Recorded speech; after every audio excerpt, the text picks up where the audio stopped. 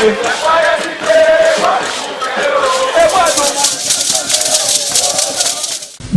is Aqua Game, a popular game in Africa played by our ancestors to entertain themselves after each day of farming.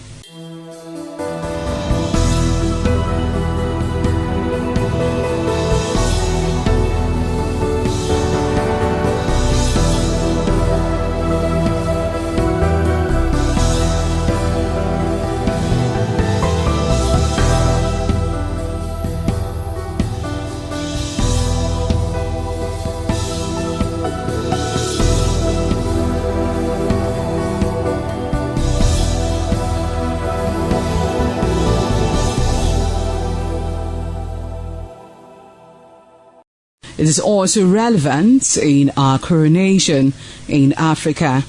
It is a sport and indeed very interesting, as every seed had a role in the game.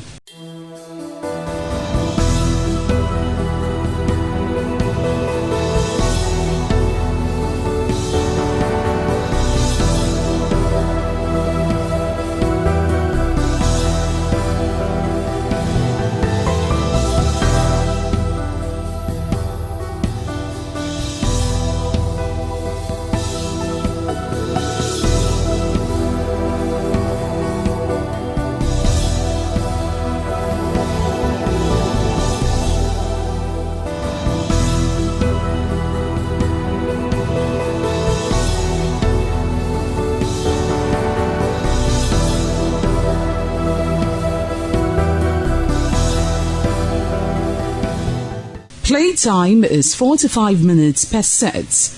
There is no age limit as long as you can spin aqua seed. Ayo or aqua game, known as the game of intellectual. This game requires a lot of mathematical skills. Aqua game is played with carved wooden box containing 12 holes.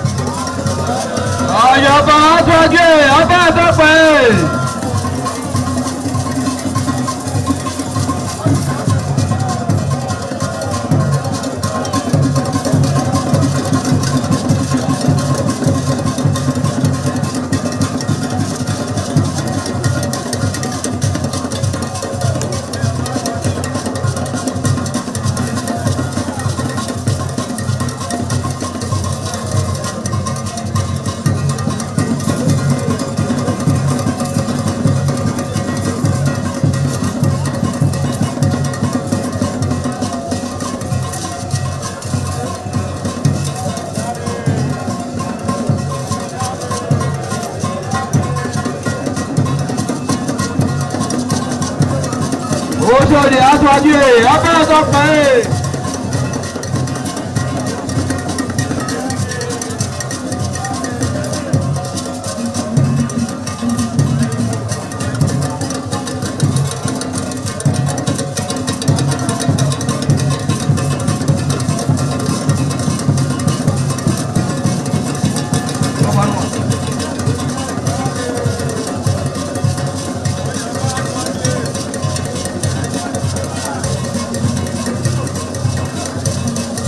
Àyàbá sọ́kè abá àtọ́pẹ́ ẹ̀.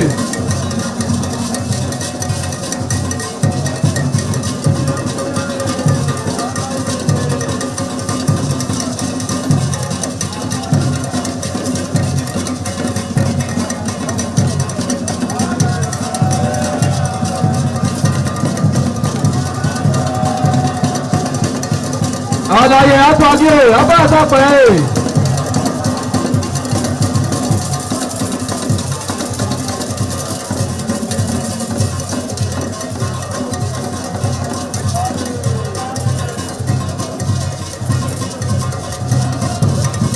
Ẹgbẹ̀túwà.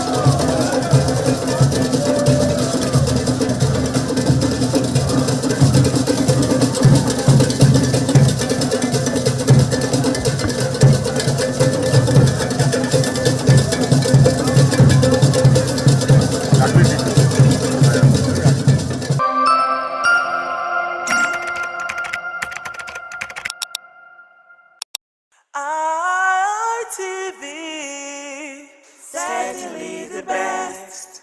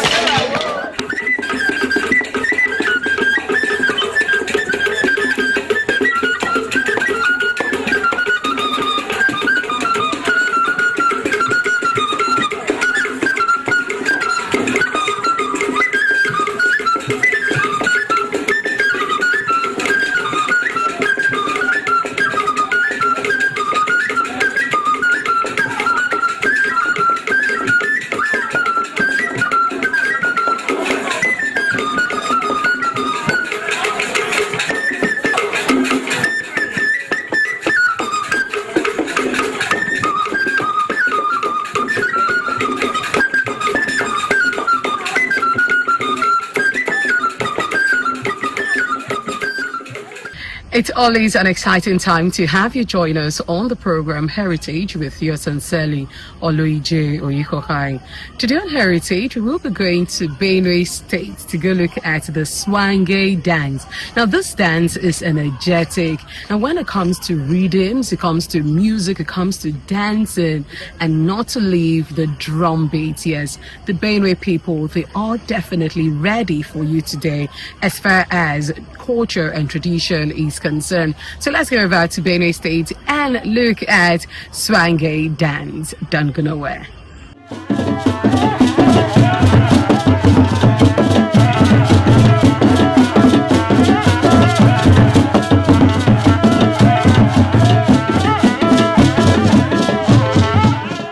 This is Swange dance, popular among the Thief people of Benue State. The dance is one of the best dance in Africa. It is indigenous. The Thief people are from Benue State, the Middle Belt region of Nigeria.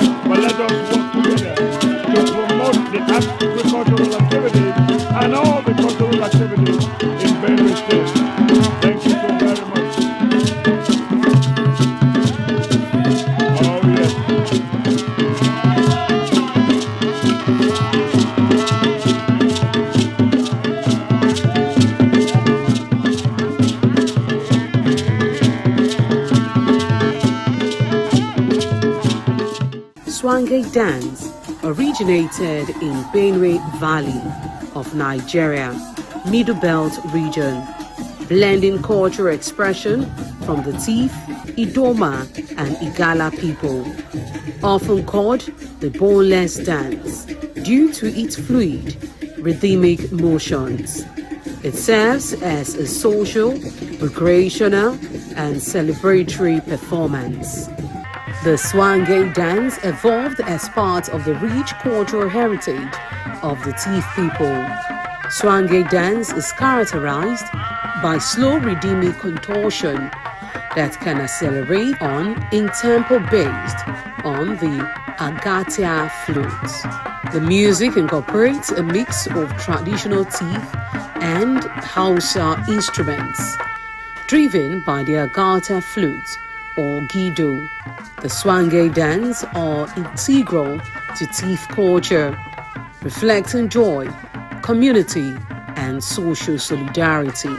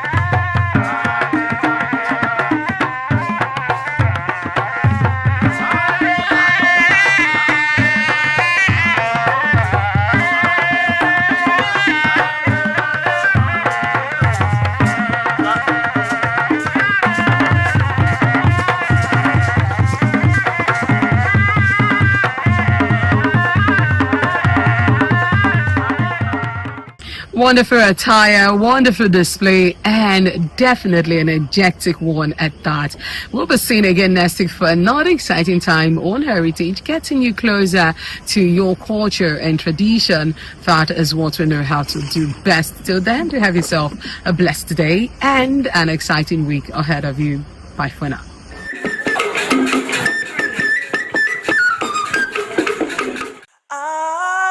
ITV, certainly the best.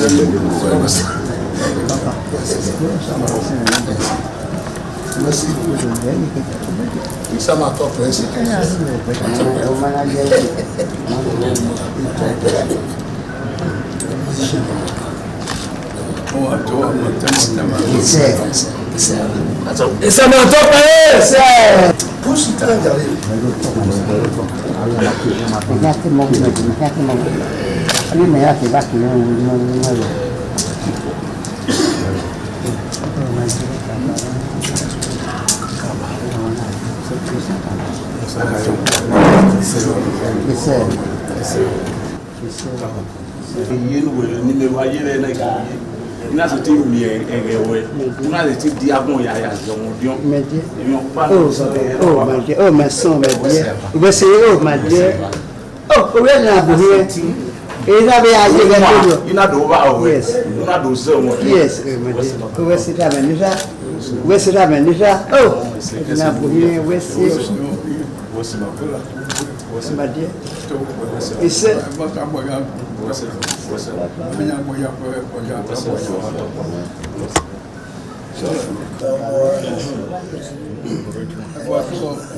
Comment c'est papa? Voici.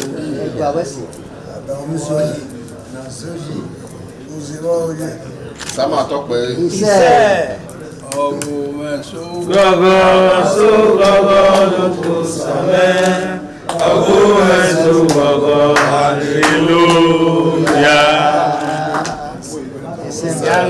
Sama tope. Iṣẹ́ ìwáyá kí máa pọ̀ mí sáàmà mẹ́. Ìgbàgbọ́ rẹ̀ ìwáyá kí máa pọ̀ mí sáàmà mẹ́. Ìgbàgbọ́ rẹ̀ wákùn mẹ́pẹ̀ gbìdé jọ. Ìgbàgbọ́ rẹ̀ wákùn mẹ́pọ̀ mí sáàmà mẹ́. Ìgbàgbọ́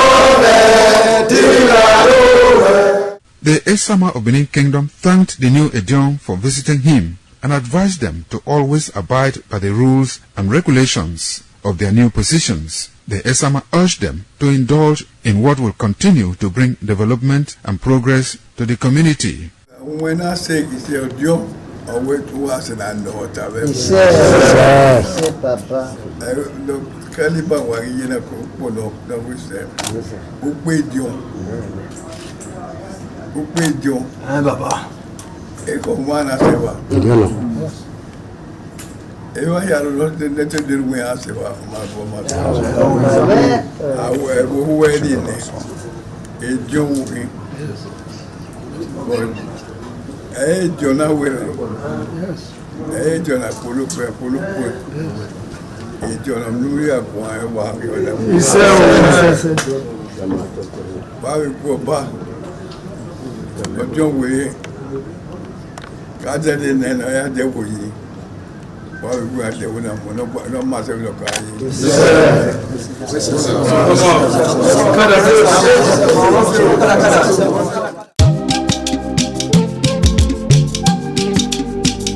ITV.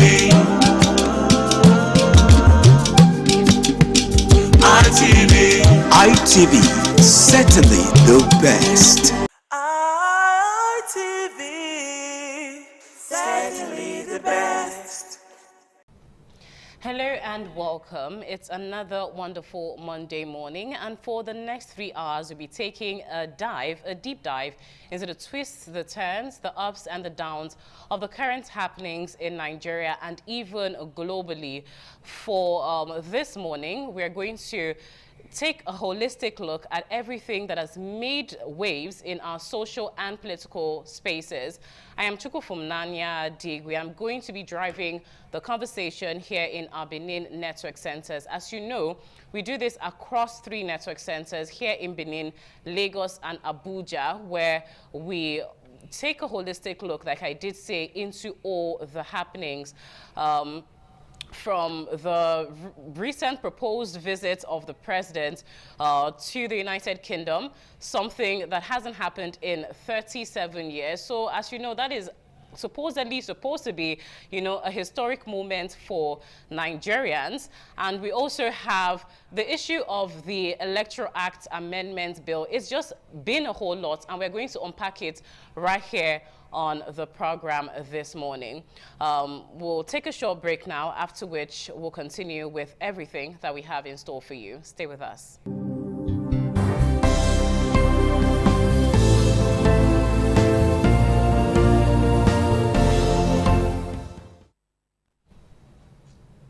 Welcome back. This is still TMI on the ITV network. And as I told you before, we're going to be unpacking everything that matters right here in Nigeria and even will stem globally. We're doing this across 3 network centers, and my colleague in our Abuja network center is actually standing by already to join the conversation.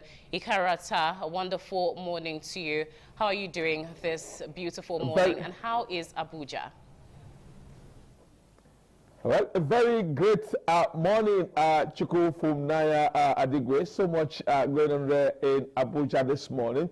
But as one comes to work just before 6 a.m., everyone appears to be rushing to the city center from the main 3 entry points, the entry point of the Aldan Northern Expressway, which is called the Kubwa Road, and the other corridor coming in from the airport corridor, the one we call Airport Road or Lugbe Road, and some pouring in from the Maraba, Yanya, AYA axis. I think that's Abuja is cool this morning. We got in some parts of Abuja, we had rain on Saturday. We hope, but the heat that followed yesterday was really very much, and many expecting some hazy harmattan weather to come in coming days. But when you ask how is Abuja within the context of events happening in Abuja, Chukwufumnanya, I can tell you very clearly that everyone is looking at Senator Godswill Akpabio and his other lawmakers in the red chambers. What would they be doing when it comes to the issue of electronic transmission of results? They appear to be, this morning, we are expecting to see massive protests by civil society coalition starting from today, dovetailing into tomorrow. Godswill Akpabio has also called an emergency Senate session for tomorrow by 12 noon. And they should converge in the red chambers to deliberate on if they will agree, because we saw what happened last week, the drama, melodrama, and intrigues that played out when opposition lawmaker led by Eyinaya Abaribe, even Abdul Ningi from Bauchi State, and Natasha from Kogi State, and Ireti Kinjibe from FCT, all senators gathering to say, look, it appears as if something is not right with what was discussed. Akpabio was defending himself, but the public now is saying, from the moment we finish voting, send the result.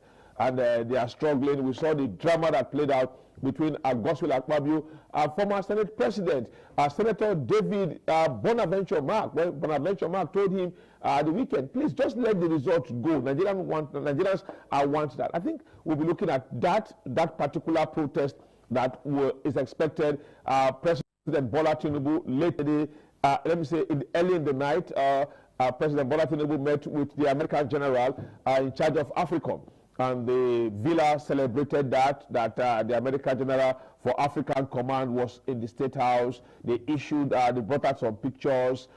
We asked for videos, they did not give. We brought out some pictures, and I think they rejoiced over that. But so far so good.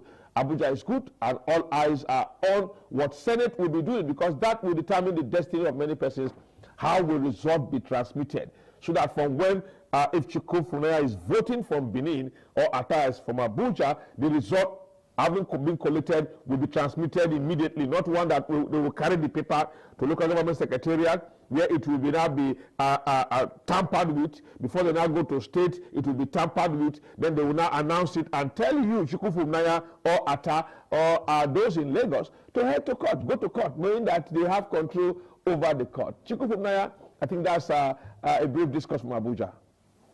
Yes, and definitely the Electoral Amendment Act is something that has been at the forefront of conversations in all our social spaces. It's something that has raised a lot of criticism from public opinionists to even the lawyers have come out to criticize it. But the Senate is steady on their own end and saying that they did not rule it out altogether, but there is a particular clause there that they did not uphold, which says in real time. Now, we're going to continue this conversation on this as it's very critical. Just to let you know, I have my colleague in our Lagos Network Center also standing by to join this conversation. Good morning to you, Patricia. How are you doing? It's so wonderful to have you here. And how is Lagos this morning? Very well, Ifunanya. Thank you to have you too. Happy New Week, like they say in Nigeria. But anyway, Lagos is hot. Let me put it that way. As early as this morning, everywhere is hot. I am sweating already. Besides being hot, Lagos is calm, you know, looking forward to 2027 elections. But in the lips of every Nigerian on the street here in Lagos, we are talking about the Electoral Amendment Bill, you know. So we are looking at it critically and wondering why the Senate will not want to, you know, pass that bill. But, you know, very recently we have Akpabio said that no network services in 9 states in Nigeria was the reason why the Senate was looking like scrapping of the Electoral Amendment Bill. But then, you know, Nigerians don't want that. Why won't we have network in 9 states in Nigeria? Where are the states? Which states don't we have networks? I mean, they should work on the networks. We want to vote and see the results uploaded immediately. We do not want a situation where the thugs will come and grab the ballot boxes and, you know how it goes in Nigeria. So this is a problem where what Nigerians are saying. They want it to be resolved. They want the Senate President and the Senate sitting to resolve this issue. Just like Atta said in Abuja, David Mark, Natasha, and co. You know, some senators, Abaribe, have said no. We want this to be passed because that is what Nigerians want. I think it's not too much for Nigerians to ask that, and I really do not understand why our leaders will not want to, you know, pass this amendment bill. It's as easy and simple as anything. Let Nigerians vote who they want to be voted, and let the result called as it should be, and let the winner be announced. That's how it's wanted in Nigeria, and we pray that the Senate sitting will look at this and, you know, decide to take the right decision. That's what we'll be looking at from Lagos. Ifunanya. Well, thank you so much, Patricia, for your insights on what your topic is going to be in Lagos. And it's such a delight to tell you that Dr. Sonny Duke Okosun is right here in the studio with me. A wonderful morning to you, Dr. Sonny Duke. Good morning, Ifunanya. It's always a delight to be here with you on TMI and looking at the issue of electoral amendment. I've said before that when you do the right thing, you really don't need too much explanation. But when you do a bad thing, or you do the wrong thing, or you want to do the wrong thing, you need lots and lots and lots of explanation to be able to justify your action. And that's what's coming from the Senate and the Senate President. The question is, in the last general elections, we saw all the flaws, all the flaws, all the challenges, all the inadequacies in the whole process, because election results will not be transmitted in real time. In fact, in some parts of the election, we saw that happen. In other parts of the election, you know, they couldn't go through with it, and the excuse was that there was a network glitch, and that's what the Senate President is trying to, you know, whip up again as being the reason why they are considering not passing that section of the Electoral Amendment Act. But times have gone past that. You know, if we must do anything well, we must do it well first time. And for me, this is the time, because I think it was in 2 years ago, yeah, there was this, you know, workshop sponsored by the International IDEA under the auspices of INEC, with broadcasters who are involved in anchoring political program in Lagos. And one of the major things that came out clearly was the fact that if we must get it right with our electoral process, we've got to have a situation wherein election results are transmitted real-time electronically. This structure that we have in place, where the option is given to INEC, the prerogative is given to INEC to either transmit it manually or electronically, will not help the system. It will always ensure that we have the wrong people in position of authority. It will always ensure that politicians continue to manipulate the process. And you know that evil will prevail when good men sit down and do nothing. When we don't have good people, credible people, people with integrity, people that have the fear of God, people that are really empathetic towards the cause of humanity, you don't have them in leadership position, the people will continue to suffer. And that's what's playing out, you know, across the country and across the nation. Today, we're talking about banditry is at its highest peak. We've seen what happened in Woro, in Kwara State, because the community refused to accept Sharia, Lokurawa, whatever they are called, went there and killed people mercilessly. And I have heard that at some point they took a pause and had their prayers and then continue. And at the end of the day, continue unabated. They completed what they wanted to do, and then they disappeared. It's crazy, because it just reflects the culture of impunity that we have in this country, where we have ungoverned spaces. And when this is the reason why we are saying we need to change the electoral process so that we can have credible people in position of authority. I was listening to the governor of Kwara State speaking when he went to visit the community. He didn't really hit the nail on the head. You know, he downplayed it by saying, well, there were issues of ideology, blah blah blah, rather than come out openly to condemn those who did it. He was just placating the issue. And now the southern governors came out to condemn what happened there. People are trying to politicize it, make it look like, oh, because there are southern governors, this one happened very close. So this is the mess we are into right now. Definitely is a mess, and we have a lot to unpack this morning on ITV, on the ITV network, from the Electoral Act Amendment Bill that has taken the social spaces by storm. I mean, unionists, the NBA, and everybody is criticizing, or most of the section of Nigerians are actually criticizing and talking about it, to the security situation as talked about by Dr. Sonny Duke, and even the now proposed state visit of the president to the UK. We have a lot to unpack this morning. Meanwhile, though, we'll take a short break, and after which we'll come back with the newspaper review segment. Stay with us.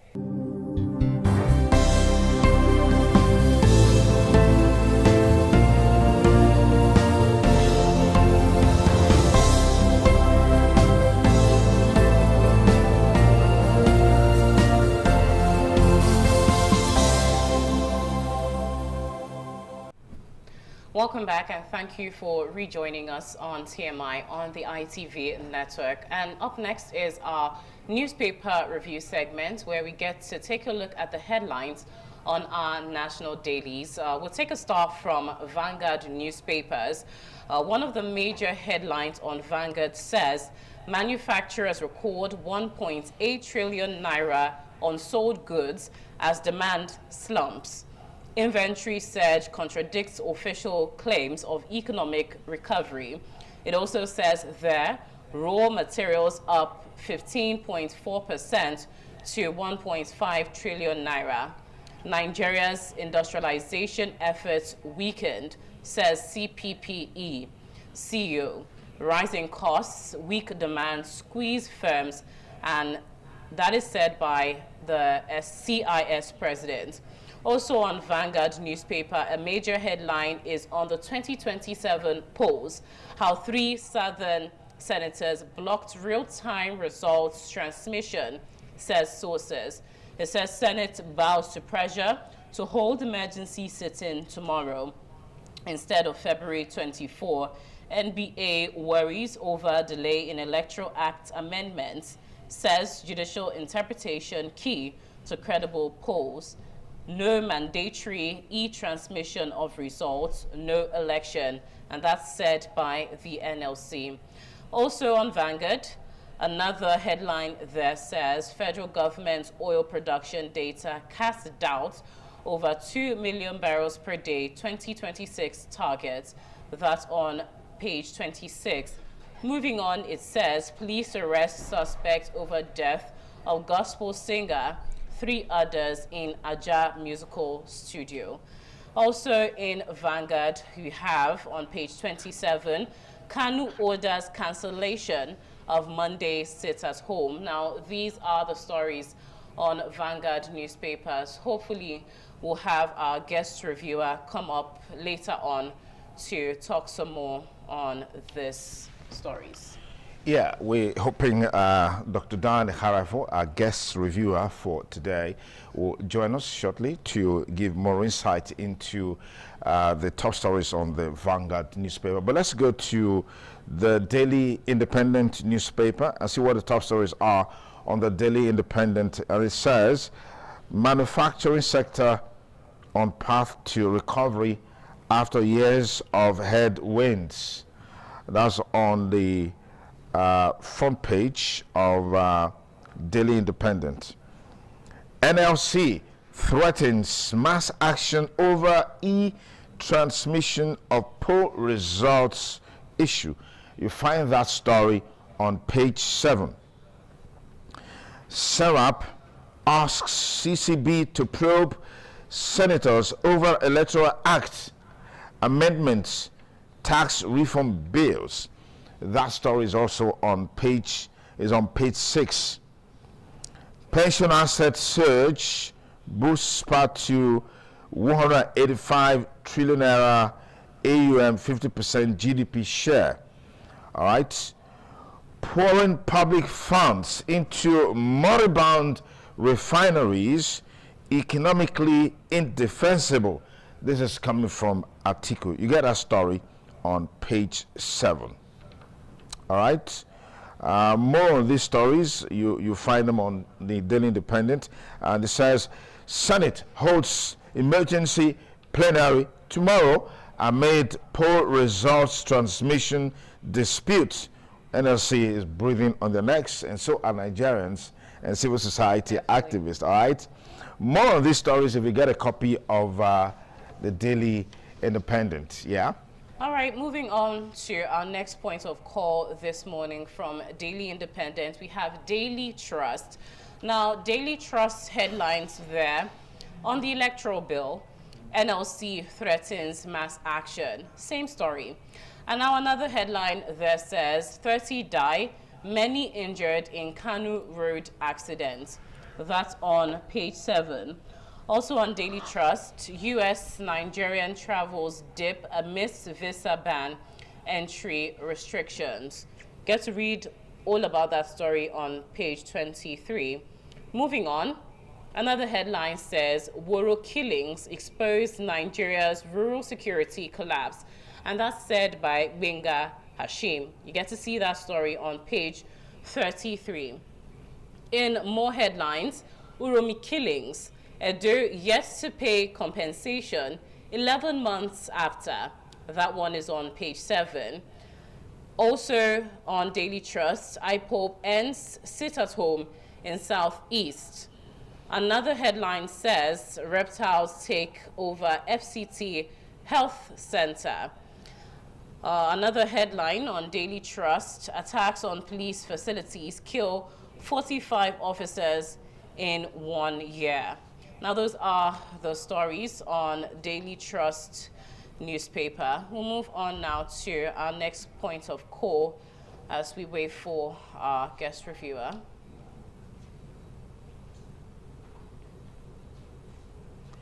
Okay, so let's take a look at what we have on the New Telegraph. it says Senate schedules emergency plenary for tomorrow. And that's understandable against the background of some of the pressures coming from Nigerians over the debate on the electronic transmission of election results.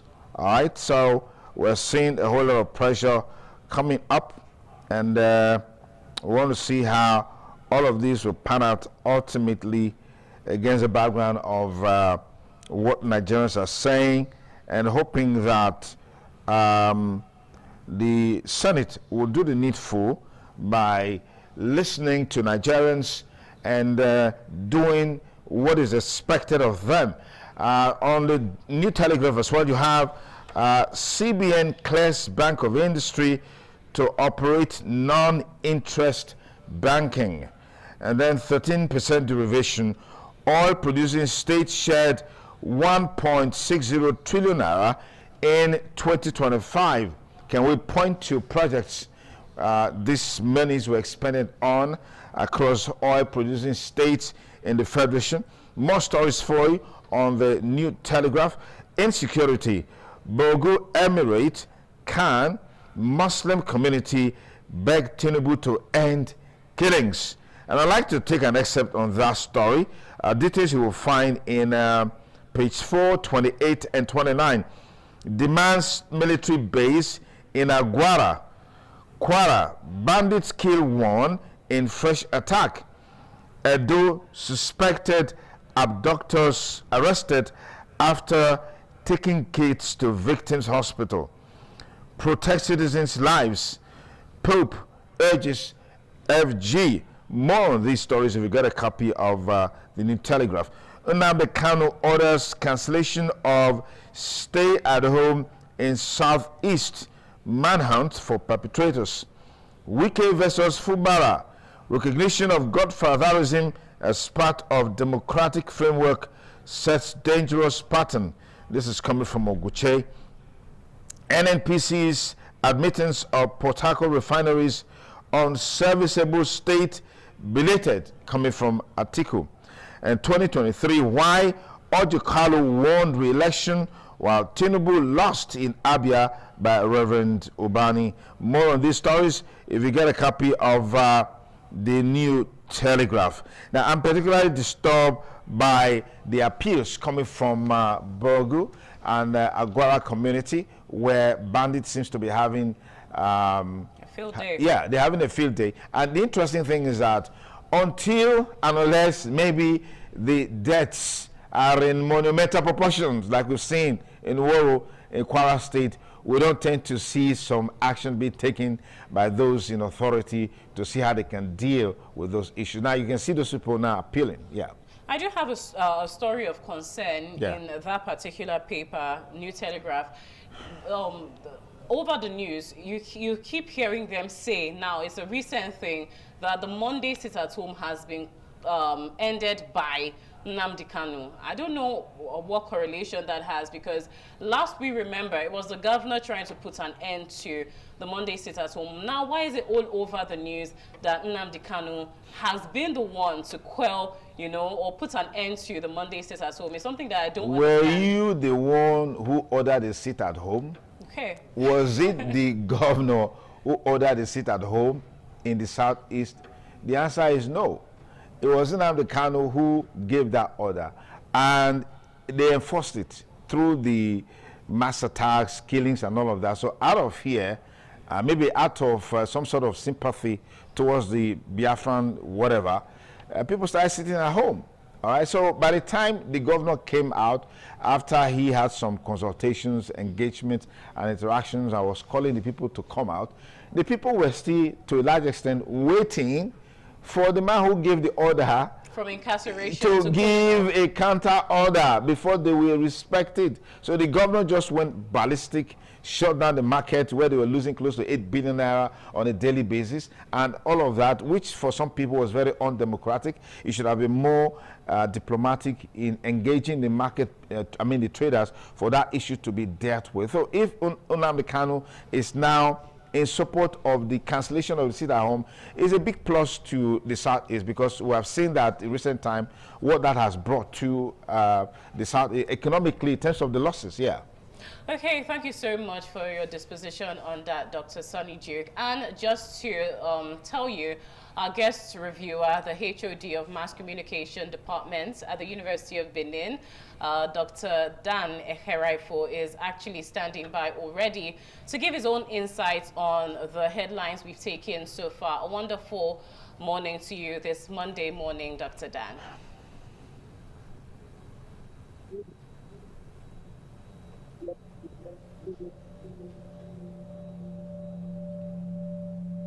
All right, Dr. Dan, a whole lot of stories have come forth from some of the papers we have highlighted, talking about the electoral amendment. That's the most dominant issue.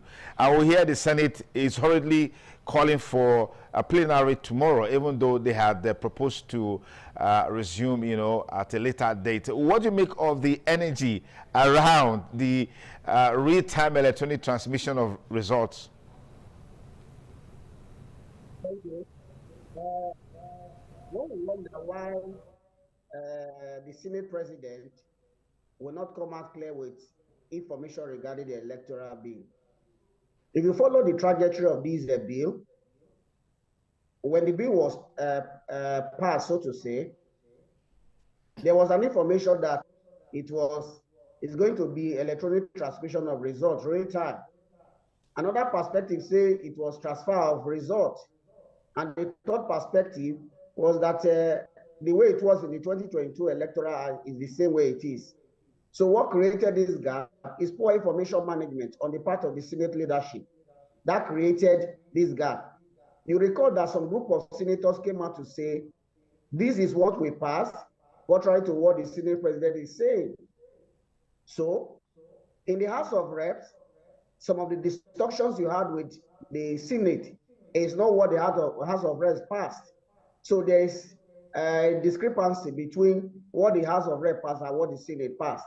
The fear of many is that if there is no protest against these attempts by the Senate to water down the way a result are collated, we're going to have a situation where we'll continue to have election rigged to the disadvantage of the winner, as seen in the 2023 election allegedly. So the way out is that there should be electronic transmission of results. I know a former INEC commissioner raised the observation that Nigeria is not right for that. INEC own study in 2018 provided data in collaboration with NCC that Nigeria was 93% ready, or in terms of broadband coverage of the country, as at 2018. As at 2023, the figure increased to almost 95. What is suggested, therefore, is that the number of polling units not covered by fiber optics or broadband that will enable transmission of results is very minimal. What do you need to do in that case? Those areas where there's discrepancy, INEC would have just deployed the right technology to do that. So on the part of INEC, INEC is ready, and I'm wondering why the Senate is afraid of this. The fear of the opposition, why you see this groundswell opposition against it, is because when there is no timeless transmission of results, at the point of collation, especially at the area world collation centers, it usually creates room for politicians to manipulate the process. Again, if you look at the way the political game is going, 30 governors are on the part of the ruling party. So invariably, if they are sure of what they are doing, why are they afraid of electronic transmission of results when the ruling party is already controlling 30 states? It is the fear that the citizens can rise against the ruling government that they are expressing this type of fear. Thank you, Dr. Dan Eheraifo. Let's quickly move on to the Daily Sun and look at some of the top stories on the Daily Sun Monday morning. It says, no more Monday sit at home. Kanu orders IPOB. That story is on page 6 of the Daily Sun. And then costs of medicine soar, defy FG's cost-cutting framework. You find that on page 29, all right, of the Daily Sun. Insecurity, that's a big headline there. Tension in Kogi, Niger State. The riders, markets, motor parks shut across 7 LGs, local governments in Kogi. We are under siege. Niger communities cry out. More for you on the Daily Sun. It says NBA president raises alarm over rot in judiciary. Pope asks Tinubu to protect Nigerians. And then we've got this one. Enugu government grows IGR to 406.7 billion naira, targets 870 billion naira in 2026. That's almost double what it got in 2025. Tax revenue accounts for 12.6%. Non-tax contributes 87.4%. Dr. I know you're still there. Give us your insight into the sit-at-home order given by Kano order cancelling the sit-at-home, right? Yes. And then, of course, the insecurity and the tensions rising in Kogi, in Niger State, and even in Woro, Kwara State.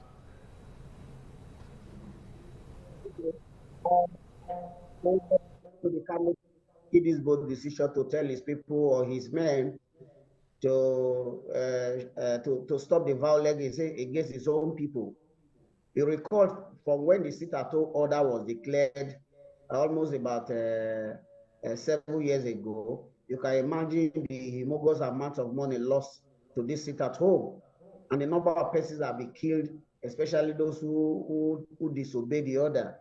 So for him to come out now to say no more sit-at-home, I think it will be a big relief for those in the Southeast. I recall a friend of mine who wanted to travel for an assignment and even went to travel to Cameroon for a conference. The fear of sit-at-home prompted us to travel at least a day ahead. So we incurred additional cost. And that is what is peculiar to many businessmen who travel to the Southeast for business. For him to have taken this decision, I think is a big relief for his own people. And I believe that his fighters will see reason to this. When Soludo tried to use force to implement this, he realized that his action hit a brick wall. And the only way out of it for him to negotiate with Nnamdi Kanu to say, we cannot continue like this. So for Nnamdi Kanu to have done this, his people should commend him for that. And I believe that the much talk about insecurity in the Southeast will reduce to a considerable level since there is no longer implementation of sit-at-home. For the issue in Kogi and Kwara State and Niger State, I would expect the military authorities and even the intelligence agency, with the amount of action the military authorities have taken against the bandits in Zamfara, Kaduna, and all those other states, the necessary action the bandits will take is to move down south. One would have thought that greater intelligence measure will be taken to stop some of these guys from coming down south. Gradually, they have moved to Kogi. From your headline, 7 local governments. You saw what happened in Kwara and what has been happening in Niger State. Sometimes I feel those in the military authorities do not really want this issue to end because of the gains attached. They will tell you kinetic warfare is always difficult to manage. But our simple knowledge of security, if we collaborate with communities, allow state police, it would have stopped some of these things long ago. But it appears that politicians are afraid and we keep killing our citizens. We allow our citizens to die helplessly because of our own political agenda or perceived benefit. It's sad. So the government needs to take the right action by ensuring that there is serious surveillance in those other states where these bandits have not been able to have an edge. There is a need for serious collaboration with local communities if we must stop the trend. The issue about, go ahead. All right, thank you so much, Dr. Dan, for your insights on that story. Let's move on to our next national daily, which happens to be The Guardian. Let's look at some untouched headlines in that particular paper. And one says, Treasury bills see over 400% demand hike as manufacturers face credit squeeze. And that story is on page 6. Another story there says, Pope mourns victims of attacks in Nigeria, urges government to protect citizens. Still on the security situation, and it's on page 3. Also, on the Guardian newspaper on page 5, from Atiku, it says, no economic sense in reviving failed refineries after $1.5 billion. Now, those are the untouched stories from the Guardian newspaper. Let's have your insights, Dr. Dan.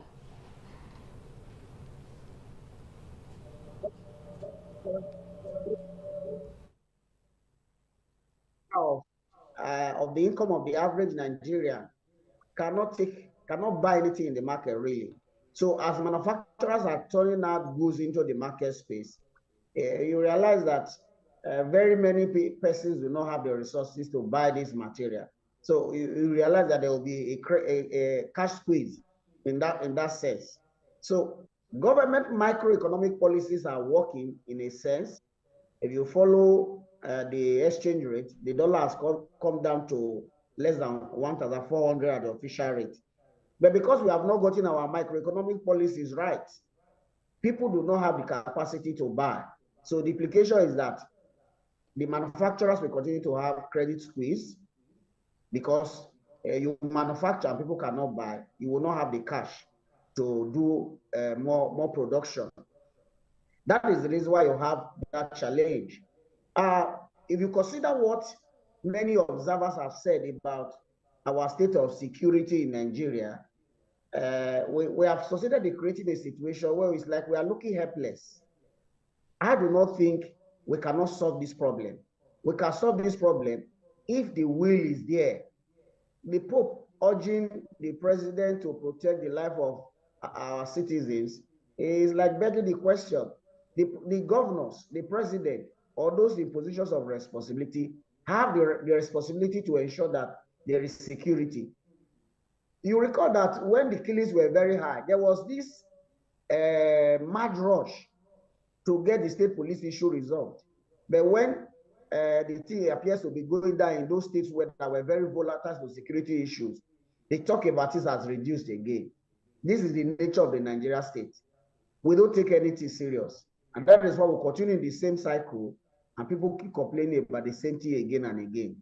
We can only have a headway if our leaders start placing the lives of the citizens above their own political interests. It is only then that we can begin to have a semblance of a society that is serious. Thank you. Thank you very much, Dr. Dan Eharaifo, Associate Professor of Mass Communication, Head of Department of Mass Communication, University of Benin. Thank you so much for always availing us your insight into some of these national issues. And now we'll look at a bit of sports on Punch Sports Extra. Osimhen on target is on page 6 of Punch Sports Extra. More juicy stories for you. Citizens win dramatic battle at Anfield. That's Man City versus Liverpool yesterday. And it's time for La Liga to know Ademola Lookman. That's coming from Sadiq, also a Nigerian Super Eagles player playing straight in Spain. Osimhen gifts Academy 10 million naira is on page 7. Parma dismisses exit rumors. All right, and then Aruna chases 6th African Cup title in Benghazi. Rivers suffer 4-1 Champions League defeat in Rio. Very disappointing. Arteta dismisses title runaway talk. And Rafinha in fitness race for Copa del Rey semis.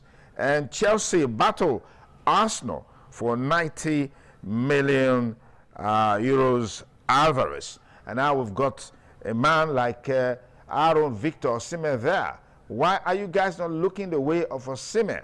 Osimhen can even do better than Alvarez. But, you know, a whole lot to talk about in those as far as those issues are concerned. Well, that's much for you on the sports segment. I'm sure Dr. Dan has left us on this segment of the show. Well, I just want to thank you for staying with us on the newspaper headlines. When we return after this break, we'll have our guests on the show as we look at a wide range of issues bedeviling the nation. Stay with us. Dr. Bishop Akhalame, the new IPAC chairman at the state, is in the house and will be joining us shortly. Don't go away.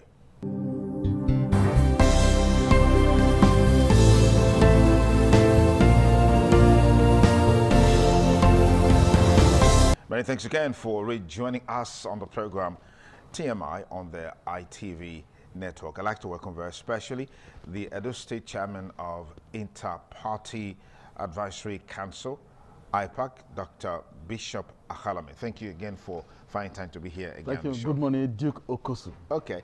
We also have a veteran journalist, Edovia Festus Okosun, joining us virtually from Lagos. I'm sure we'll be able to sort that in just a moment. But let's get the conversation on course. Let's begin with the raging storm right now.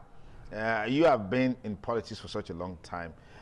Serial contestants, as some would say, in governorship as far as the state is concerned. Give me your take on this whole controversy and debate on electronic transmission of election results real time. Dr. Akhalame. Thank you very much, Sonny Duke Okosu, my very good friend. You see, the identity of Dr. Akhalame has changed. As the state chairman of the Edo State Party Advisory Council, my role is not to attack individuals, not to attack institutions, but to strengthen our democratic process. Okay. And now, this settle around what we are discussing today. You see, it is not far from the truth that the people have trust in technology, that through technology they can have credible elections. But I can also say that the Senate as an institution, they have the right to the right to their position, or whether the electronic transmission of a result should be or not. But what is important here is that the result of what has happened required engagement between the government, between the political parties, the registration, the INEC, and the civil society. Now here is that we're talking about electronic transmission. All this is to ensure that we curb electoral fraud. When you vote from the unit to the IREV.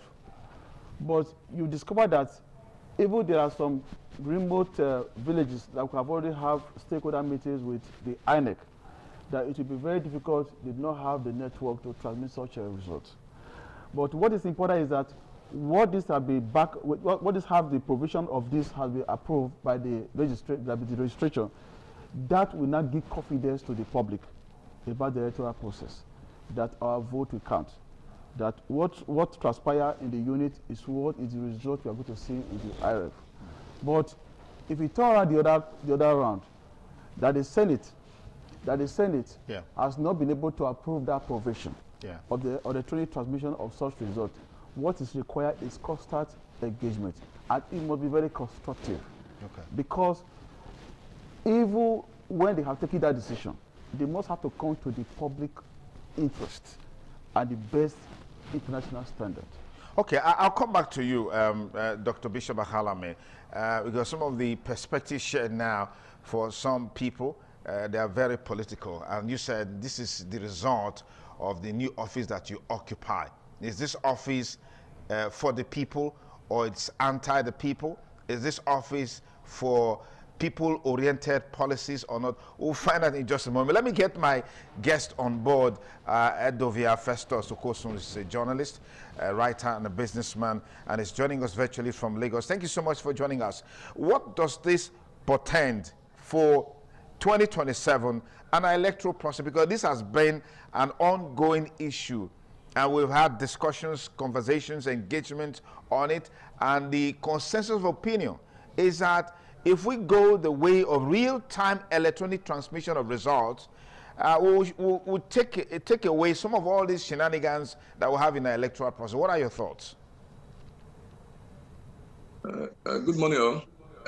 It's very obvious that we don't seem to move away from this old way of doing our things in this country. First, we are long overdue for this amendment law, that is e-transmission. We cannot continue like this in the country. We have to move forward. You see, the problem with us here is this. We're always looking at our personal interests, especially the politicians. Let's say some of the politicians, we cannot say the whole politician, all the politicians are bad or they are not sincere. We keep deceiving ourselves with these issues. First, why must it remain like this? Is started from Buhari's government, and we are still on this same issue up to this time. The National Assembly just seem to, they prefer having that to be, how do I put it, to dwell on this old method of our lives. We must still remain like this. How do we get here? How can't we get out of this kind of issues here and there? We cannot even do the right thing at any time. All we are after is our personal interest. We must stop this. If we go on with this transmission of result, we have a better result. The general public will accept the result. There will be no need wasting the money, those who are lost election, wasting money in court cases. These are the issues we should look at. The National Assembly, some of the politicians should also look at this point, that when we have a credible election accepted by all, we will not have these challenges. Right, so these are the things, my brother. Thank you. Thank you, Festus. I'll come back to you in just a moment. Dr. Halame, you said specifically that the Senate has a right as an institution to do what it pleases so long as it helps to deepen democracy. Now, if this issue of electronic transmission of election results real time has been ongoing, just like our last guest, highlighted a while ago, do you think it's for public interest that the Senate retains what has been there, where is at the prerogative of INEC to decide whether to transmit electronically or to transmit manually? Is it for the, common good of the people? Thank you very much, Sonny Dukokos. You see, when I started, I made mention that, yes, they have right to their disposition. But what is important is that at the end of the day, such decisions can be reviewed to suit public opinion and the interest of the public. Okay. Now, what we are saying here is that when such happens, what we need to do is continuous engagement. Okay. It's continuous engagement. So if there are decisions taken, that the people see something that will not benefit us, what we do is to engage them to ensure that such decision is being reviewed. That is why I made mention of INEC. I made mention of political parties. I made mention of civil society. It's not all about anger. It is not fight. It is what? It is engagement, continuous engagement, and it will be very constructive. Because a man who wants to achieve something has to be very diplomatic. Because the man who wants to achieve something, he will be bringing some decision on board that will suit him. But in this regard, the people say, this is what we want. What do we do? Engage the legislature. Engage an INEC, the political parties, and what? And the civil society. And I can bet you that these things we are talking about, we can achieve it without deploying anger. That's why I told you that we must engage them. But what I will say here is that, before now, we have discussed this over and over again. That I made mention of something the other time I was on this program. I said, I was in Ekpoma some time ago. When I was there, I discovered that the school was empty. I now asked the question, what is happening? He said, today is the SUG election. I said, where are the students? He said, because to reduce fights, to reduce violence, the VC have to tell them to stay at home, and then they have to develop an app where you can vote electronically at the comfort of your home. You vote, and your vote will count. And I asked the question, even in the INEC meeting, and I asked the INEC commission, I said, why is it difficult for us to stay at the comfort of our home even in your office, to vote. If a institution can do it, why can't we develop app? So there are a lot of, he gave an answer at the end of the day, I couldn't get what he was saying. But what is important here is that I believe that when we continue to engage ourselves, we have to deepen democracy and strengthen our electoral process. Because what is important here is to ensure that the people trust the process. That is what is paramount. The 2027 election is all about credibility, transparency, and public confidence. In the process and in the system, yeah. It is not going to be a contest between political parties. It's going to be a contest between credibility and apathy. So because once the people trust the process, then democracy wins. It doesn't matter who has taken over the matter of leadership. Fantastic. Festus, let me get your take on this. And now we are seeing the Senate shifting grounds. We understand that there's going to be an emergency plenary tomorrow. Is this a positive response on the part of the Senate? Would you say they are bowing to the pressure from the people, the civil society, the market women, the youths, and the political activists? Well, I think it's time for us to begin to listen to our people, listen to the citizens when they say we need this. We cannot continue to do as if we're in a military era, where you believe that we are taking decision, you guys should go to hell. No, we have passed that stage. I think it's a right decision on part of the National Assembly. I hope the tomorrow's meeting engagement we're able to get something reasonable out of it. I don't think. I think it's about pressure. They also should look at their conscience. Are we doing the right thing? Are we taking the decision very well? Are we trying to move this country forward in the right direction? These are what should bother them. But because they too are human beings, they also know the pains. If they said they pretend not to know the pains of the citizen at this period. So I think it's not about pressure. It's about conscience. It's about the right direction and how we can move this country forward. That's my take on this. All right, Bishop, we're seeing Senate plenary, emergency plenary tomorrow. This is a right step on the part, even though we're yet to see the outcome. Come again? The Senate is having a plenary, an emergency plenary tomorrow. Yeah. This is a positive action so far, even though we're yet to see the outcome. Yes. You see, they have listened to the people. The people have been talking. Because what matters is that if you represent the people, you need to listen to them. When you listen to them, you make decision, a very informed decision that will enhance growth and development of the country. Because the reason why we have government, it is because of the people. And if you make a certain decision and the people complain, what do you need to do as a good leader? You backpedal. So in all of this, if the Senate have decided to engage in an emergency meeting to address a situation, then you can see that we have listening leaders. That is what is happening. Because what the people complain and the leader listen and they take action, then you now know that this we are embarking on the journey of a very smooth journey of democracy. Because that's what is important. Because this is a democratic system of government where the voice of the people, the voice of the majority is loud. So if you decide to share the voice of the majority and you go with the minority, that is no longer democracy. Okay. So that's why you see that since that decision came aboard and the people have been talking, I've seen some senators too who have made their assertion, making some decision, making some comment concerning what they have done. So I can tell you something, Duke Okosu, that 2027 election will be a model to future elections. Now, do you think that, I've heard people say, no, we need to find out from our senators, find out who amongst the senators in the National Assembly didn't vote to support real-time electronic transmission of election results. do you think we need to go on that trajectory, as it were? No. We don't need to do that. But what is important here is that at the end of the day, the interest of the people is being satisfied. That is what is important.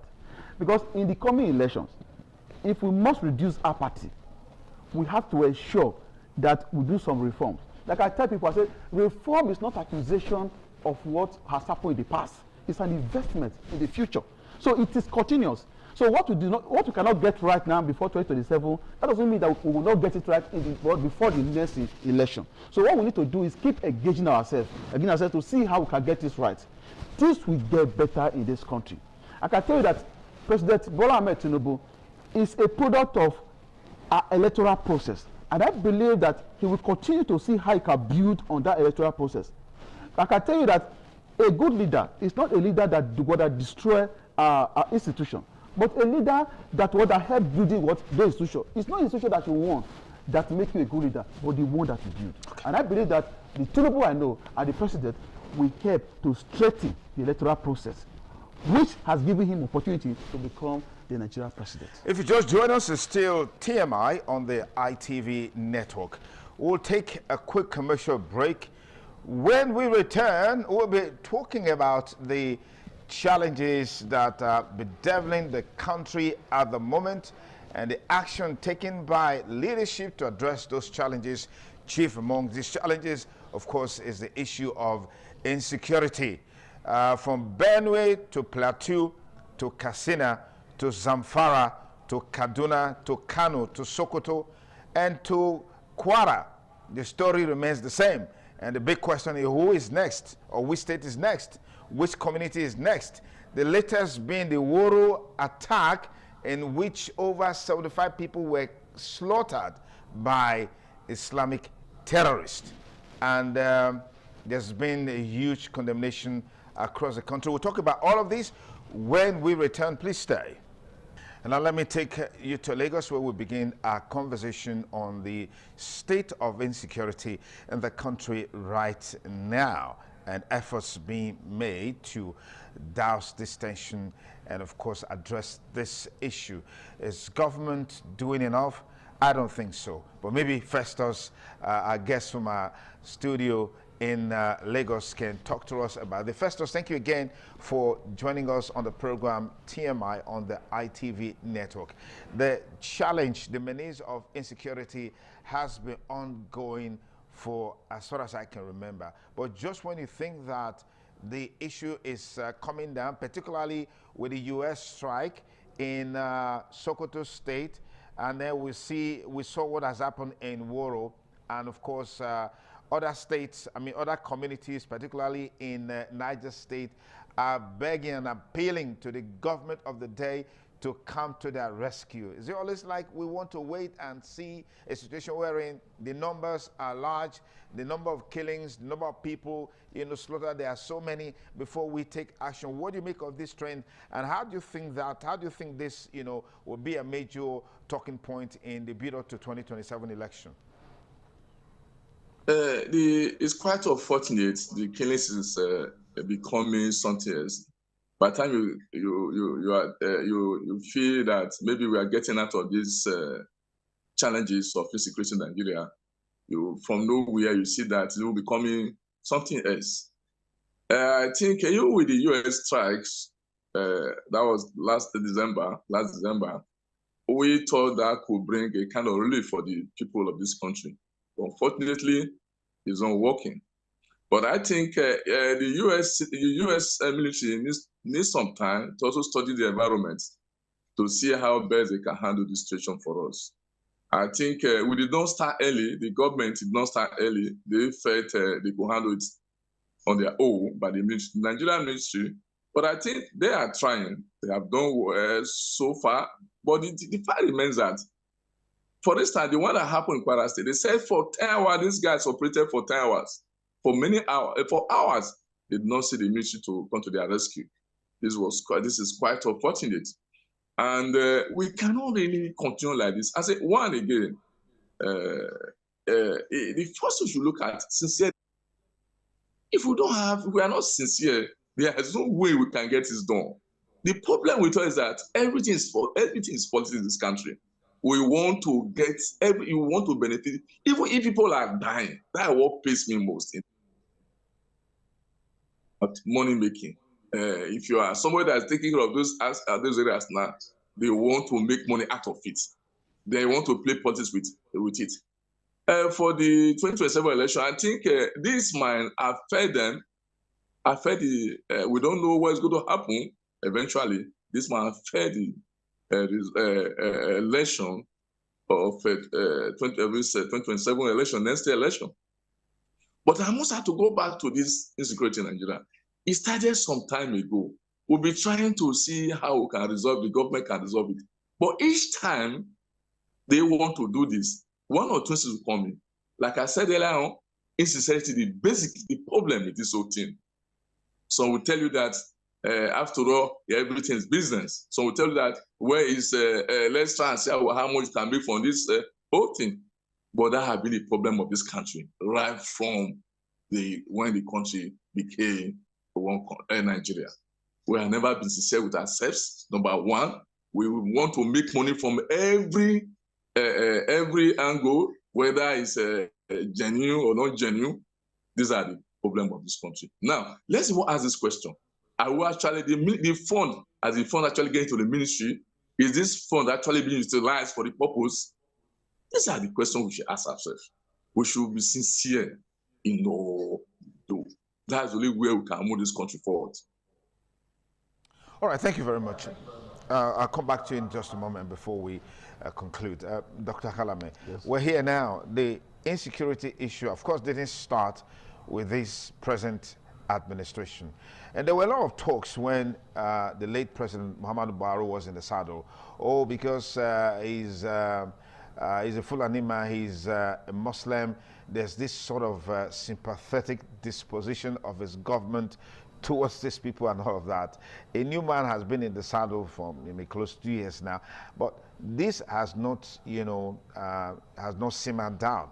We're seeing an escalation, we're seeing in a different dimension. But one major issue that came out recently was the allegation of genocidal attacks against Christians. We also saw the president's wife was in the U.S. recently, and she even got a commendation from President Donald Trump. Some say it was part of the strategy to go there and try to create different narratives about the genocide against Christians in Nigeria, but it actually fell on its face. But we are here with this insecurity problem, and we're getting closer to 2027. What is the fate of this community, of the country, in all of this?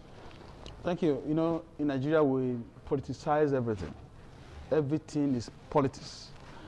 But I must say that with what I've seen so far in this country, it is not only Christians that are being killed, even Muslims. You see what is happening in the north. So what we need to do is to have proactive leaders who are ready to secure this country. But even when we are looking for proactive leaders to see how they can secure this country, one thing we need to think about is the people. We have to talk to ourselves. Our effort in combating security in Nigeria is not just to do with the leaders alone. It's all of us. Sunday Kokosu, you are aware today that if you are traveling to any part of the country, if you cannot afford the price of flights, you find it difficult to go. So if you have a business you want to go and do in Abuja, and you're after calculating all the profits you are going to come out from that business, it's called that you cannot take care of your cost of flight. You have to remain in Benin. And that has affected our GDP. We may not know. In the future, we may know this. Nigerians are so desperate to making money. I want to take attention, I'm coming there, I want to take attention from the killing alone in the north and come back to the kidnapping that is happening everywhere. Because that is a major concern to me right now. Because now, a man that has never seen 10 million naira in his own existence will be kidnapped or be asked to go and bring 15 million. Then we'll go back home, the house is built, maybe those days with all kind of efforts. He will sell it, borrow money, he will pay in perpetual debt just to secure his own freedom. That is where we have got it to. Sometimes I don't blame the government. Today you are here working. Some of our youth do not just want to work. They need a sudden breakthrough. They want to have the millions. They want to make money now. I want to be a millionaire at the age of 16, a millionaire at the age of 21. We have negated the principle and the principle of accumulation, the law of accumulation. That you put 1 naira to 1 naira, give you 2 naira. They don't believe in that anymore. So kidnapping business has become a very lucrative business. And a lot of them are into it. that you enter road here, you don't know whether you are coming back. So if all of us say that to say, oh, this country must work, then we should take our hands away from what is called crime. You see, the people are giving much trouble to the government to handle. When we are talking, I say, why is he talking like this? Well, as a family man, you have children. You are doing your best to ensure that they become the best. You educate them, promote common values to your children. Don't discover that one or two, they just listen. They keep giving you trouble. And when they go out there, they say the father is a irresponsible father. But they forgot it, that you are doing your best. But because they are not listening to you, what they are doing has overwhelmed all the effort you are putting in to control them. Is the government doing enough or doing what is necessary for these same young people to be able to realize their potentials? The jobs are not there, the factories are not there, the companies are not there, the means where young people can actually fulfill their potentials, they are not there. But day in, day out, we're hearing about the billions and the trillions and the millions of naira, of pounds, of dollars, of Deutschmark, name it, that is, be fretted away. I mean, I saw a post recently where the former Director General of the Nigerian Intelligence Agency, NIA, who was alleged to have amassed so much money in his house. You remember the millions of naira and dollars that were found in a house in Ikoyi? And this man was being accused of being the owner of that house for the $43 million, 41 million pounds, and all kinds of currency in raw cash in his house. As we speak today, I heard the man has been nominated to be an ambassador to one of these countries. What do you make of that? Because you're saying government is doing enough. What is government really doing in terms of helping the people to fulfill their potentials? As we speak today, no electricity. Maybe you have, because you are now IPAC chairman. I'm sure probably they have given you a separate substation and a transformer so you can have 24 hours electricity. Dr. Bishop Akhalame. Thank you, Stanley Dukokosu. Let me tell you something. Let me come to the youth employment you talk about. It was never like this before. When you go back to history, discover that once you're in final year, companies will come to your higher institution, even from 300 level, start selecting the best that they could give job. But today, the population of our people has outweighed the number of jobs available. See, we should not shy away from the truth. Let me tell you something. By virtue of what I do as an educationist, I have traveled around all the universities and polytechnics in this country, where I go for seminars, lecturing. I have been to university polytechnic where it's called that they have morning session and afternoon session. Even some people have evening session and weekend session. So when you look at the number of people, those they call morning session, these are people who came in through JAM. Okay. Then you have the afternoon session who just bought form. Okay. Then we look at the number of people who come in the afternoon, that will have lecture from afternoon to evening. The number of those that will come in the afternoon is even more than those that come through JAM. And when you see them in the morning, the number is overwhelming. Okay. Then by the time you see in the evening time, you now say, come on, what is going on? Then when you come back weekend again, Friday or Saturday, they now have part-time. Still students, young age. Sets of students. Different sets of, they have three types of students. Now tell me, which job will be available to accommodate all this? What is important is that once you are in school, begin to look at the business side of your profession. If you are studying accounting, what can I do with the professional accounting if I leave this school today and nobody give me a job? I'll give you an instance. When I graduated from University of Benin, when I get to Lagos, there is something I do. Because then I was a scholar, I would take tutorial inside school. When I left the system, the first place I worked was Standard Trust back there. When I left, I said, come on, what is all this? You know what I did? I wrote accounting textbook. Then I did a lecture on video and accompanied that book. I took that book to universities and polytechnics. I make millions from it. You cannot say because some people have taken over the matter of leadership and they are siphoning the common patrimony. You now say as a youth, you will not look inward to discover who you really are, to put food on the table genuinely, okay, when you are walking without looking at your back. As at that time, I can sit in my house, I can sleep in my house, open the door. I will not be afraid because I know that what I do is legitimate. From there, I feed my family. If I need a car, I can buy from there. I want to build a house, I can build from there. Look inward and develop yourself. This is not time to be waiting for the government. If you wait for government to do everything for you, you will remain in abject penury. Those of them who are in power today, who takes that when they ought to have bettered the life of the people, sometimes leave them for posterity. Let God judge them. It is because there's no accountability. If there's accountability and you are being given the responsibility to handle, at the end of the day you fail, then you face the judgment. But in Nigeria system, it's not like that. But the youth don't have to sit down and say, oh, because the system is like this, then I have to go into crime, go and do kidnapping, go into Yahoo, anything that is illegitimate to put food on the table. That's why today, in Nigeria, we don't promote value. We don't talk about value creation. When we talk about this money, has he made money? Nobody cares about what he does. He's what he's a journalist. He's a lawyer. He's a banker. He's an accountant. He's a teacher. These titles, we used to hear them those days. Now we don't hear them anymore. When it's a conversation, he has money, has made money. What does he do for a living? Nobody is interested. You see, where we now have problem, it's a very big one for that matter. So I want to advise Nigeria youth that the way it is right now, if the government refuses to help you, help yourself, develop yourself, look inward. Who are you? Are you a writer? Develop it and give it the commercial value. Are you a singer? Develop yourself and add the commercial value to it. It doesn't matter what to do as long as you are going to make money from it. Let me tell you something. God cannot create two people to do the same job. If God creates you, there's a reason why God creates you. You must fit in and occupy that position and develop yourself. When you begin to share, because you say, have I done anything to do? It is not, because that is what God created you to do. Okay. But when we are shying away from what God has created us to do, then we begin to do illegitimately, putting ourselves into trouble, kidnapping ourselves, scamming ourselves. All right. Dr. Bishop Akhalame, you're very pitchy now. Thank you so much. It's the TMI on the ITV network. Let me say big thanks to Edovia Festus Okosun, who joined us earlier from Lagos virtually. Thank you so much, Festus. If we had more time, probably I'd love to continue with this conversation, but thank you for your time with us. Thank you, my brother. I do have it. Okay, let's now take you to Abuja Network Studio, where Ikaro is on standby with our next conversation on the program TMI on the ITV network. Please stay with us.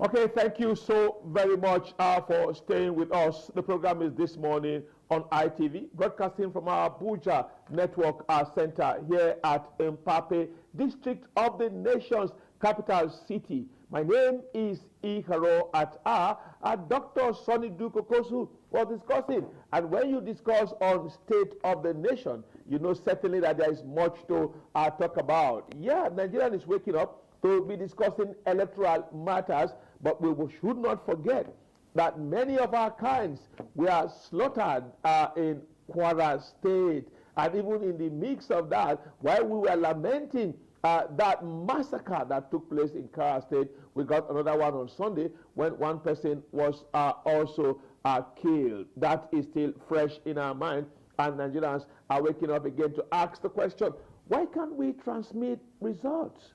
What's the problem doing that real time?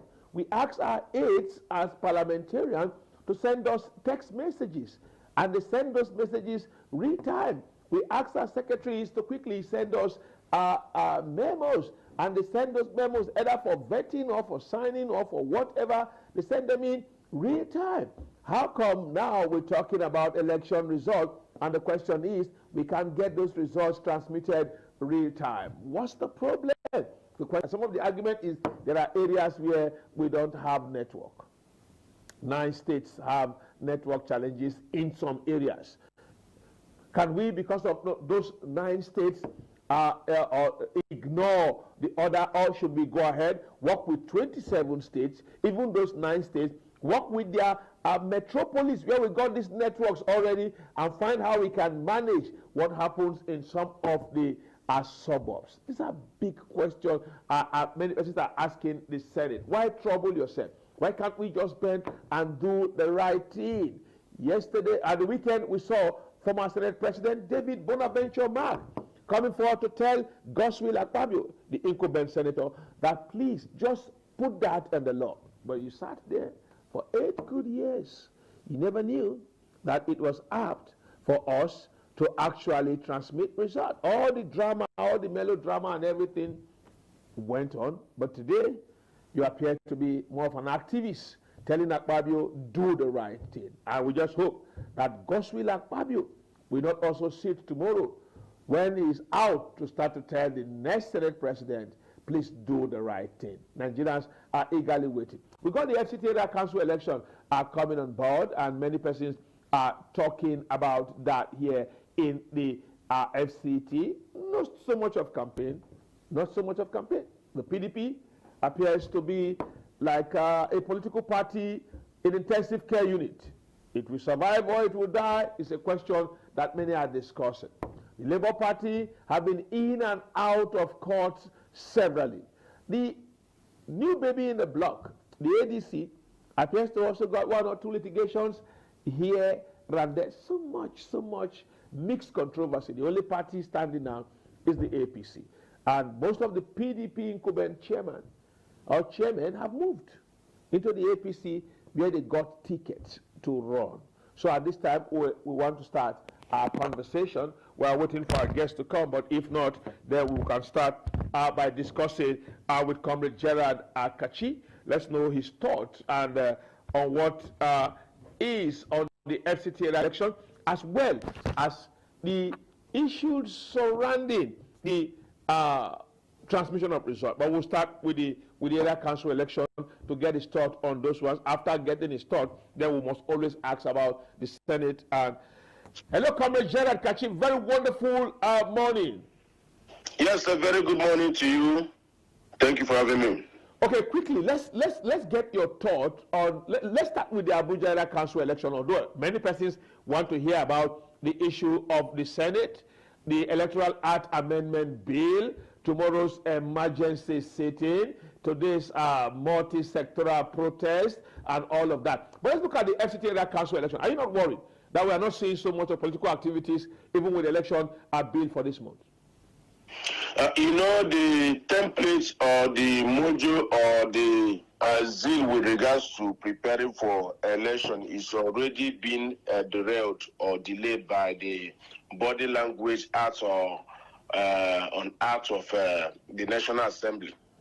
As of today, faith, confidence that people who, especially when it comes to having enthusiasm with regards to selecting who will lead them at the grassroots level, it has been eroded by action and inactions of the ruling class, especially those who are supposed to make the laws that will, improve transparency, integrity of our elections. Again, you look at issue of disenfranchisement that we are currently facing in regards to the FCT upcoming area council election, where issues, have really affected participants. Take, for example, Labour is not having any candidate out of over 62 wards in FCT and the 6th area council. They don't have any candidate due to supremacy battle with regards to leadership of the party. And again, that thing is about to hit the PDP, where they may also be excluded if care is not taken, because of litigations of leadership here and there. And of course, even the most organized party in Nigeria today, which is APC, is also having their own internal rancor, where even those who disagree with regards to primaries they conducted are still in court. So it appears like, so in most cases, people that would have, pushed the enthusiasm are not much in the field, and again, with the grab, snatch, and run mentality we have in our political system, is really making people to lose interest with regards to what is going on. Even those that are supposed to push for political orientation or voter education, are struggling to do. Like my organization, we have been to different markets pushing to trying to encourage people to, exercise their civic rights. But then we have struggled with it because each time you go out, whether with megaphone, flyers, or whatever, they will tell the people already mindset is that they know who will win. Does our vote count? So it will take to get people to believe that their vote can actually count. Hello, Comrade Gerard. Yes. To be very sincere, don't you know who will win? No, I don't know who will win.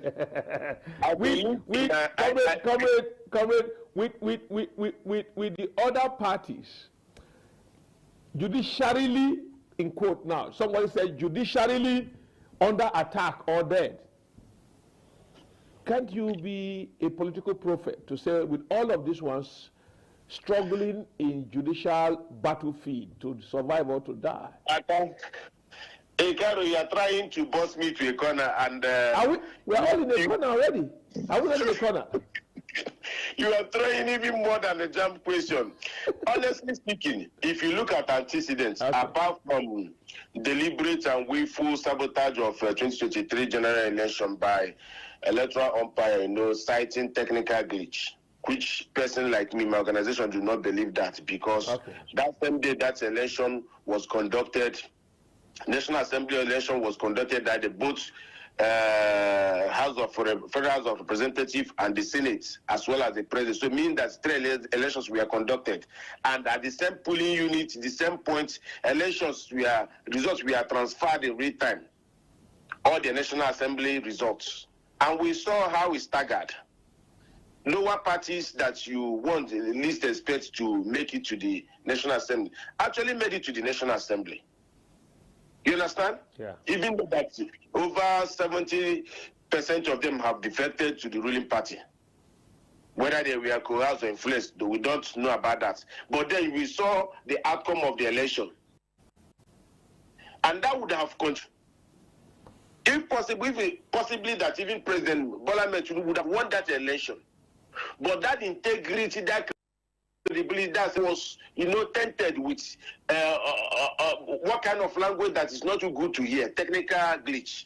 And it was even announced in the middle of the night when others, everybody must have gone to sleep. People try to react, you ask them to go to court if they are not happy. These things put credibility, integrity to that election that made people begin to look at it. It's not the reality on ground. But to a large extent, INEC did their best, even though that they didn't follow their own.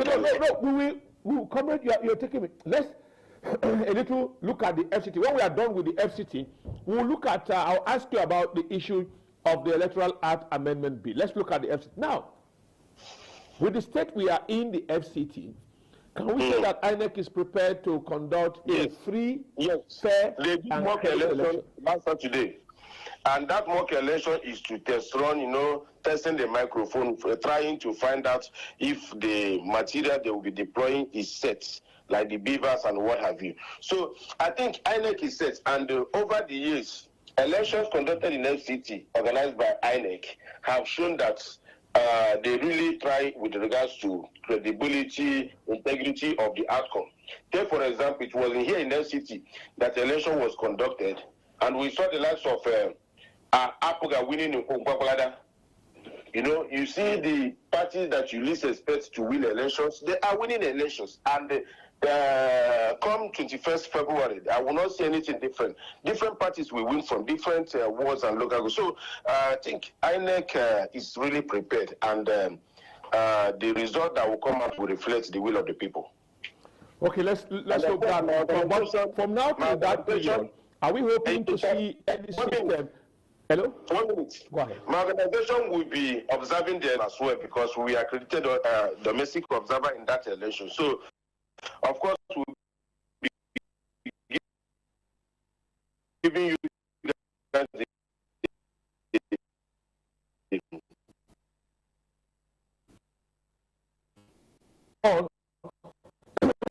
We'll take a break. When we come back from the break, I will be asking you your turn. All right. Okay, thank you very much for staying with us. It's still this morning on ITV. We're looking at issues surrounding the FCT Area Council election, as well as a little bit of a fundamental touch on the Electoral Act Amendment Bill, which is the controversy at the moment, to be or not to be. Godswill Akpabio on the hotspot. Right activists are already taking over, are going to be storming the streets of Abuja today to protest that we want result transmitted real time. We've been discussing with Comrade Gerard Kachi, and he's been giving us his thought and saying that he will be monitoring the area council election and saying that for now, ready and being careful to answer some questions that will touch on conclusivity of yet to be conducted election. Yeah, Comrade, let's now take your thought on what you think about the controversy at the moment, transmission of results. You see, there's this African adage that always reflects in the Nigerian political system. Okay, what's it? Which the current chairman of the National Assembly or Senate President, distinguished Senator Godswill Akpabio, is playing at now, and it doesn't take good under his watch, because the Nigerians generally believe that his leadership and the current National Assembly are a kind of a rubber stamp National Assembly, where anything that the executive brings there, gets nodded. Okay. But then, just like I said earlier, where credibility of the previous election we are put to test, and acceptability has always been a problem since then. And we saw how sharp Nigeria has been divided as a result of the outcome of that election. In the 2022 Electoral Act as amended, the word used, I think in section 60, which is the contentious section that is generating hits, now that is section 65, 2022 election, uses the word transfer, of result.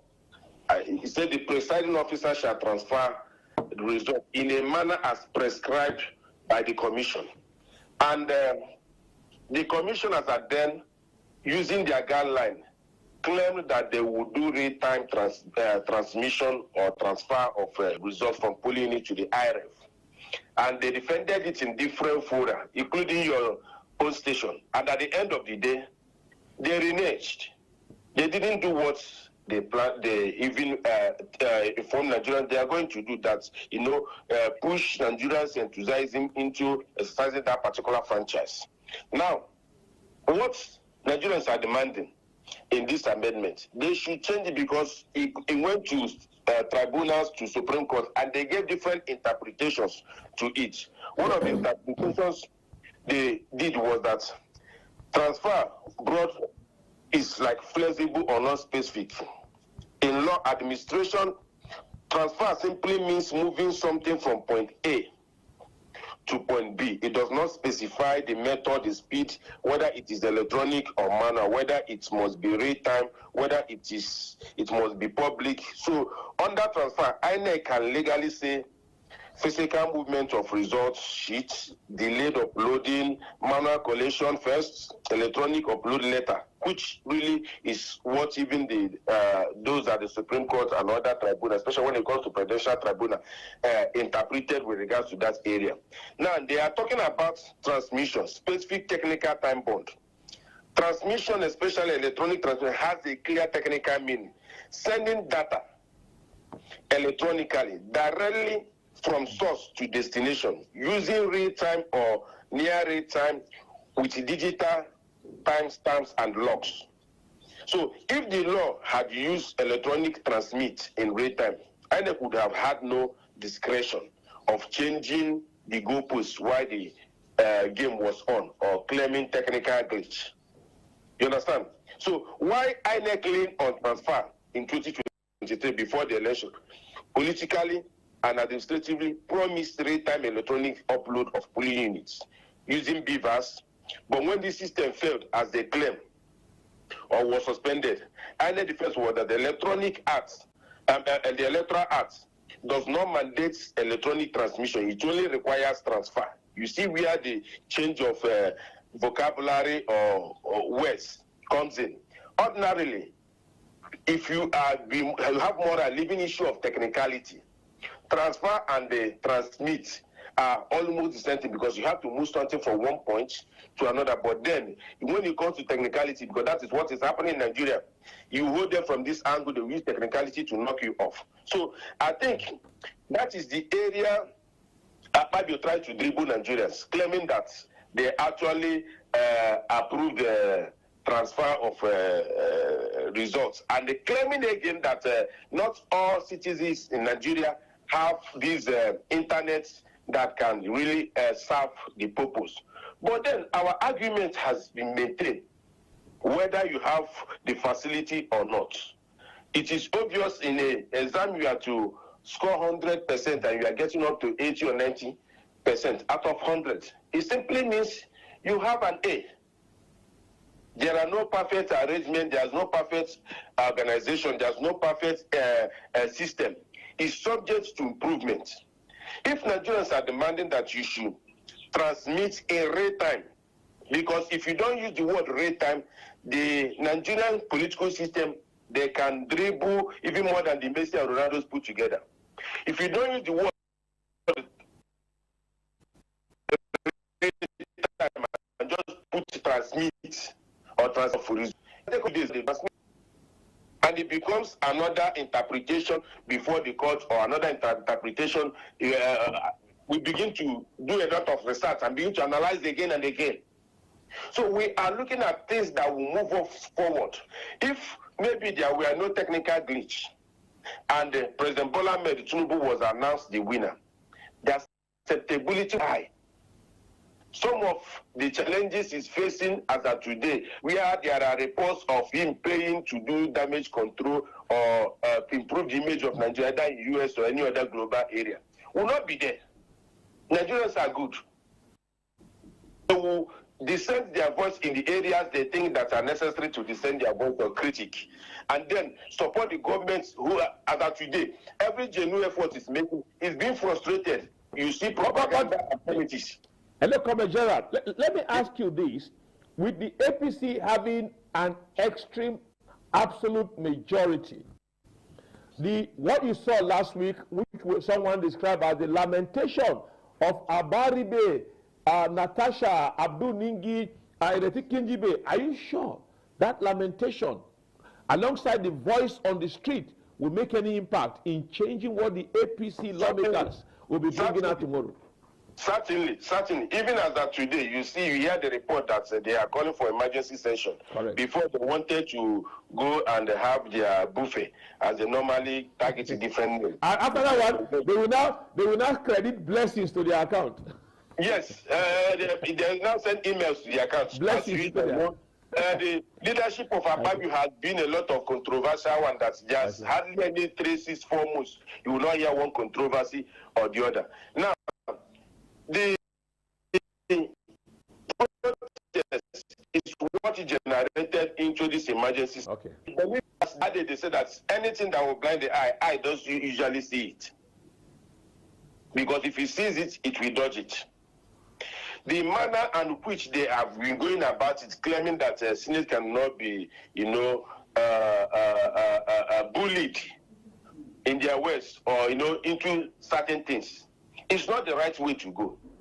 Because the protest that is ongoing, even as of today, and will continue tomorrow, is something that's gathering momentum.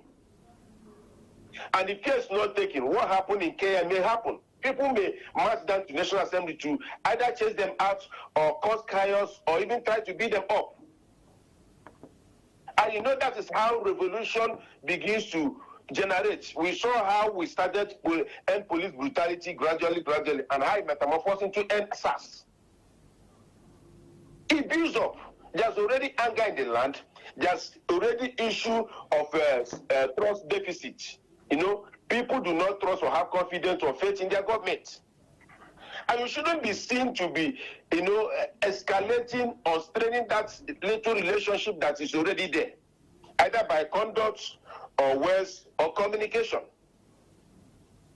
If the people that you are holding their mandate, that is keeping you at the National Assembly, are saying they need electronic transmission of results in real time from polling unit to the IREF, so that the issue of mutilated results will not be there. They are even calling for electronic voting, so that the issue of suppression, where you will go to polling units, some thugs will carry, wounds, arms, and begin to threaten, if you don't vote party A, leave this place, which we saw.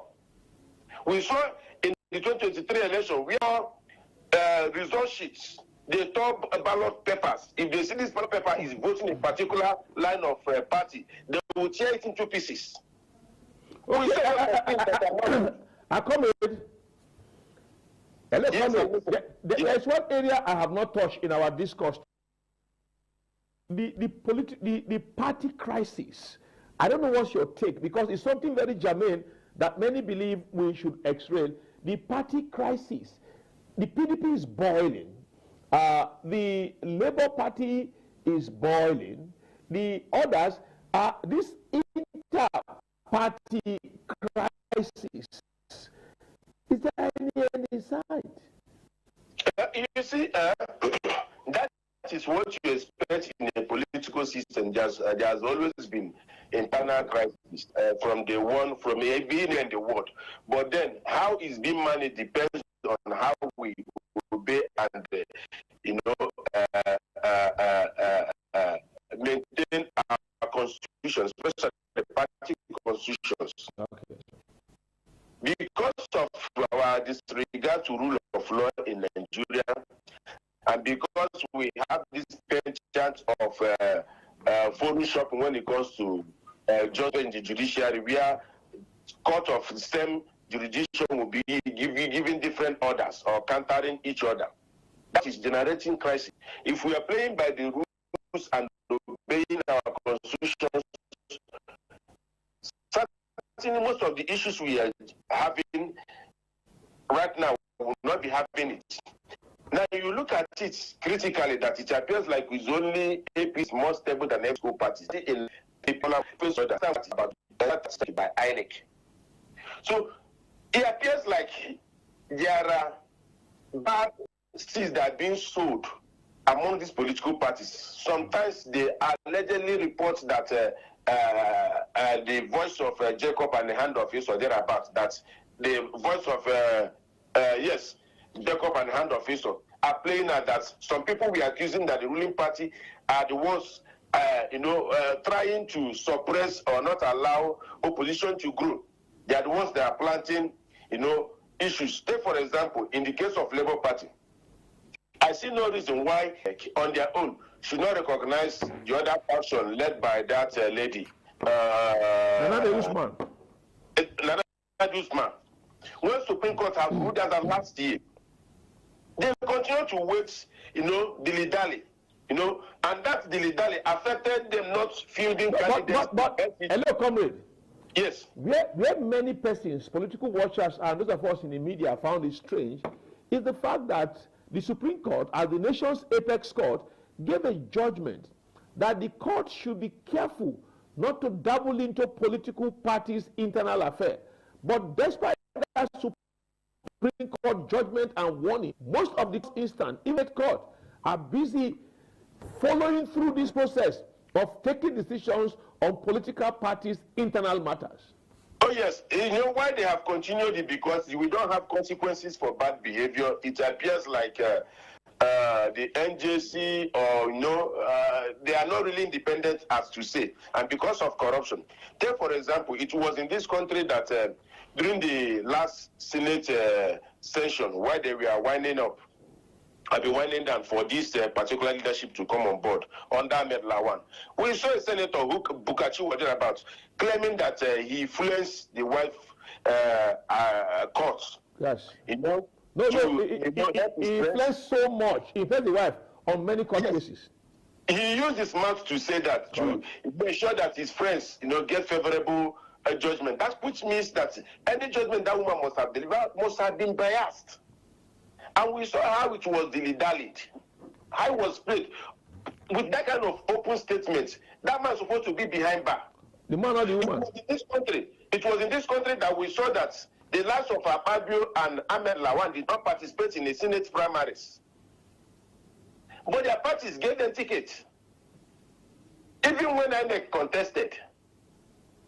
It was in this country also that there were controversies over the declaration of Senator Akpabio's results 2019. And the professor involved was sentenced.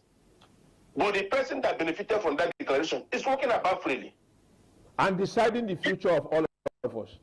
In future, it was in this country that a returning officer came back and was telling the whole world, telling Nigerians that the declaration he made to declare Rochas Okorocha in Imo State was under duress. INEC stood by him. Judiciary said otherwise. And Okorocha finished his term in the Senate. And he finished his term. It was in this country that someone who came forth in an election, governorship election, became number one. So judiciary is supposed to be the last hope of common man. But they are pushing Nigerians to the point that they can no longer look towards, placing their hope on that judiciary. They may decide to, encourage jungle justice, which is highly condemnable for us, which we don't support. But that is where we are going closer. You see, once these faith and confidences or no trust are being eroded, people will devise of survival on their own, and that can make our nation to become a third nation. If people do not have confidence that you can actually administer justice when they cry, they will find other means to get justice. It can become an eye for an eye. So that is why, as it stands now, Senate they don't have any option than to ensure what the people want. They don't have any option. I'm saying they don't have any. This issue of putting pressure, either you are looking at the body language of the executive trying to test us, or next thing we see those protesters, some of them will be tear gas and wound. Some will be arrested and charged. Create fear in the land. Implosion all Congress and against 2023. I do not support such prophecy because, whenever you have a ruling party, especially a president that is, known as Jagaban, he's a master in his own game, he's a tactician. Such thing may not occur. Take, for example, I do not believe that many of those that are moving to those parties are going with their clear eyes. Why? They are going with which eyes? Something must have influenced them. Take, for example, there are reports of some governors who will, enter into this John Paul moving from their party to APC. And in such cases, their deputy refuses to join. You will begin to hear this art of impeachment, and they begin to raise a lot of misconduct allegations against them. So if it's a willful thing, I see no reason why governor can be in one party and deputy decide to be in one, but why they cannot work? They are working for the people. The people they are working for, it's all citizens of that state. It doesn't matter the party you belong or you are not even a partisan. But because they want to influence things. But then that is not even the real thing, because if they let all the 36 states governors go on one side. If they do free and fair election, the results will shock people. In 2023, APC alone had over 20 governors, and they were expected to win massively. They have majority in the National Assembly. But the result, even amidst technical glitch, shows otherwise. The result that was announced that Tinubu got 12 states. 12 states. P2B got 11 states, plus F. What does it tell you? And one person had one state. What does it tell you? That whether you think that in the same election, we saw the city boy, who is the Jagaban of Africa, if not Jagaban, losing in his home city of Lagos. We saw the then National Party chairman losing in Nasarawa. We saw the immediate past national chairman Ganduje losing in Kano. We saw the El-Rufai of this world struggle even in Kaduna. So he got to tell you, it's not Benin City, Edo, had APC and PDP, Muslim intact. We have the likes of Adams Osomon and Obaseki, who is from PDP. They also lost out.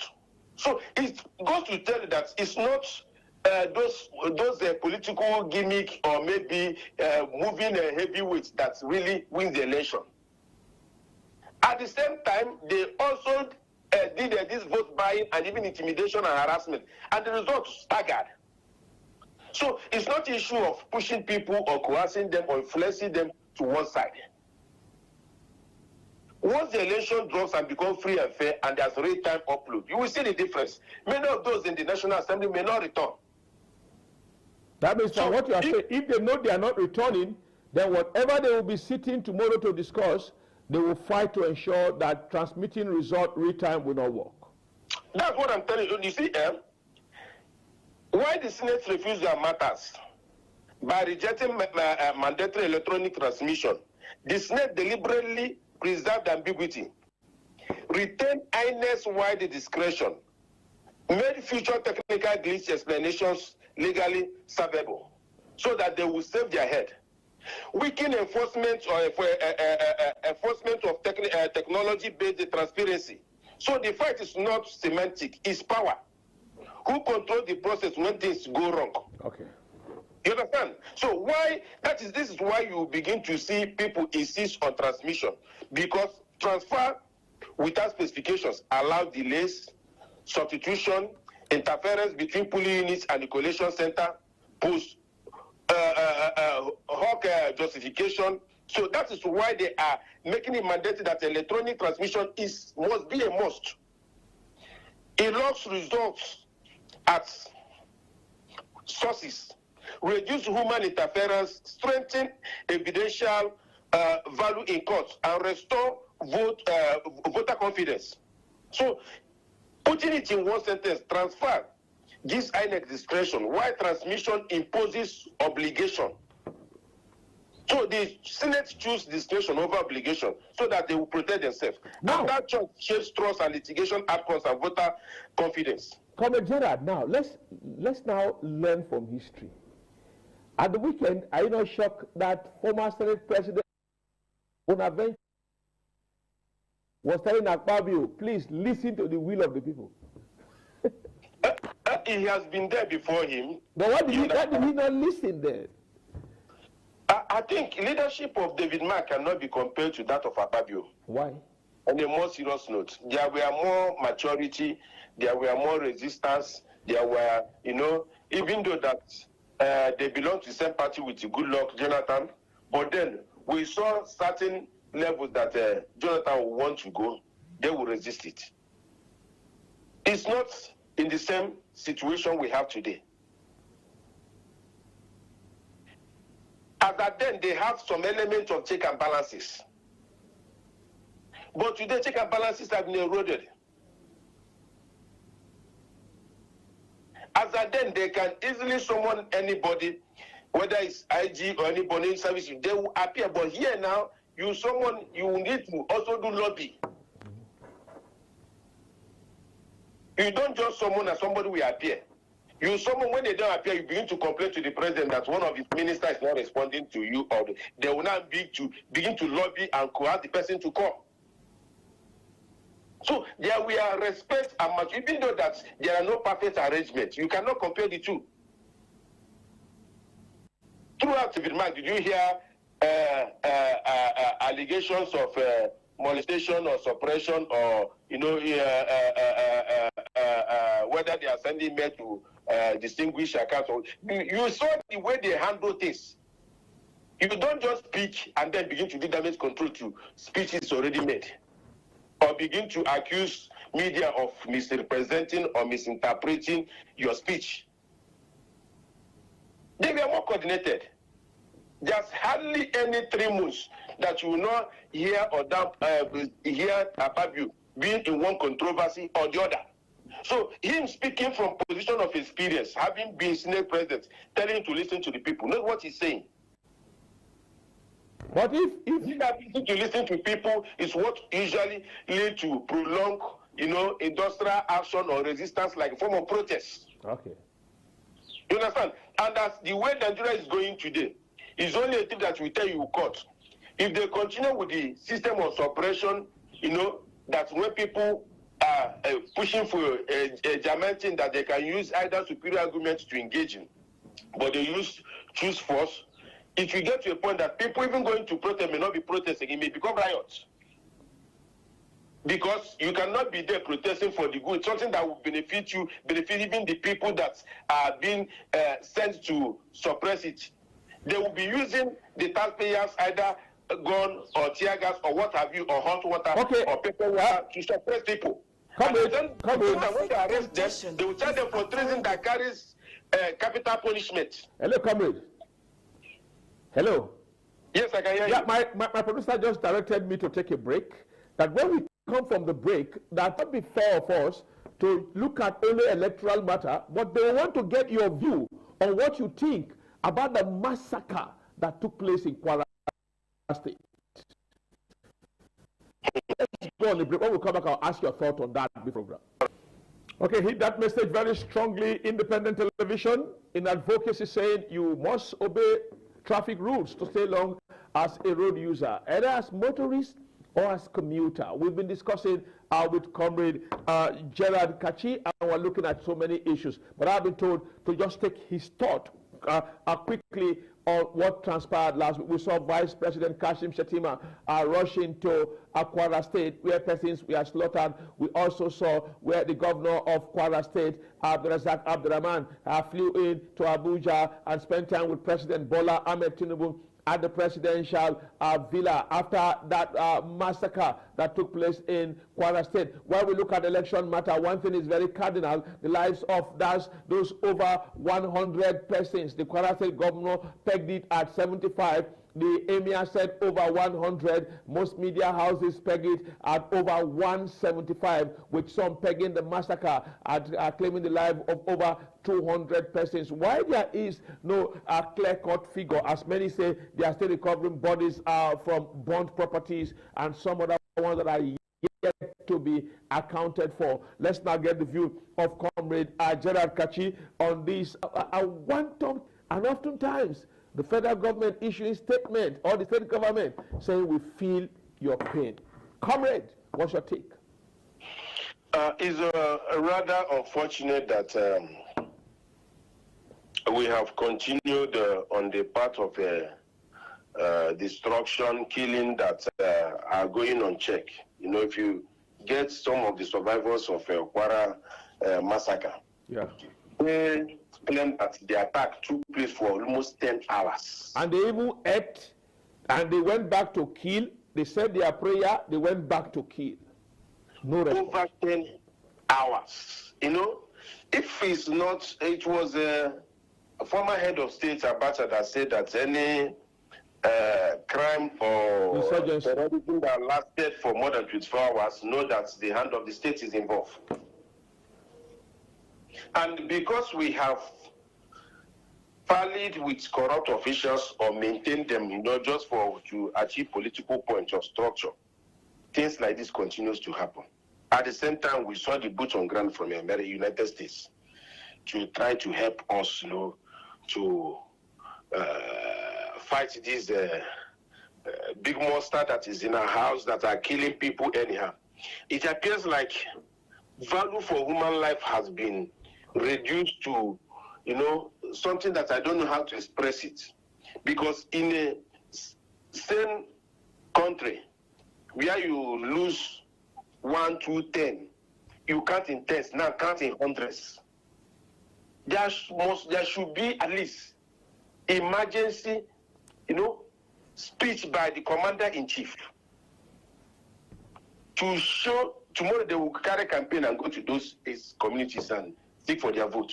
We should have seen maybe emergency address from the president, and not this cosmetic intervention where you either send your vice or you use political language that you condemn this and you share your feelings, emotions with the people, that you promise them paper justice. There should have been an address, and somebody should have been made to lose his job. You can't tell me that there's an attack on a community, 1 hour, 2 hours, and you still retain some service chiefs. No? It makes an accomplice to what has happened. And such a thing can, create, because nature does not abide in a vacuum. It can create self-help in the future, where communities will begin to organize local militias and vigilantes to protect themselves.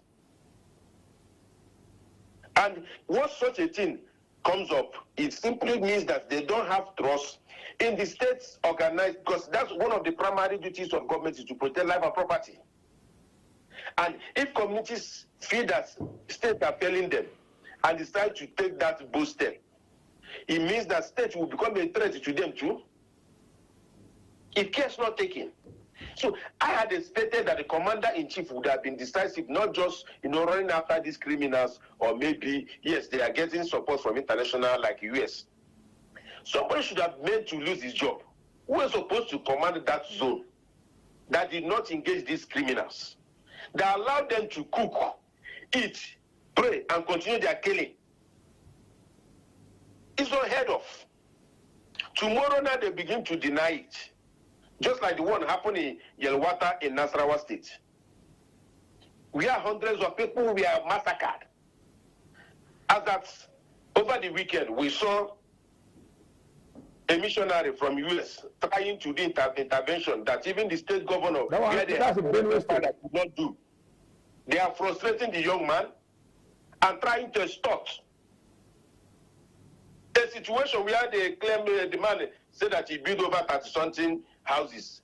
State governments that are showing ingratitude, they are claiming that it's not up to 30-something.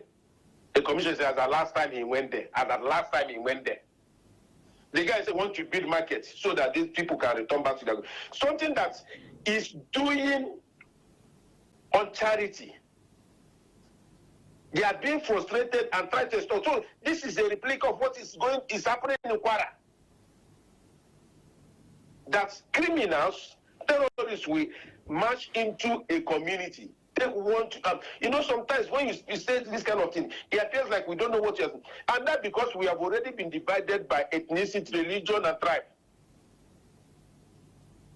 If not, is enough to march down and demand the resignation of whoever that is in charge.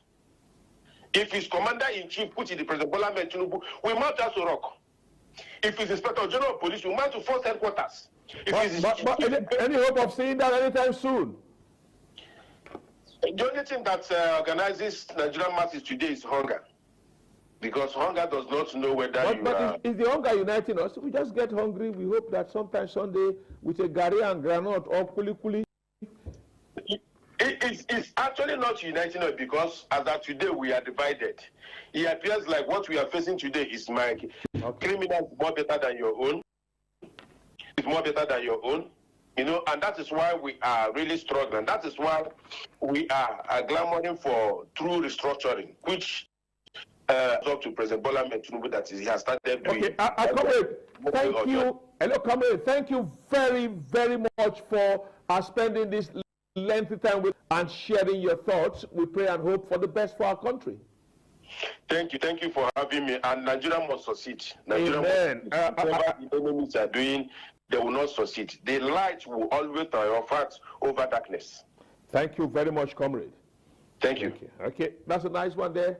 Nigeria must succeed. Whatever the enemy plans, light will prevail over the forces of darkness. I'm Iharo Atta. Thank you for staying with us through this segment from our Abuja Network Center. We now return you to Benin, where our colleagues are standing by to keep on making your morning more eventful with the best of programming.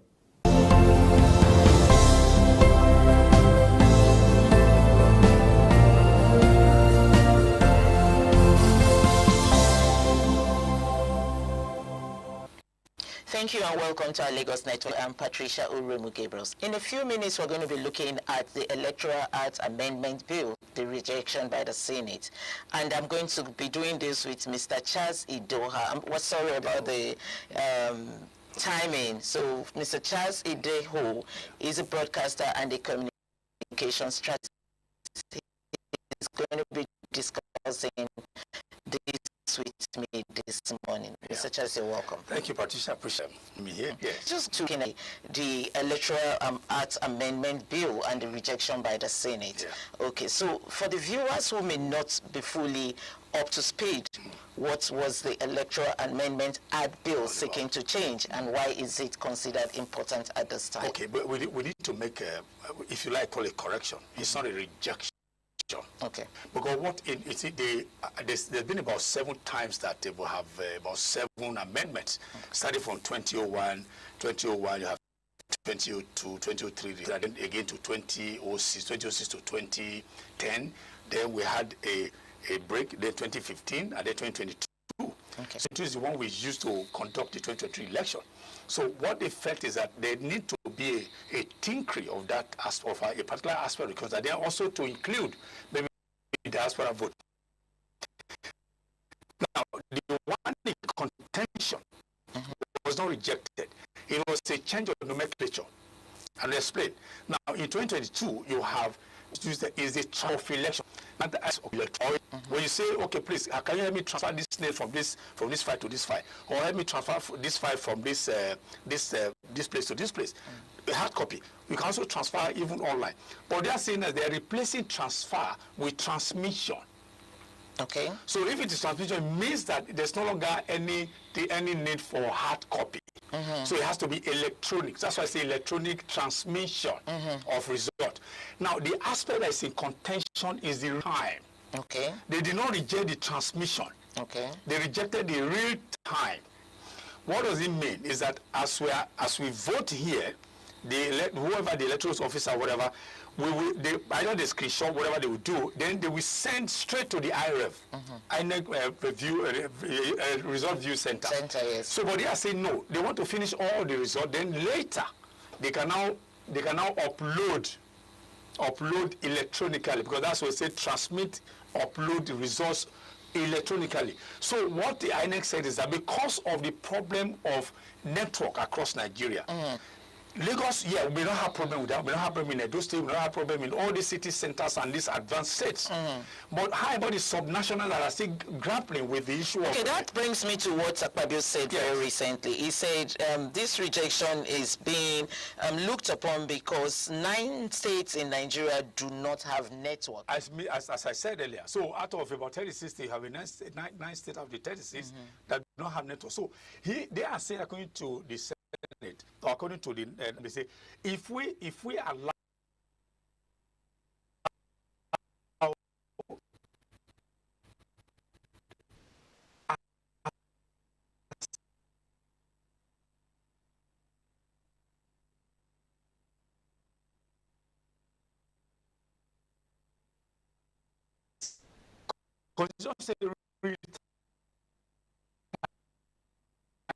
we couldn't do real time.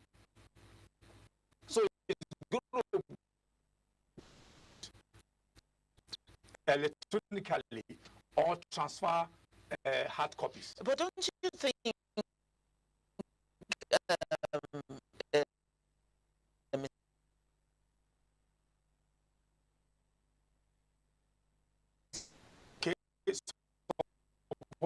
if Lagos has problem with the real time, why did you have to use Jigawa, knowing that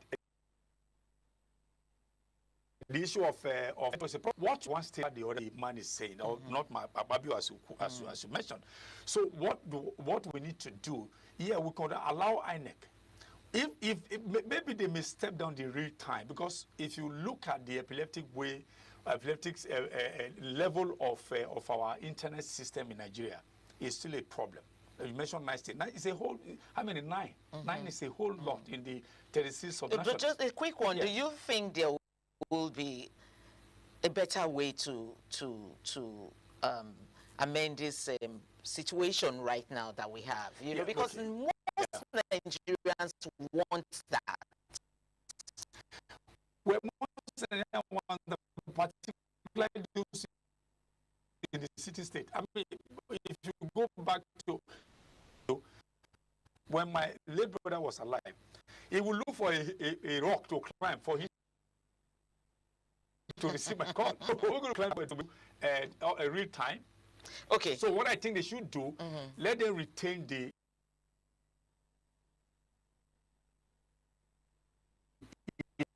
electronic transmission, whatever problem in my face, they could just handle it the way it is over there. But let it be in the constitution that, or the act, that it is electronic transmission of result. But it may not be real time for now. That's the way. That's my own advice. Okay, so but some critics argue that this rejection favors political elites. That's the reason why they are saying no network and all that. What's your take on this? Yeah, I mean, that's something that everybody, or not everybody, so many people, particularly us who are journalists, have covered election. I mean, as a journalist, I've covered election for a long time. Yeah, the thing is that if you don't do, why people are saying real time is that you are not, once it's real time, you are not able to falsify figures. But if it's not real time, between the voting poll, okay, the voting unit and the collation center, a lot of things can happen there. Politicians could do a lot. A lot to maneuver, to manipulate, and all that. Their figures will change. That's why people are saying politicians, they always have their own game. They play a lot of games that we don't know. So they're always ahead of us all. So maybe that's why they said, okay, why don't we step down the real time? So that whoever wants to do a manipulation of figures could also go ahead and do that. But for me, because of the peculiarity of the problems we face now, I think that real time is a lot of problems.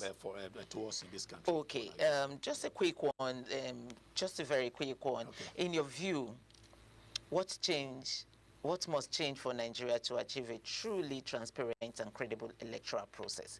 Since you are saying this real time might pose a problem.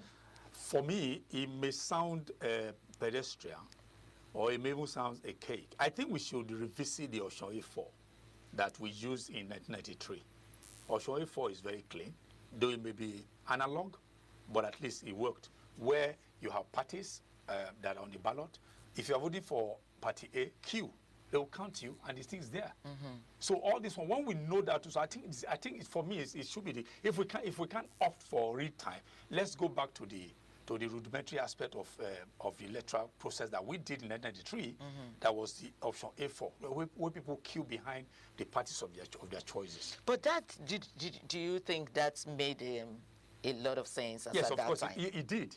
It did. That was why. Okay, today, whether elected Abiola in blessed memory, is whether elected or not, is occupying the Hall of Fame as a former president. It has been recognized. So I think for now, for me, we may do that until we are ripe enough, where the government they have to step up whatever they have to step up to ensure that these 9 states are covered electronically, if you will. Okay. Yes. As a communication strategist, how well has the Senate explained this rejection?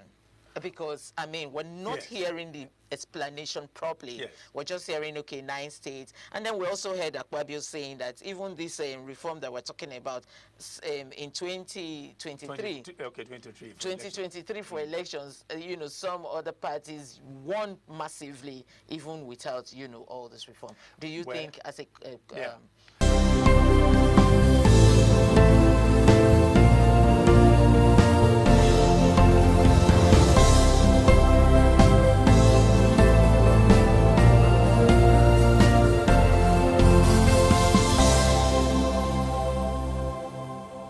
Good morning once again and welcome. This is TMI Socials. I am Chukufumnanya Digri, and here's what's making waves across the social media space. Now, we begin with the security situation in Edo State, an update actually, where police in Auchi, Edo State, have arrested suspected kidnappers linked to the abduction of Dr. Ibrahim Babatunde Abu and the killing of his brother Tahir Abu earlier in January. Yes, this is a story that really took the social media space by storm, as other time it happened in January, and it happened in Auchi here in Edo State.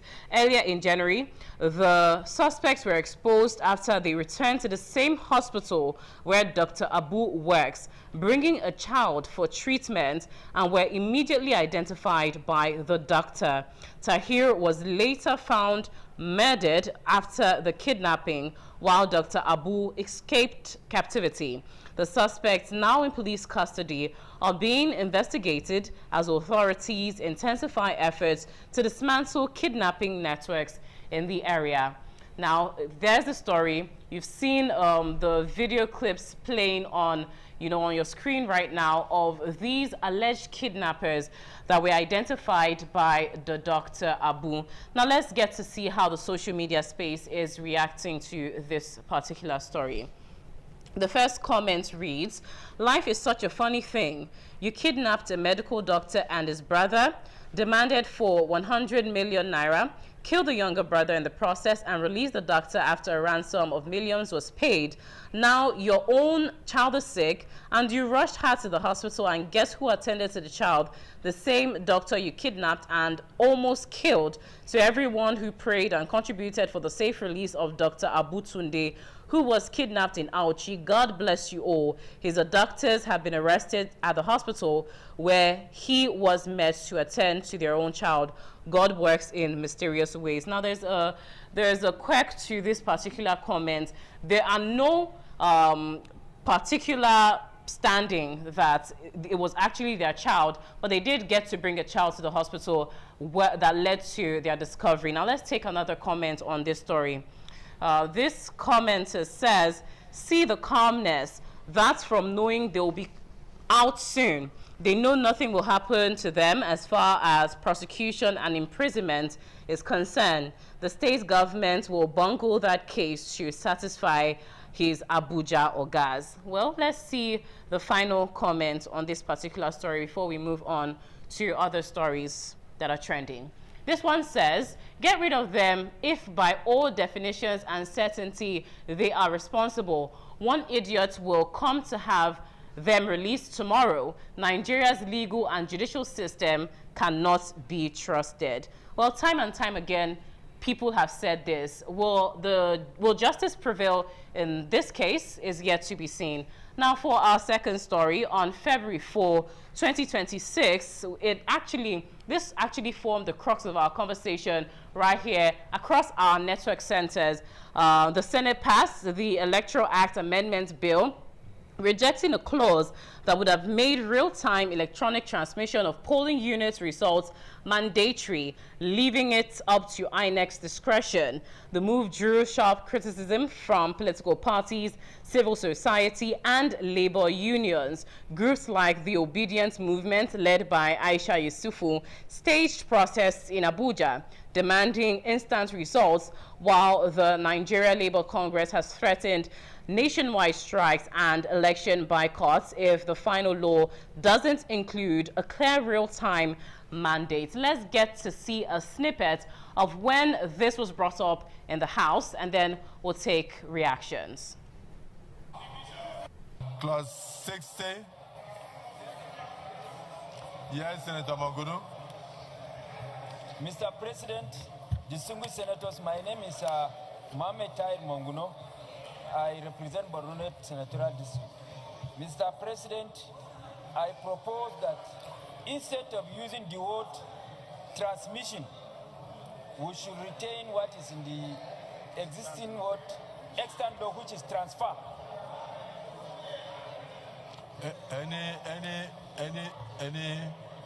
Any seconder? Yes, second. Yes, DSP. I second. Okay. Didn't hear what he said. The motion has been moved and seconded. Those in support say aye. Those against say nay. The ayes have it. Can we go to... I hope you heard what they said. Clause 61. Well, that is the video from the Senate that has actually sparked widespread criticism and outrage. Among this outrage is protest led by Aisha Yesufu and the Obedient Movement Group. Let's get to see. Blocking the way of citizens who are doing nothing other than fighting for every one of us, so that your child, I see the policeman in the car. Yes, you're looking at me. But guess what? When you go home today and your son or your daughter says to you, why did you stop those who are fighting for us? Sir, what would you say to your child? Your allegiance. And I heard someone say that they were given command. The only command you have is that of the Constitution. Your allegiance is to Nigeria and Nigerians and the Constitution of the Federal Republic of Nigeria. I want to remind every one of you that when terrorists come after you and they kill you, we stand and we make demands. I've seen a lot of men of the fourth neighbors. Everybody is suffering, and the biggest suffering of it all is the Nigerian police that has refused to stand by its constitutional duty, that has allowed itself to be used anyway. The other day, Yarima, the soldier, said something. I'm talking, policemen too are talking. Do you know why he said that? It's because the Nigerian police will always respect those. Well, that snippet you just got to see is happening real time, the same real time that the Senate does not want to promise on the election results. Well, you got to see a video there of Aisha Yesufu leading the Obedient Movement Group and some other aggrieved Nigerians right now on this same issue, talking about comments and what the social space is saying. Let's get to see this video that embodies that.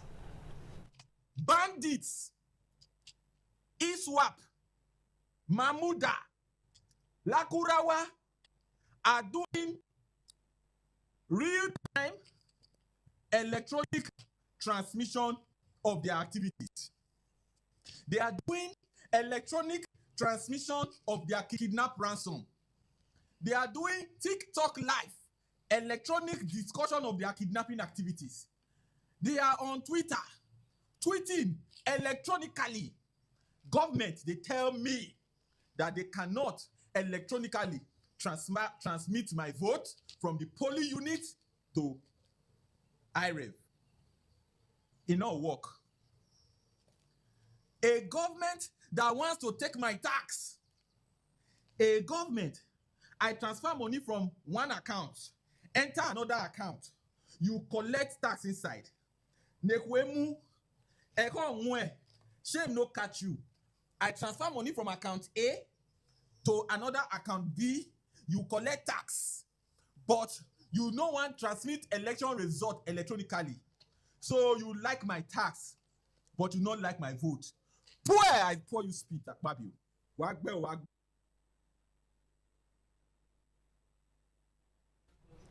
All right, so that video that you just got to see is a critical video on this same issue by a social media influencer, Idris Zekeri, weighing very heavy on the biases of this particular, should I call it their excuses from the Senate House, saying that they cannot transmit in real time due to internet failures. And he says, here we have security challenges, and the perpetrators of this are transmitting in real time. You say you want to take taxes electronically, and that's going to happen in real time, but now it's time to transmit votes, and you're saying you're not going to be able to do it in real time. Well, let's take other comments from the social media space.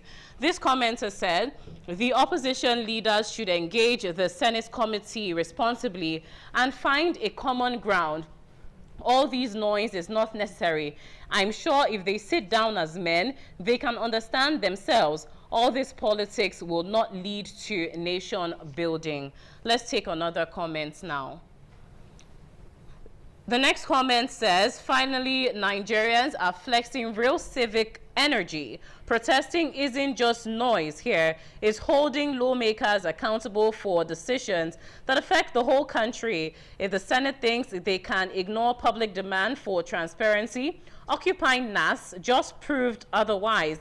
Change starts when citizens refuse to say silence. Another comment on this issue.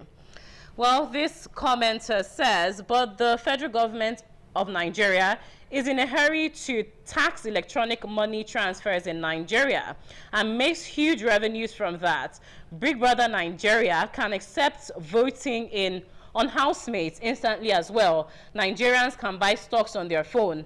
I bet this broadcast is being watched by many on their cell phones. The same federal government of Nigeria celebrates when they are mentioned as global adopters of AI. But once it comes to elections, there are challenges. Well, those are the issues and these are the comments. And here's where I draw the curtain on TMI socials today. It's been such an amazing time delving into the twists and the turns, the ups and the downs of everything that is current in Nigeria and even globally. I am Chukwufumnanya Adigwe. Thanking you so much for joining in and saying a big thank you from our 3 network centers, Benin, Lagos, and Abuja. Also, thank you to our guests. Have a wonderful day ahead. Bye for now. ITV, certainly the best.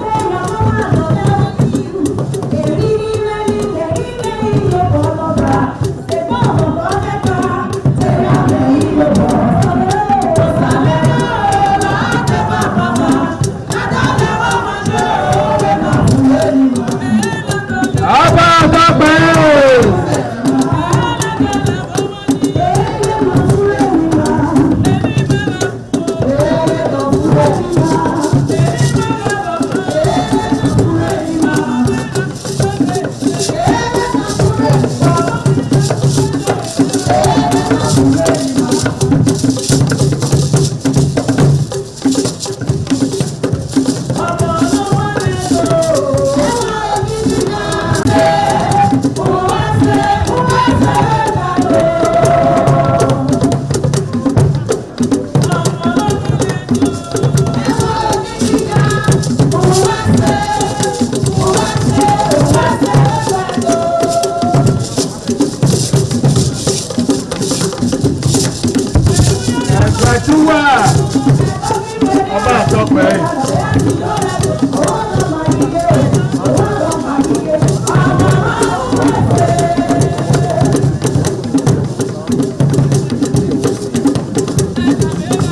Gbajúmọ̀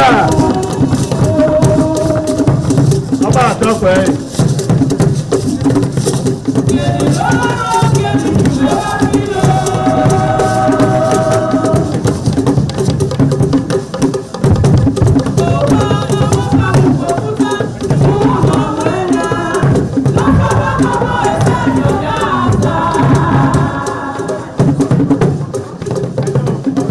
Gbajúmọ̀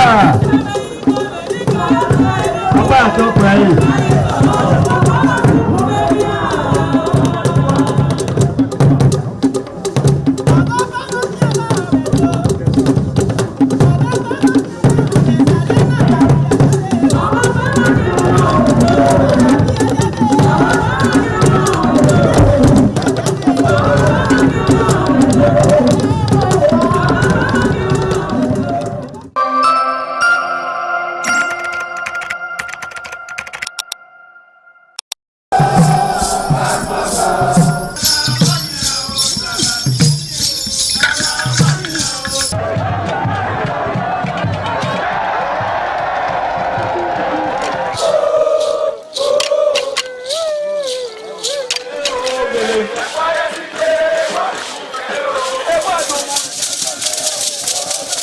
The Ekoko masquerades from Ute village, whose cult is connected with Obaeware and his mother, Elere, appear on this occasion to bless the Oba. Ekoko is a ritual masquerade that dances to please the guests and the Oba.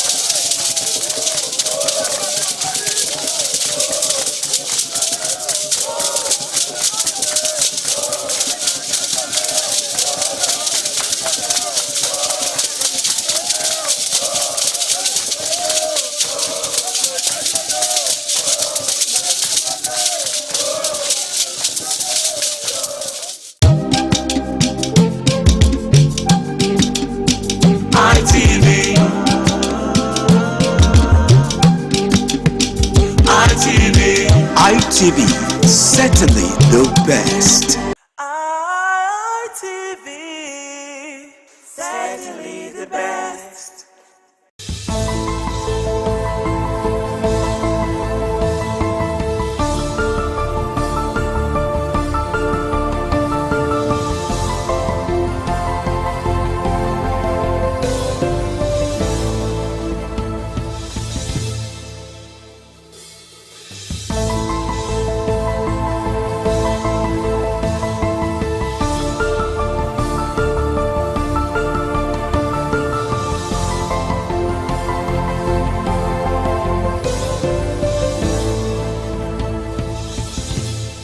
Hello there, many thanks for joining me on the program Icons on ITV.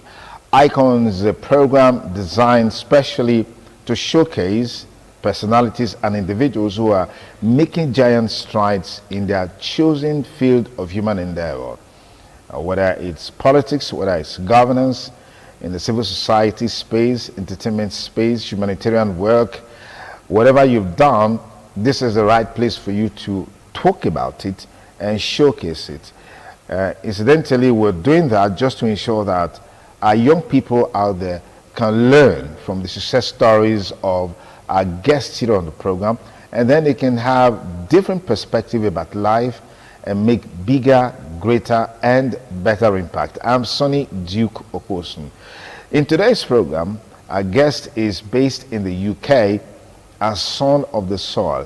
We say Oyedo Pataki, but he's been away for over 20 years or about 20 years, and the circumstances of him leaving the country is quite an interesting story. But he's back home to share his experiences so we can change our attitude and our perspectives and the way we live, particularly our young people who are into a whole lot of vices just because they believe that that is the way to go. He's a UK and UN ambassador consultant in the fight against child exploitation, modern day slavery, human trafficking, drug abuse or substance abuse, and several others. It's been interviewed by several distinguished media platforms like the BBC. And today on Icons, we have with us, I like to call him Big Sosa Henkoma, but his original name is Isosa Ekoma.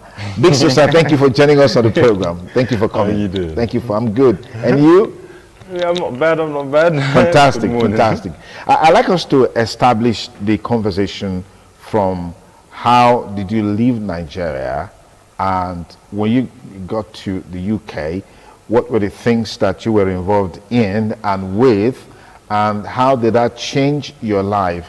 And then how did the metamorphosis come that has brought you this fortune of now becoming an ambassador for the UK, for the UN, and a public speaker speaking against child exploitation, modern day slavery, and all of that?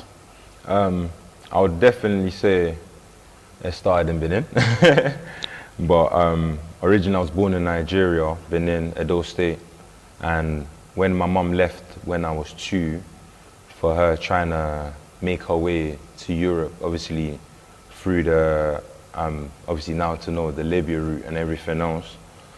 But after she left, my dad then obviously got in contact, wanted his son, and obviously my granddad at the time gave me to my father. My father got married to my stepmom, and I'll say after 2 years of obviously meeting my father for the first time, I'm being moved to the UK to be reunited with my father in the UK. And obviously that I traveled on obviously plane with my stepmom and me, went over to the UK. And even coming to the UK, I'll definitely say that, especially not growing up with that mum, because my mum left around the age of 2. So for me, not growing with that mum and having a stepmom, then obviously also having my father, I thought it was like a dream made in heaven.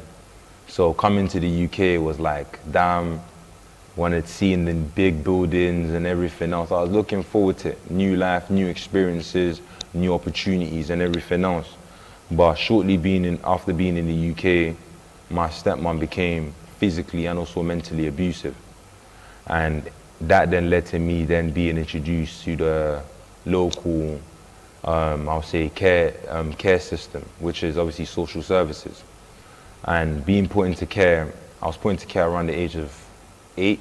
So I came into the UK at 7, then put into care around the age of 8.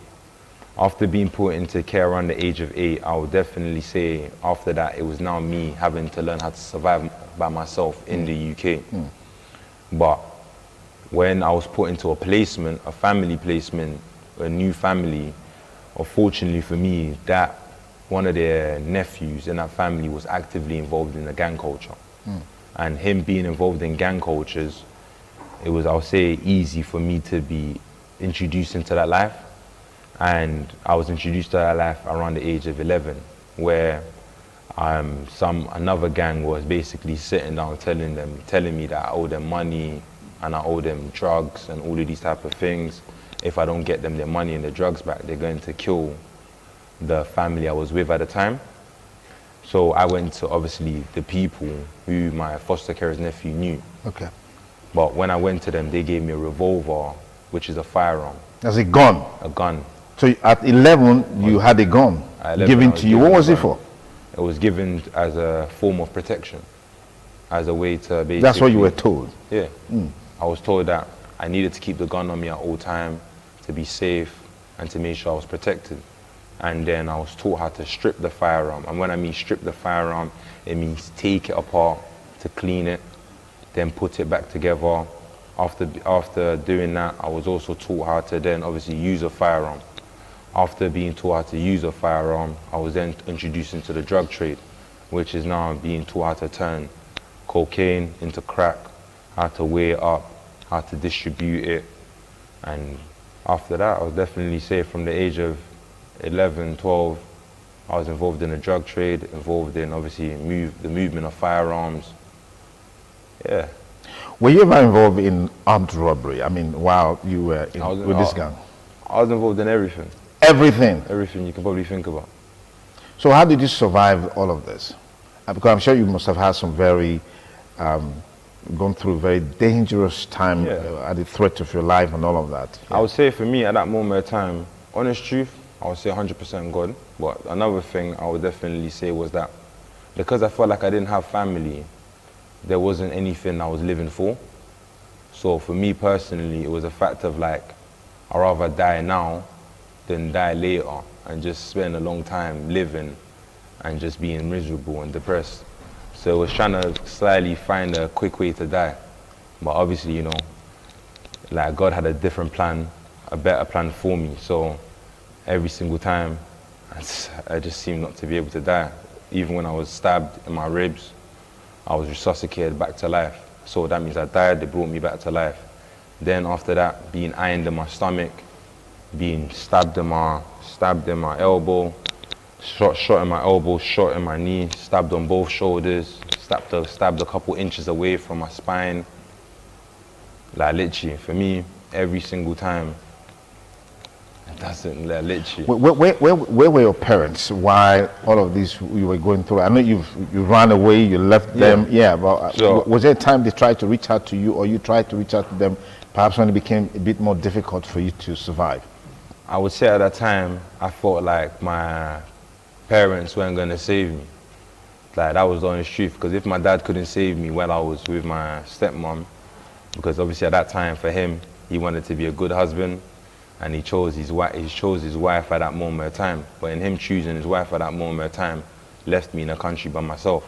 But also, his wife was now also a runaway criminal. So she was on the run. She couldn't come back into the country and everything else. So for him, he didn't really want to come back in the country to come see me and everything else, which was okay, but it just also meant that I didn't have no communication with my dad. My mom obviously was gone from the age of 2. So I didn't have no communication with my mom.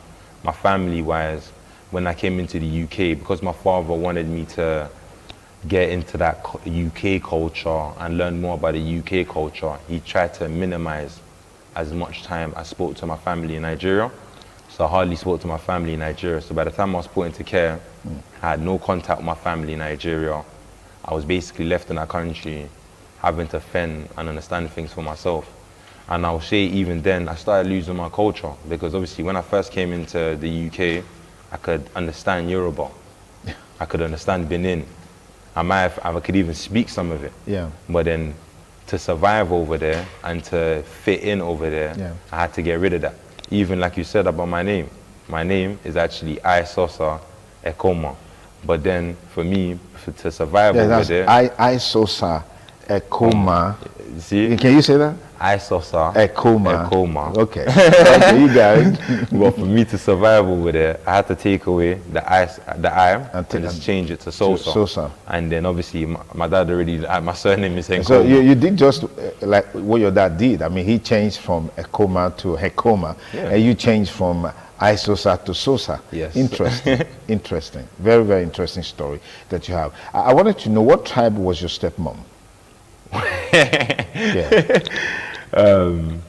Tribe-wise, I would definitely, she was Igbo. She was Igbo? Yeah. Okay. Okay. Was she ever prosecuted for some of the hurtful things she did to you? Yeah, she was prosecuted, but she went on jailed? the run. No, she didn't. She was prosecuted in an absent. So my father got out of the country before she could be charged, before she could be sentenced. She came back to Nigeria? She ain't in Nigeria. She ain't in Holland either, but wow. Yeah, we know where she is. Interesting. Interesting. All right, let's talk about at what point did your transformation, what point did it come, you know? I would say obviously being involved with gangs and everything else, there was a lot of betrayal involved in gangs. At the end of the day, if you're going to be involved with criminals and everything else, there isn't anything called a good criminal. I'm going to say to you, there's always going to be some sort of betrayal or some certain things happening and everything else. And for me, I got betrayed a lot. And I would say at the age of 16, I started realizing that these people, because obviously most of the time I looked at these people as my new family. So I showed them nothing but love. I protected them and done anything I would have done for my own family, for them. But as 16 came, I started realizing these people were not my people. And tried to walk away at first at 16. But when I was 16, I just came out of prison and I was told that if I tried to walk away, 1, they will kill me. 2, I have enemies that will kill me. And 3, the police are not going to help me because at the end of the day, at that moment of time, I'm known for having guns. So it was basically a thing where I felt like I had nowhere to go. But then at the age of 19, I was given an opportunity to walk away.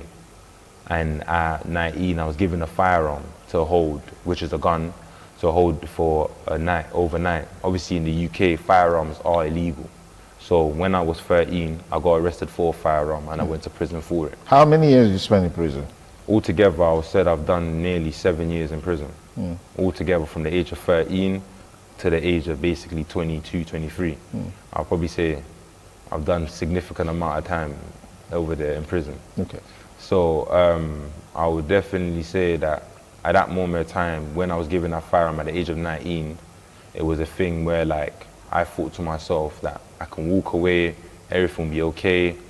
Then at 4 o'clock in the morning, the next day, I'm being raided by armed police because they called the police and told them I had a firearm. Wow.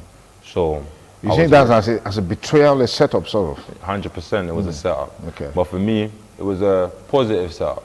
Obviously, although I went through a lot of things because of that setup, it was a fact where I was identified as a survivor of modern slavery at the end of it, after finishing my sentence. I was facing deportation, being deported back to Nigeria.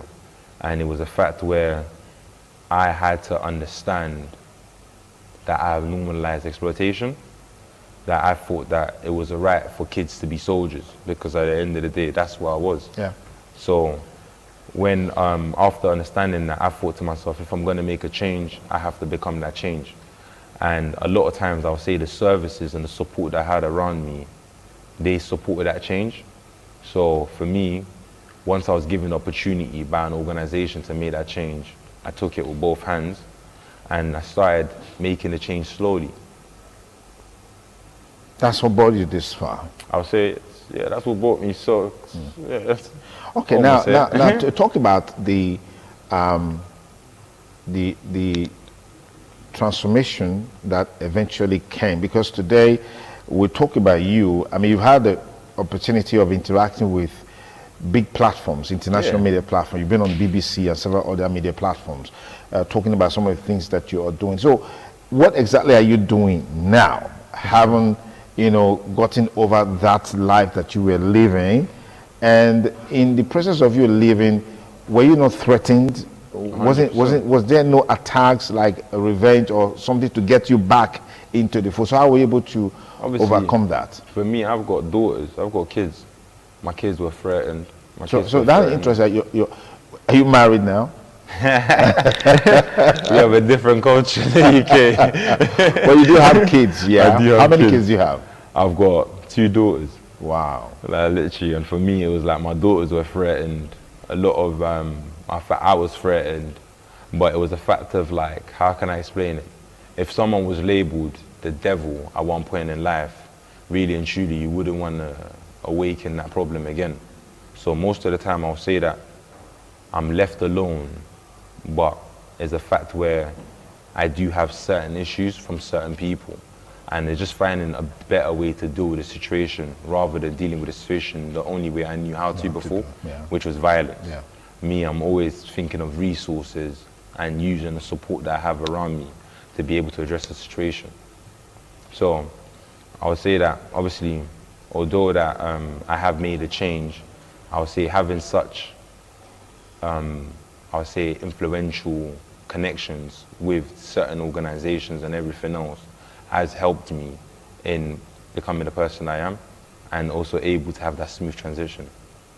Okay, so as part of your new way of life, let me put it that way, talk a bit more about your engagement, helping young people to dissuade the minds of young people into violence, into criminality, into gangsterism and all of that, which of course you've been doing in the UK, helping the UK government, and also being an ambassador to the UN on all of these, especially on modern day slavery, child exploitation and gangsterism. Yeah. Obviously for me, I'll definitely say that I'll say for me, how I work with young people, especially, is through mentoring. So I mentor young people, so that's coaching them, spreading awareness, using my own lived experience. So using my experiences, I use it to relate to young people and basically show them where they could end up at or where they could go to. So in them understanding that, it basically sways them away from me, but also creating opportunities. That's one thing for me. I believe in opportunities. I believe if we keep our young people busy, then at the end of the day, they can't be swayed into any forced criminality. So me, I'm always encouraging and engaging young people in a lot of opportunities and activities, maybe trying to encourage them to be entrepreneurs, solicitors, lawyers. Because if you think about it, if we want to make a change, we need people like us being involved in government, in the sectors, to be able to make that change. And if there's not enough people like us in that sector to make that change, then we're not going to see no change. We're just complaining. Like every second, everyone can complain and sit down and say, we don't like the way of life. We don't like a certain situation. But the question we got to ask ourselves is, what are we doing about it? And for me, I didn't like a lot of things. I didn't like how the criminal justice system treated me. I didn't like how the social services treated me. So for me, it's a fact where I thought, you know what, I'd rather educate them on how to engage with young people and how to treat young people. So now I train them. I deliver training to police officers, I deliver training to social workers, I engage in policies, involved in researches. Like even for me, there's a paper that was released, I think in 2022, which is the need of consistency when working with young people. So that means the need of continuing work when working with young people. Rome wasn't built in a day. You can encourage, engage them consistently. Because it's at the end of the day, to build this room, it didn't take a day for the people to build this room. But guess what? It took brick by brick. And that's the same thing for any young person's life. It takes brick by brick. They need that consistent guidance to be able to push them in the right way. And they need the right type of leadership, the right type of role models. And that's where it is. For me, it's that half of the things I do now is basically to prove to young people we can do it. In school, I was kicked out of school in year 9. So I don't know what that would be in Nigeria. But I was kicked out of school at a very young age. But now I'm at university studying criminology and sociology. For me, I was told that, I would die by the age of 25. I'm 27. I was told that I would spend the rest of my life in prison. From the last time I went to prison, I said to myself, I will never in my life enter prison again unless they pay me to train them. Like, these are the things that I'm able to change myself. Okay. And it's also able to own that change myself.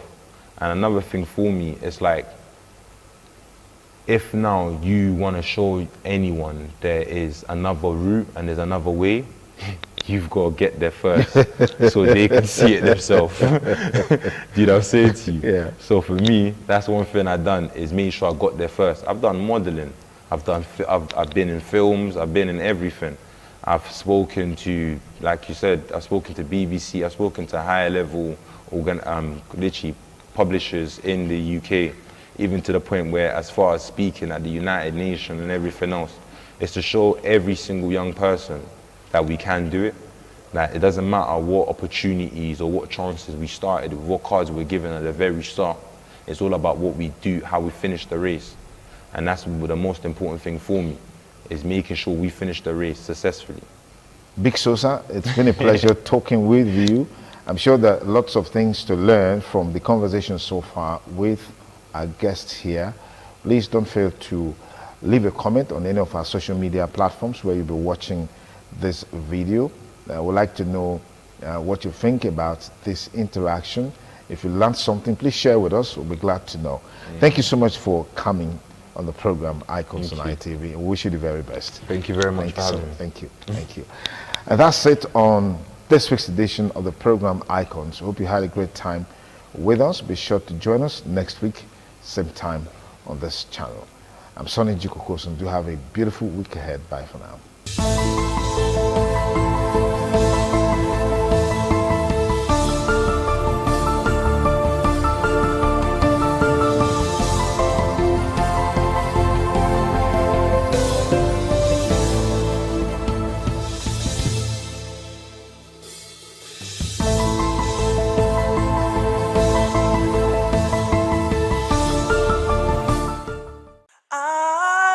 ITV, certainly the best.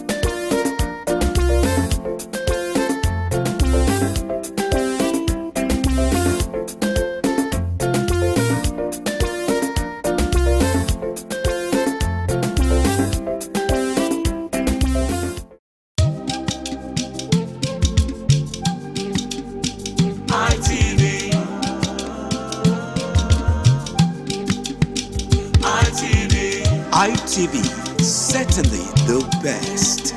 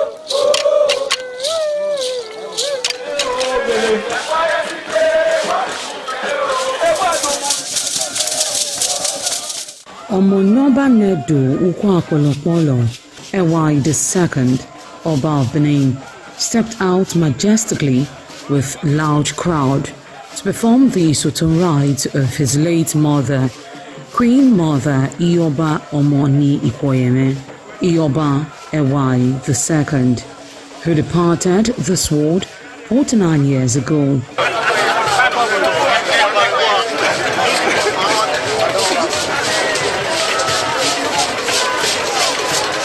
Isoton is a traditional rite of the procession in memory of the departed person's spirit in Benin Kingdom.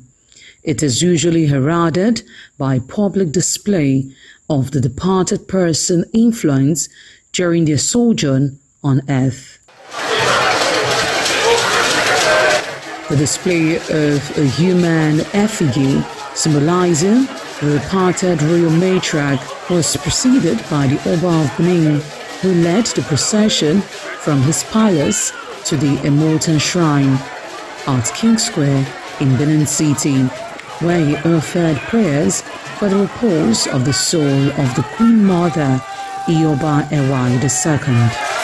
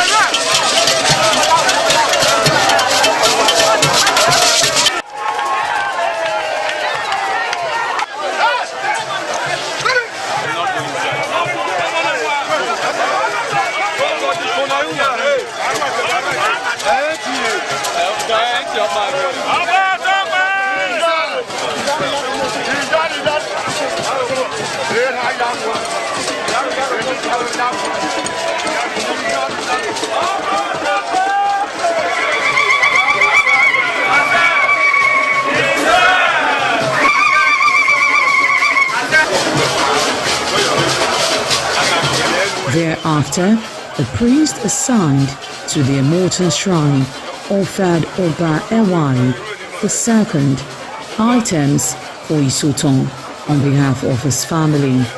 However, chalk, known as Uri, represented a mixed cheer from royal fans after ancestral spirits were invoked to bear witness and announce his arrival. On his way home, Oba Ewai paid tributes at various pilgrimage sites, including Queen Idia Tomb, the Side Oba Market, where a cheerful crowd of traders abandoned their wares to catch a glimpse of the royal personage and join in the celebration.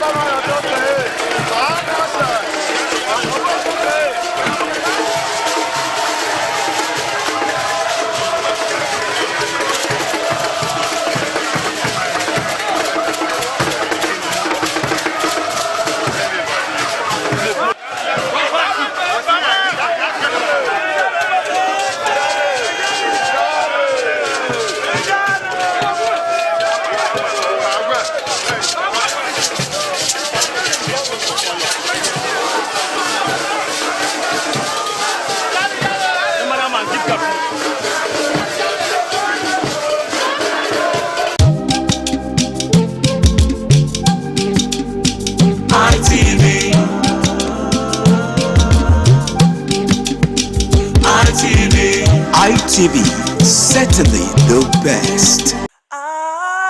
ITV, certainly the best.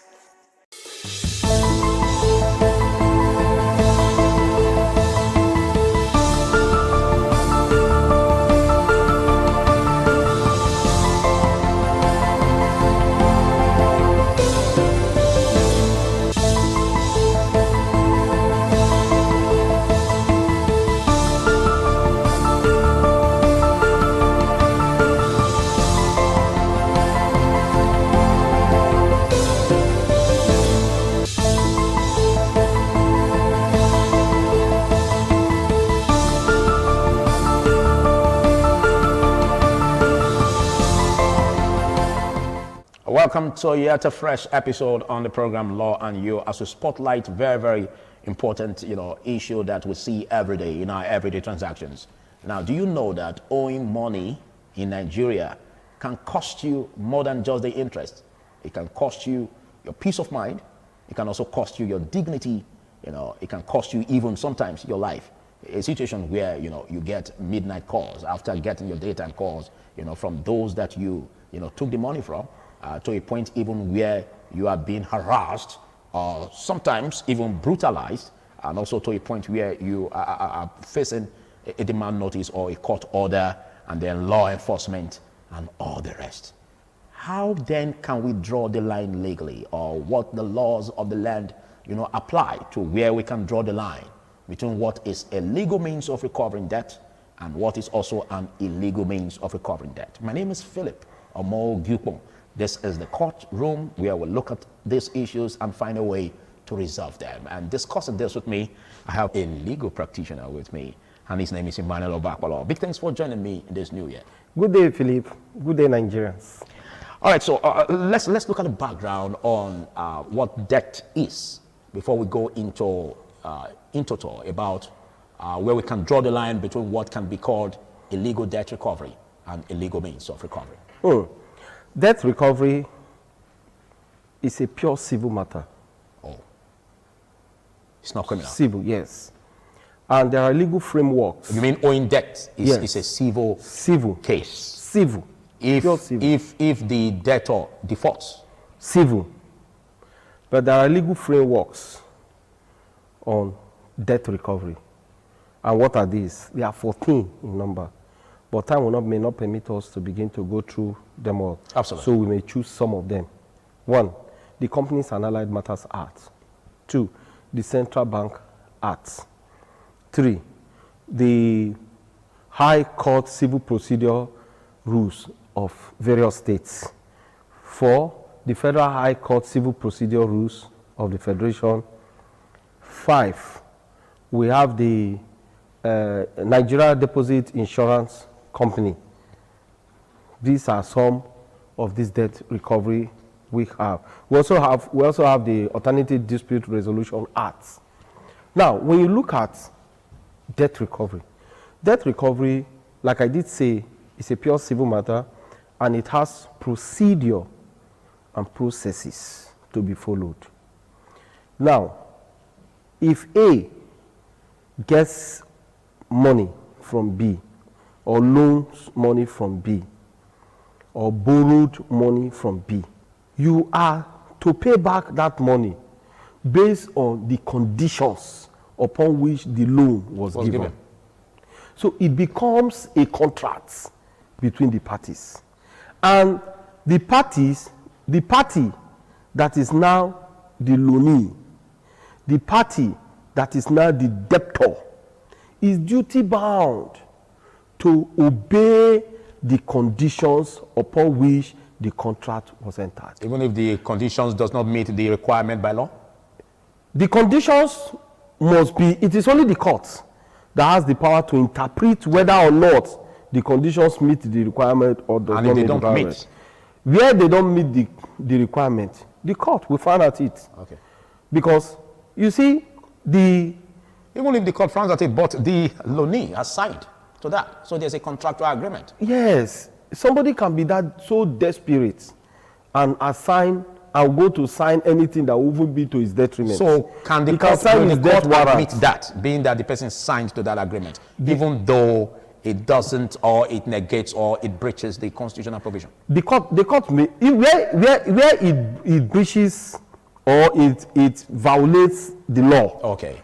The court will not accept the conditions. We ignore in the total. signature. Yes. That, or the court will not accept it in total. Okay. The court will want to look at the fairness of the condition. Okay. And what it should be, what the law says. To administer with justice. Yes, with respect to it, because the court only gives justice. And the court looks at, and justice can be two-way traffic. So the court considers that. So, and as such, in such a situation, even the debtor can get the approval of the courts for protection. Okay. The law protects also the debtor. So that is what we look at. Okay. And that is what the court considers when there is a matter of such nature before is it. this what you just said is indicative of a contract, but let's look at, as in a written contract, I mean, but let's look at a situation where there's just a verbal agreement, like friendly loans, for instance. I don't want to use the word, but let me use the word informal loaner or lender giving to a friend, like me giving to a friend and saying, well, 2 months back I needed money, okay, but by the time my friend now defaults, just a verbal gentleman agreement, you know. By the time he now defaults, do we have the local standard to litigate? Yes. You know, contracts, there are two types of contracts. There is the implied contracts, which is a verbal contract. It simply means that the contract is not spelled out in black and white. The contract is not written. It takes the form or pattern or nature of a gentleman's agreement. Such contracts, the law also allows it, recognizes it rather, and allows the contract to be between parties. Just as because the law recognizes it, and the law also considers situations of such.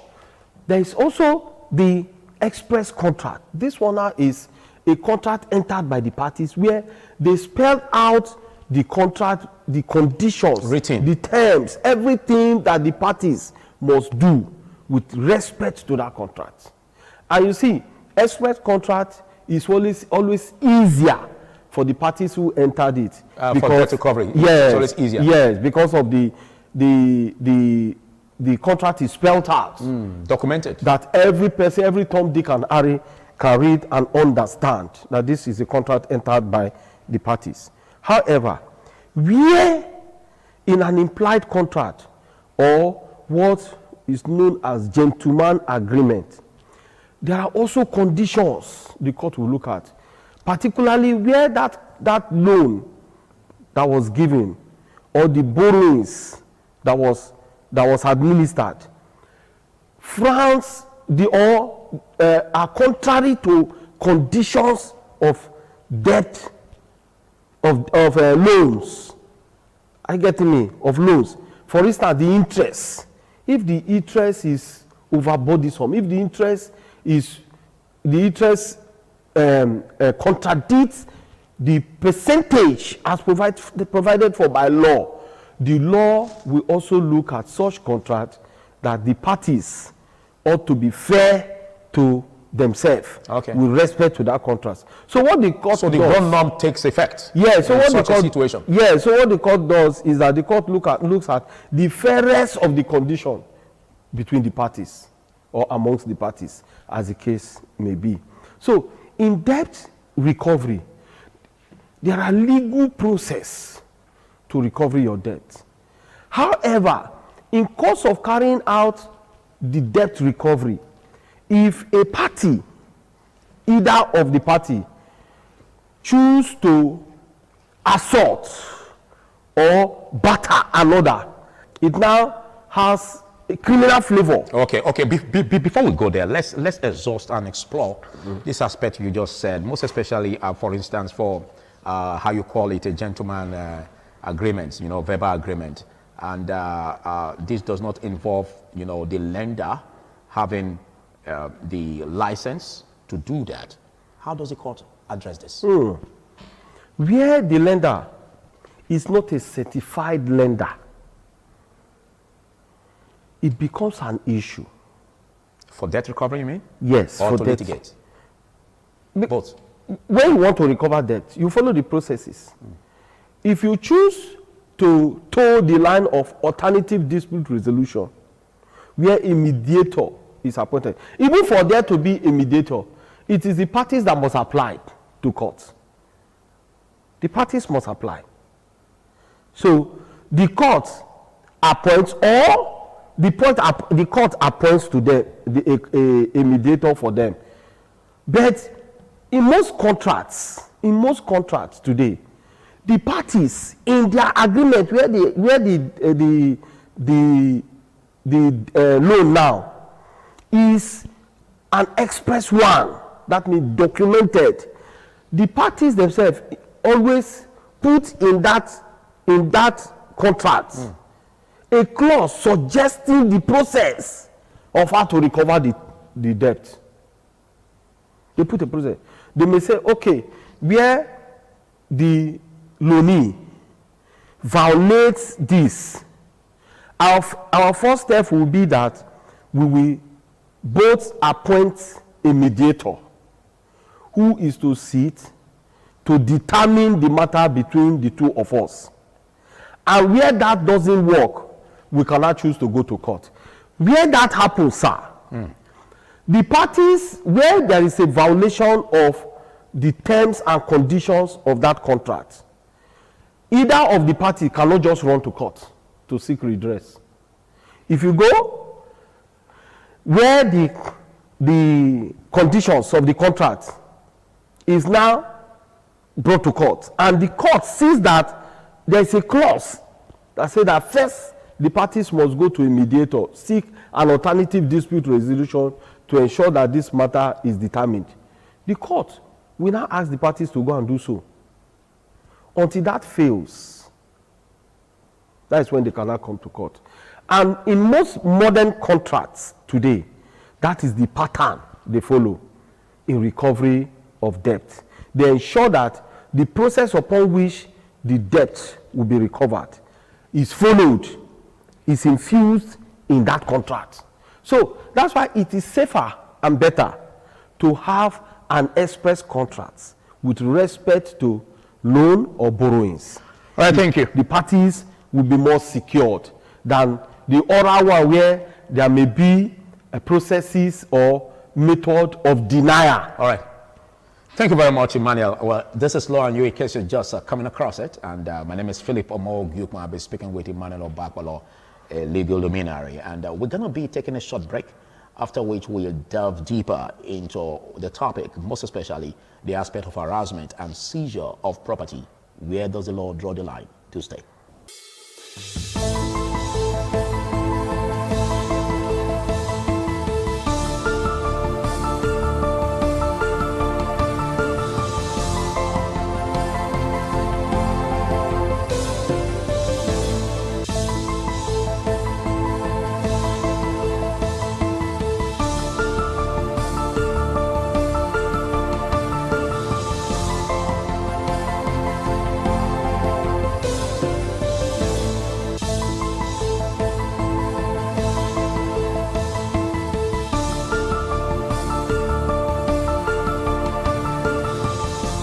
Welcome back. The show is Law and You. I still have my guest with me now.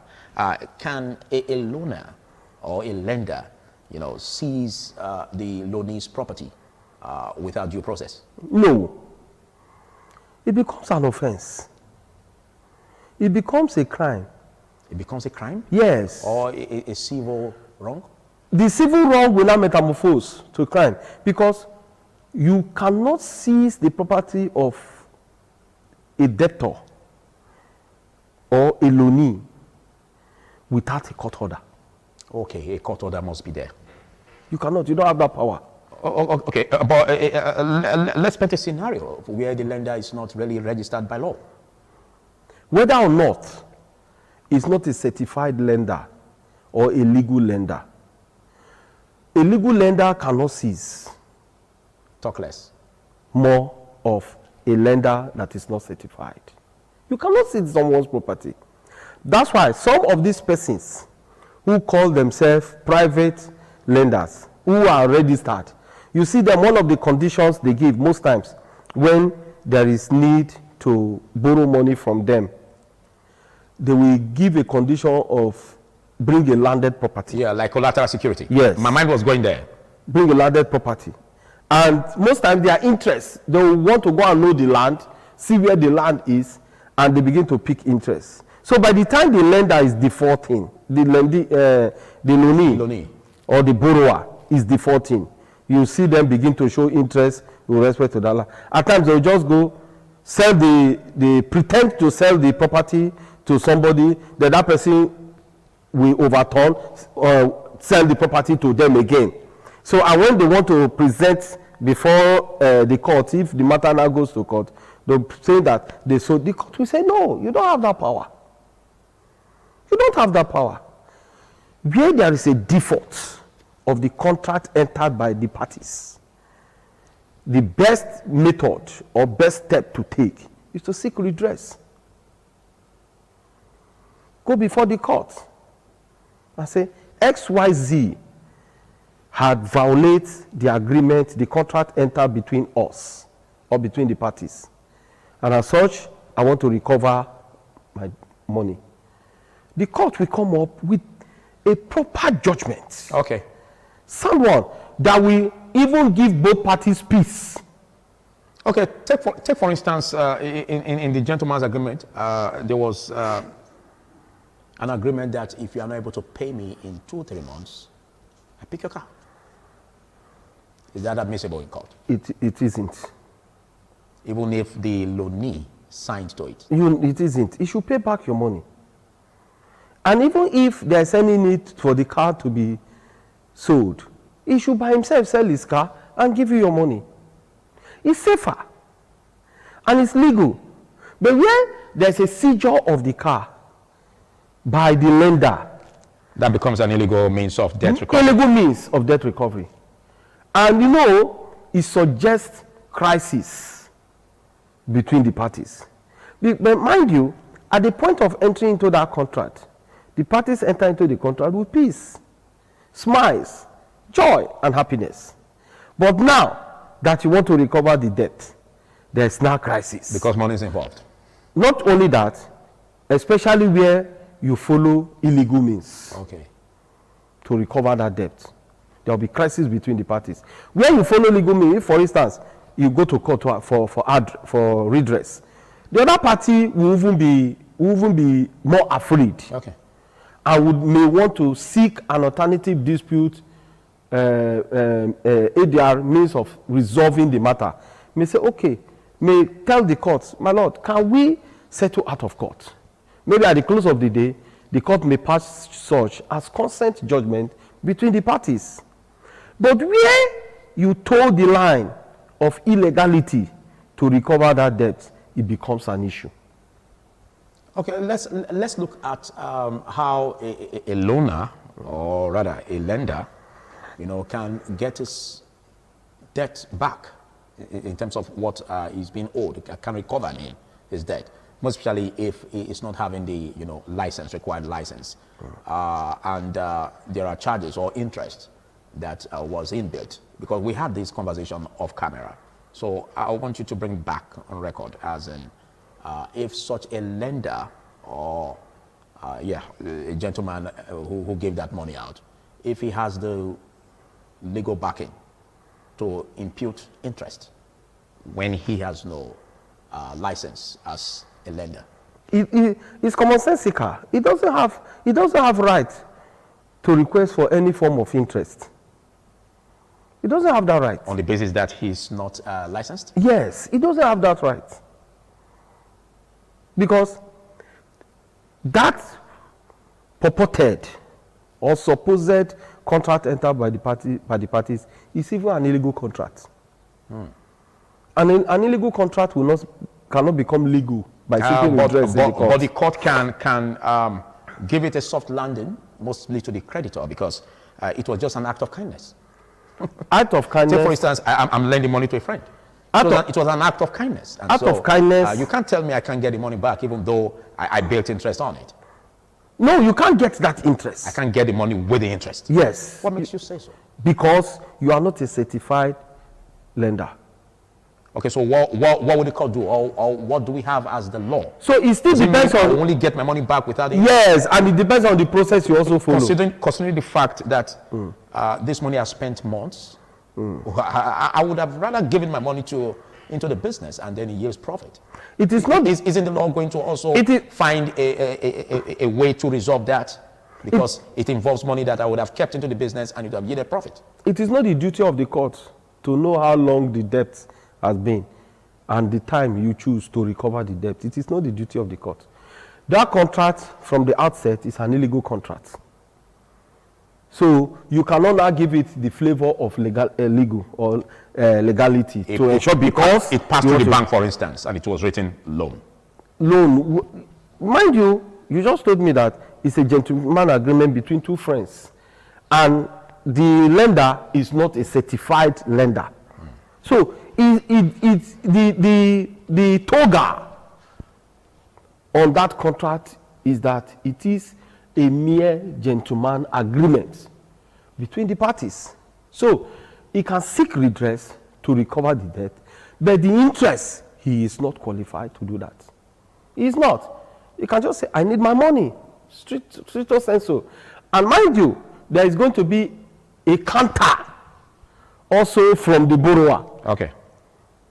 To say, no, it was this, it was not this. Okay, so let's look at the safest way, because it's one thing for you to request for money as a loan. It's another for you to keep integrity and get this money paid. Now, what's the safest way? Because we are advising the public, for instance. What's the safest way to get money as loans? One. Is it from just the bank? The bank. Microfinance bank also? Yes. Certified? Certified. Go to the bank. Make an application. We have too many banks. We have the Bank of Industry. We have the Bank of Agriculture. It depends on what you want to do with the money you want to loan. Because first, you must convince the bank what you want to use the money for. Not because you want to buy tissue paper. You now go and apply in the court, in the bank, that you need a loan. Or personal consumption. Or you want to, or you want to buy phone for yourself. You go to the bank and apply for loan. No. What will the money be used for? That's where we are, because this stringent means, all right, tied to getting loans from banks, brought a point where we now see loan sharks, digital loans, feasting on the unsuspecting public. So how do you address that bottleneck in the banks, for instance? Technology also has its own disadvantage.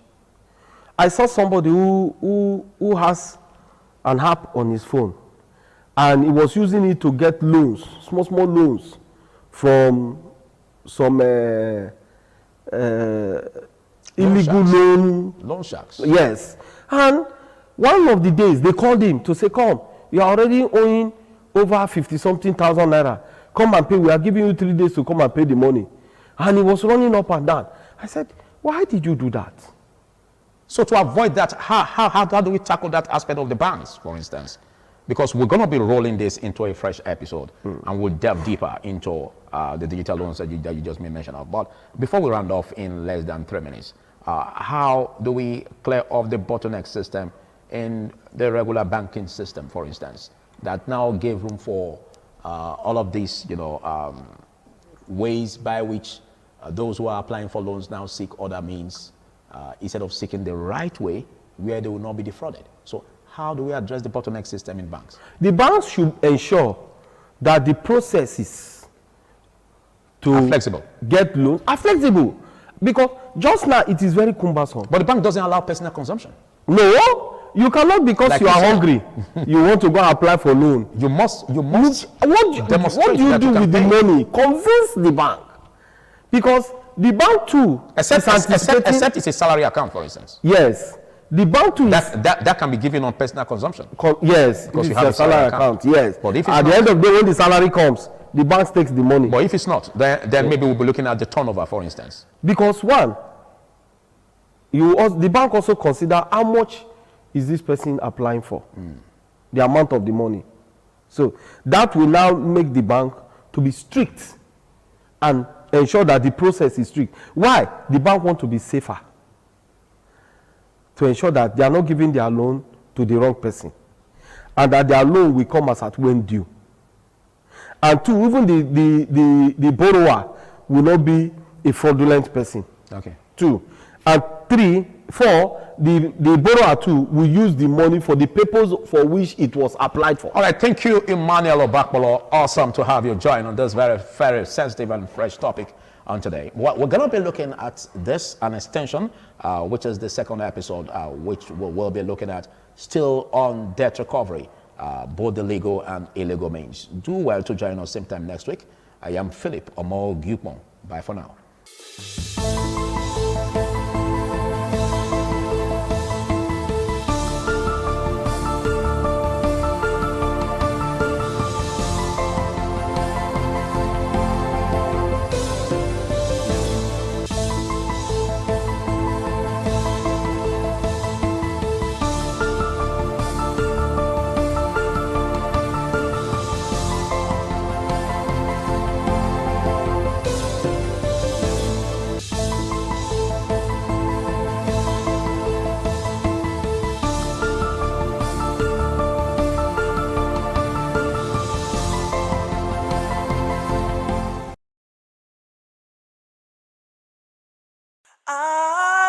ITV, certainly the best.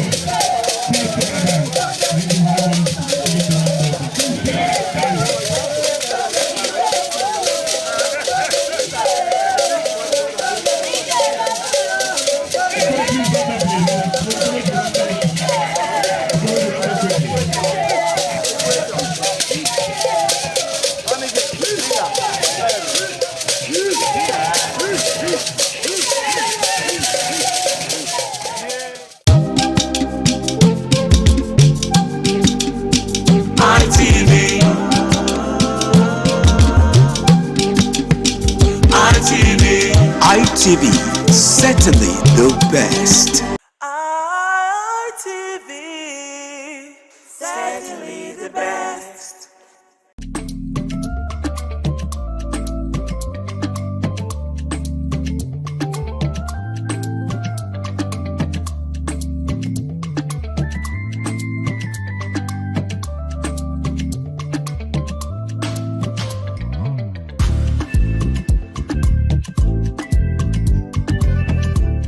Good day and welcome to WIC, Women in Conversation. This is where we talk about women, everything, love, everything.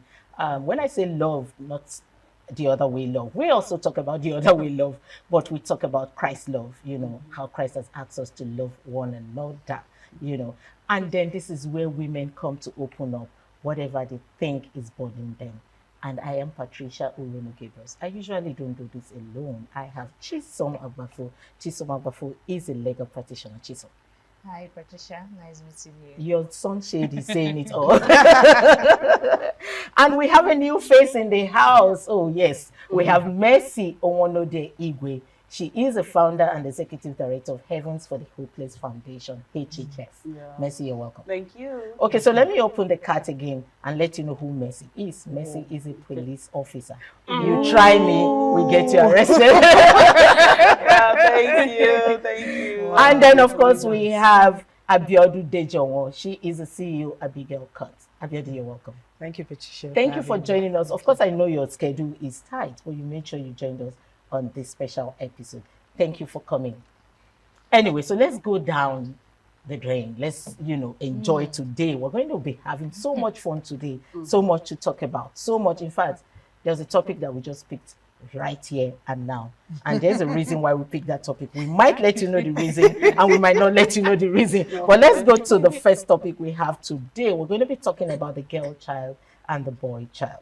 A writer once said, his name is Joseph Brendan, my dad was advising a man that was complaining about his wife not giving birth to a boy child because the man said, how will his name survive? And my dad said something that made me go crazy with my goals. He said, if you want your name to live and not die, make a name for yourself. Your kids cannot keep your name alive. If you want your name to survive, give your name life by doing things that people will talk about when you are dead. And he used the example of talking about Nnamdi Azikiwe. Let me come back home. I don't want to call the international names. He talked about Nnamdi Azikiwe. He said, who remembers his children, but his name is still ringing bell. So let me ask questions here. What is your take on a girl and a boy child? These men that complain, oh, I want a male child, and then, you know, some of them go outside wedlock to, you know, try to get a male child. What's your take on that, Chisom? Okay, well, first of all, you know, let me just sort of balance well because the issue of a boy child, girl child is a, you know, an unending discussion, debate in Africa. Let me say Africa, because they place a lot of emphasis on or a lot of pressure on giving birth to a male child. Africa is more or less centered on patriarchy, you know, everything they are doing, and then they use the Bible to justify it and say, the Bible, somebody was even telling me, Jesus was so reasonable for calling 12 men. Why did he do that? So why didn't he, you know, at least put one female there and all of that? That's why you know that the world is run. It's a man's world, right? And so because of that impression, every other person thinks that, you know, a female gender is a weaker sex or lesser than the men. But, you know, I thank God for what it is today because the world has changed. We have women who are making good money. We have women in there. I don't think there's a space where you can say this is for only men. Women have already saturated the whole field, and that is amazing. So it's more or less on the quality of investment, right? You're investing in a child, regardless of if it's a boy or if it's a girl, and then that's your investment. The output, you're seeing it that this lady is making a lot of impact in this space and all of that. So the moment they start, you know, doing this stigmatization, it must be a male child. For what? To keep the name? I was even telling somebody on Twitter, I mean, I made a post, a very controversial viral post that I got a lot of threats and because I said, you know, let's normalize women not changing their names when you get married. And a lot of people say, oh, you're a feminist, you're saying this thing, because there's no law that says a woman should, you know, change her name and all of that.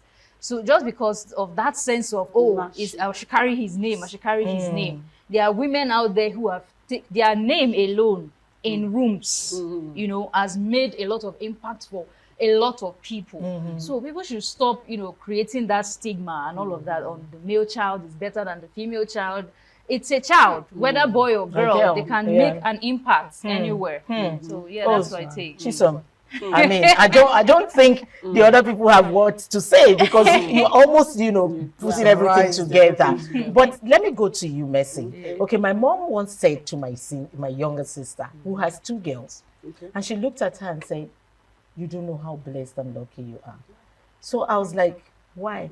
And she said, a girl child, 1 girl child is like 10 male children. I don't know how true that is. Is that true? So let me start with the fact that I thank you for starting the whole conversation, because the truth there, when it comes to the boy child and the girl child, over time I've seen that when we talk about the value, you're not saying, okay, this is better than this. It means you have a value, you have something you are placing on one that you feel this one is much more better than it. By the time I look at all the things, in all the indices that our parents, our fathers, our mothers are putting in place to judge if the boy child is better than the girl child, I look at all of those indices and I bring it to play as at now. They are nothing to write on. Okay, you talk about a male child saying, okay, a male child is better than the girl child because he feels he can continue the name of the family. Haven't you seen male children who wants to continue the names of the family, and the parents are like, please don't mention my name out there. Please don't give me one reason why. Don't mention that you belong to this family, because I don't want issue. At some point, because these are things we see every day.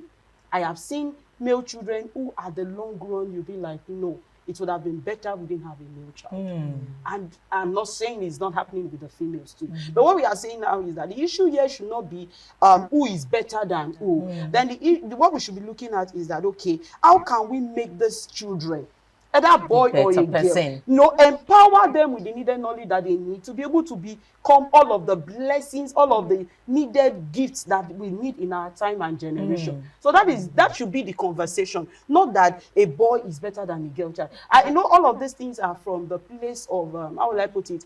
Let's say societal norms, where we are beginning to feel, oh, because this is the way it has been from. But I think with time now things are changing. Please, let's even look at it as at now. You are beginning to see women rising to frontiers where it has been said it's only the male, the only men can do this. See women rising to those spaces and they are doing, gallantly well. And that is beginning to fault the perspective our foreparents were having about the female gender. So things has changed over time. So when you talk about the fact that your mother said one girl child is better than, okay, over time it has been revealed that when it comes to their old age, parents during their old age, they need attention, they need care, and that is innate when it comes to the female child. I was talking to a male yesterday, a very matured man, who told me, I was amazed because of his position. He just said to me, I need to stop by in my hometown. I said, what are you going to do? I need to go see my mom. He said it like a baby.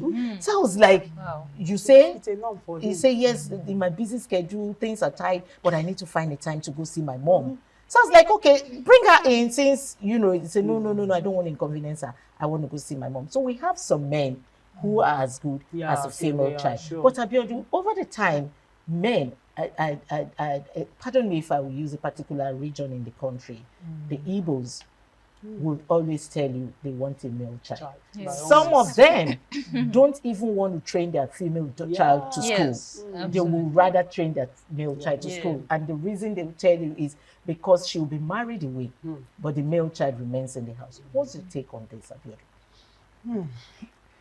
As you've all said, the thing is, to me, every child is important, and there should be in this day and age, we shouldn't be differentiating you want a son, you want a female child, because to me it boils down to, the Bible says, train up a child in the way you want to go, and when it goes, you'll not depart. So it's how you train that child. It doesn't have to be female or male. Because I hear people say that, there's a billionaire, he said, you want a female child. And I said, why? He said that because when he grows old, the female will look after him, because he said he never had time for his own mother, or so it's all different. You just said now that this was a male. It depends how they were trained, and also their personality. Some people might have been born with certain, but when you train them that this is the way, this is the good way to do things, and some men cook very well. Very well. My son does. My son does. They cook very well. So to me, it's not about, it's what you deposit, what you train a child, that it will come.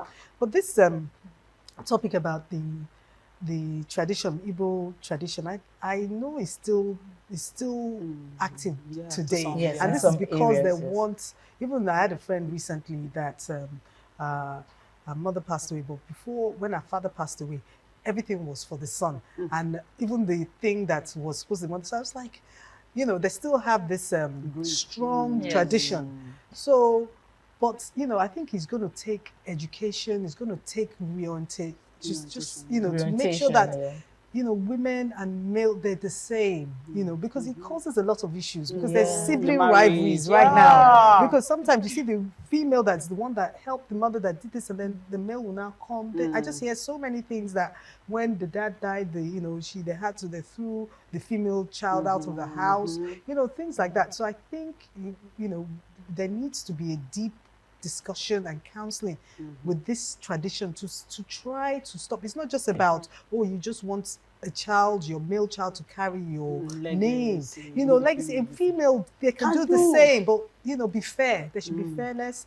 There should be you should find a way where it's not going to cause sibling rivalries, not going to cause issues on ground. So to me, nowadays, even female, they have combined surnames. So female too can carry on with your name if you want, if that's so pleased. So important. Then you get Johnson Talabi, Semikini. Johnson Talabi. I just for example, do you understand? So I'm just saying there are ways around it to go around that issue. So to me, but I think there's a bit of things are beginning to evolve recently, because take for instance, I want to say, for those that are learned amongst them, they are beginning to balance it to some extent. Take for instance, my late father started a company which is Evosec, which is the offshoot of what I'm doing presently, and I happen to be the first daughter, the first child, and my immediate younger brother is there. So for him, before we lost him, he had already put in the directors in we have the directors and all of that. I'm part of the directors, regardless of the fact that, whether and funny enough, when we lost him at a time that we never even, we never even expected he was going to go at that particular point in time. And we needed to keep running the legacy. And because I watched and I looked at a legacy that the man has built all the days of his life, and I'm like, am I going to watch this die? I took it up over my, that was what brought me into the police force. Wow. That was what brought me into the police force. So the thing there is for parents who are still in the dark, still feeling that, my male child is the only one that can carry on with my legacy, I think is a level of knowledge they are exposed to. So over time, some persons are beginning to get exposure, and they are, it's a bit flexible. Okay, so let me remind you, we're still in WIC, Women in Conversation. And like I said, we have a police in the house. If you look for our trouble, it's all over for you. It's all over for you. So we're still talking on the girl child and the boy child. Chisom. Yeah, so there's when Abiodun talked about female inheritance, property inheritance. As a lawyer, I've dealt with so many will arrangements and all of that, letter of administration and will reading and all those things. And I found out that 90% of this will, the sharing of the property, you'll be hearing my 2-story building goes to my third son, fourth son, and then there was one that he only gave the daughter just a room. I think the house had, what this Face Me and Face You house, he gave her just the room. And as a lawyer and this confidentiality thing, I can't put in my emotional opinion. Okay, Chisom, I'm going to cut you short there because we're going to be going on a short break. We'll be right back. Please stay tuned.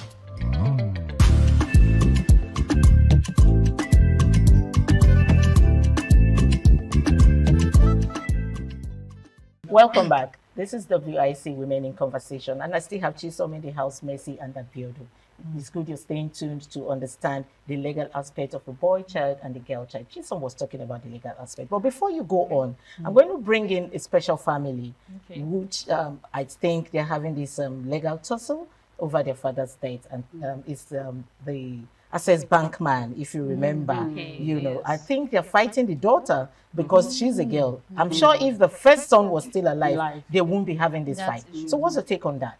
Okay, like I was saying, so it's recently, this will is recent, 2025, and it's still happening. They gave the lady just a room, like I was saying. He shared property, and is an extended family. So there are a lot of sons. It's a typical Igbo family. So lots of sons, few daughters. So it's expected. So just the only daughter they had, he just gave her a room. And then I just made a comment like, I was just talking with the wife that, your daughter just a room and all that. So she said that there's an impression in the home that any lady, if you're a female from that family, automatically the reason why they don't give you property is because you end up giving it to your husband. And I was trying to understand how that makes sense. They feel whatever is given to you, your husband has to take it. So there's still a patriarchal, strong system holding that family. So no matter what a female child does, your success is attached to your husband. So meaning the property would still, the name of the property will still die. So instead, they just give her maybe a room to sell. And let it just be that she's not part of the home. I even made a post about that, and a lot of people were talking about their own experience in their own family, what they end up getting, and all of that. So the issue of the Access Bank own is the same thing. When there's a will and they find out that, either they give, even giving to the wife is an issue. Yes. The wife of the man who has struggled with this man, they end up giving her nothing. They give to maybe the children, the male children who are there. And it makes no difference. I mean, if you give it to a male or you give it to a female, how do this child manage the property? I mean, it doesn't, it's even, I think I prefer the Yoruba culture in that aspect. They don't place emphasis on a child. Yes, a child is a child. A child is a blessing to them, unlike the Igbo system. So it affects, legal acquisition of property in a home and all of that. But you need to give your child something, your female child. You need to acknowledge her presence in the home. Yes, she also deserves the same quality of inheritance that you are giving the male children. And I think that what is, because we are all talking about this now is different, and I figured out that what is actually making the change is the orientation of the female child, not the society. Not the society, because the whole society still sees men as just the way you're a police officer. I think we have a military officer in my family. So I think the first time they were like, we have a military officer, my dad was just saying, we have a military. And she's a female. It's a female. So everybody will just say, he. I want to know, I want to meet him. Yes. Where is he? Yeah. And so my dad was like, I know, she's a woman. And so they're like, So all those, there are women who are submissive to the patriarchy, like those older, much Igbo women. So they're like, is she married? Will she be able to, they were not even trying to know her competence. Wow, this is, so that's a problem. So it's we, the women, your mindset, if you can change it, like you who is a police officer, for you to even have that courage to stand and say, this is who I am. Because a lot of people will look at you and say, oh no, who asked you to join this thing? Why did you do this? And all of that. So if we women can change our mindset, if you're training a female child, let her know that, okay, the world is a man's world. So you need to be courageous in anything you're doing. And it happens everywhere. I think even my auntie was complaining at one point that the daughter got a lead role for, this school play that they do. So they ended up giving the lead role to a guy. But the girl could play that role better. So that is the issue. From that, starting from the scratch, she had already seen that. Okay, this is because I'm a girl. Because I'm a girl, and I have to do me, this. yeah. And so that's the issue. We should train children in a way that they know that you are also, you deserve whatever position you want to be. Property acquisition, even the wife, you know, if you, that's why I said I prefer the Yoruba culture.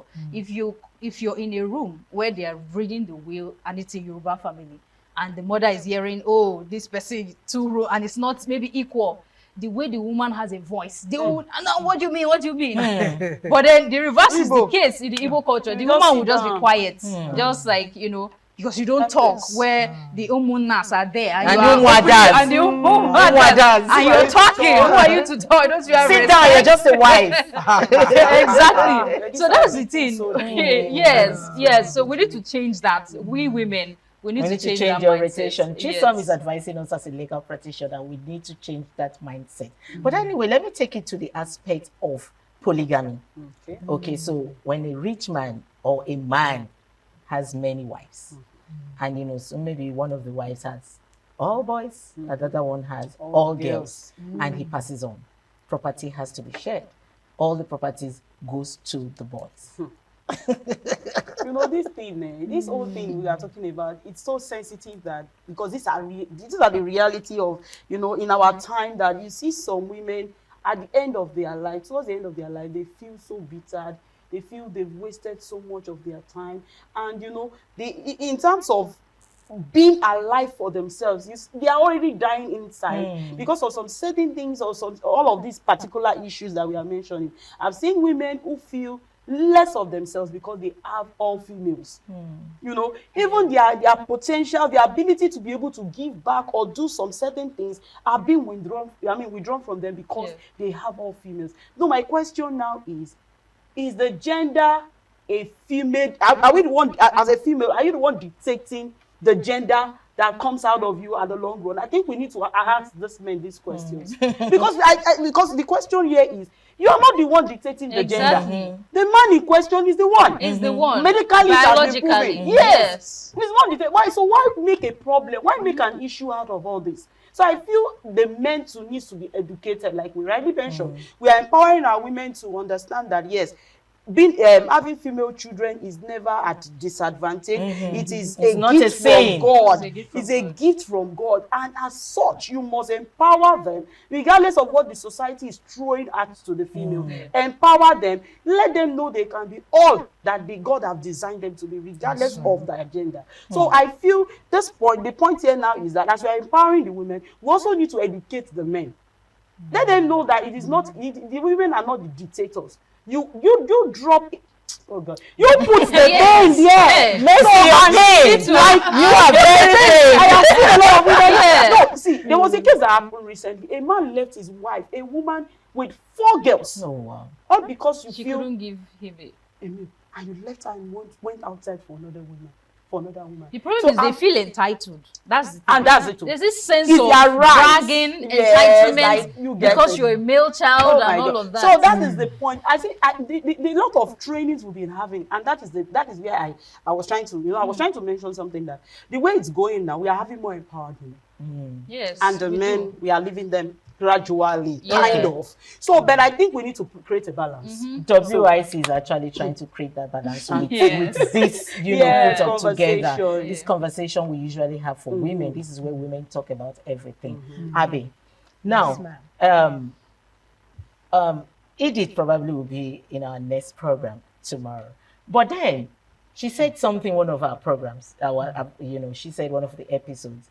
She said when they have a male child, they throw powder around. I remember, and they're excited that they have a male child. And some of these male children are the ones in the motor park, the Agberos that 4 teeth. I think those were the right words she used. That 4 teeth would have gone up from their mouth. What if the male child happens to be that kind of person? What do you think the family should do at this time? Should still, will everything to that child or to the female child that is coming after the male child? Okay, now, what I know now, wise people, family are making the will before they pass on. So you can assess situations. Like I speak to a lot of older people, And there's this particular lady, she's selling all her properties. Yeah.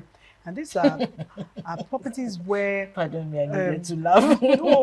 Now, yeah, that her father passed on, and the father made it into a trust where the legacy goes on. Wow. But now, as you know, in Nigeria, there's a way around it somehow. But and I asked, I said, I thought you can't sell this. She said that if she doesn't sell it, that her children will fight. That there will be trouble. So she has to sell it and share everything before she goes. So to me, and then you know your child. If you have a child that's a drug addict, you're not going to will. I mean, if you, while you're alive, you put things in place where that maybe there will be a trustee that will be guiding that child with some money allowance and everything, so that it doesn't just blow it. And then again, you just, when you're saying that, you need to, well, for I know in our culture, we share is equally. There's nothing like first son or second son, although, we give, bit of preference. to the first son. Some family, it depends. They will more to the son because maybe they're taking over the company. I think you assess each child. Each child has a gift, has a potential. You see where each one sits. Yes. Like, for example, now see the Queen of England. She did a fantastic job for how many years? She's one of the best. So when so I think it's education that you just put all you can into every child. Do your best. Okay, let's quickly have the last question before time, because I've just been told our time is almost up. Okay, let me go to the legal aspect of when all the children and, I don't want to use the negative words, are not in the right position to take care of the property. Like, for example, Bobby Benson. We know that his property was abandoned for so many years until Lagos State government took over it. Do you think Lagos State government had the right to take over it? Was it Lagos State government or federal government? I don't know. I stand to be corrected. But one of the governments took the property over. Okay, normally the government has a right to acquire any land in Lagos. Okay. I mean, it's the state. The land belongs to the state. But then if it's a private property, fine. But then when the property has been abandoned, it's not of use, and the government deems it fit that maybe this will be good for recreational purpose or be good for the state and all of that, and they pick interest in that property, they can acquire it. Okay. So first thing, I think in relation to our topic, what I would say is for people to understand that there is no specific law that says you must give your property based on gender. I think people need to know that. A lot of people are scared.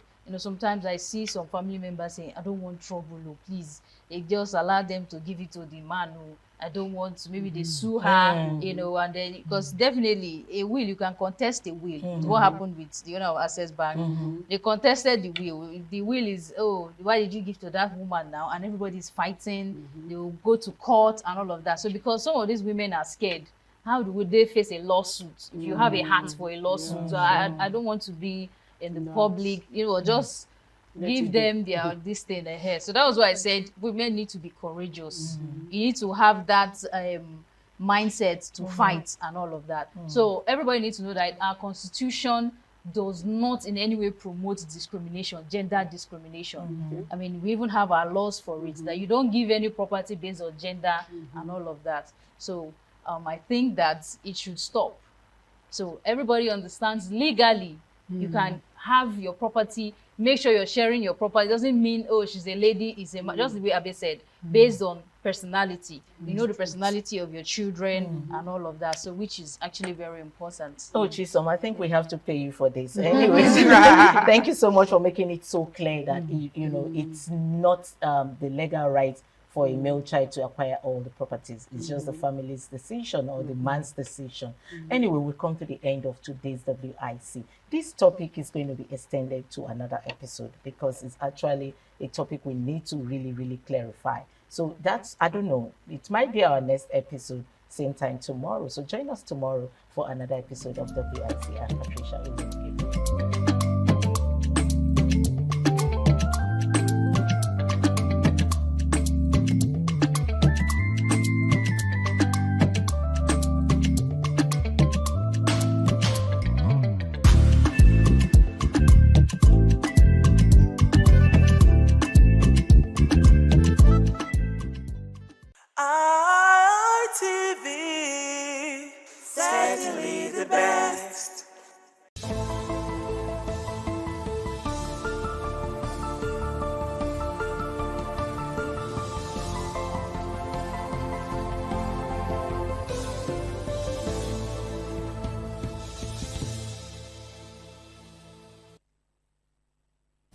In the headlines, the President Tinubu says terrorism, banditry alien to Nigeria's culture.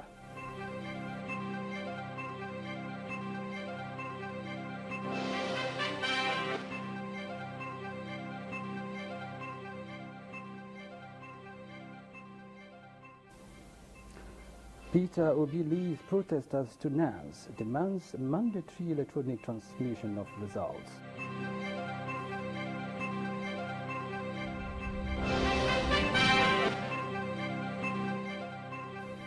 Police command arrests suspected kidnapper, killer of medical doctor.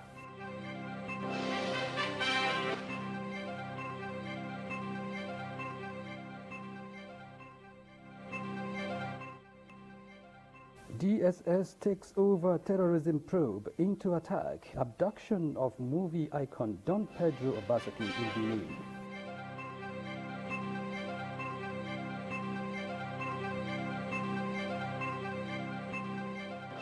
Plus, Lagos State government kicks off 7th edition of Ibile Youth Academy.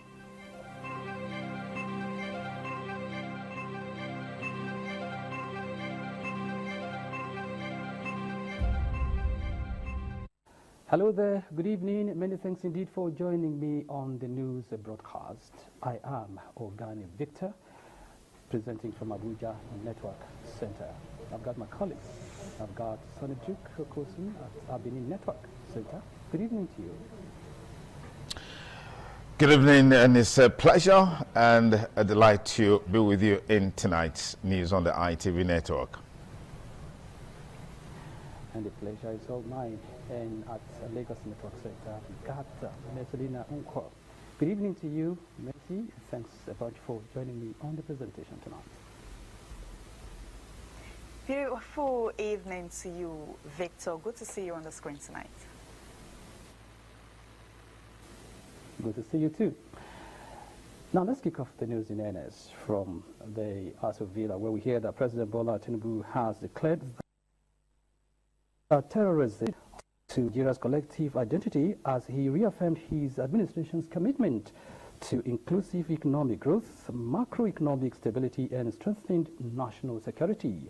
As State House correspondent Ika Ruata reports, the president who vowed to defeat terror spoke at the opening of the 2nd edition of the National Economic Council NEC conference and the presidential villa, Abuja.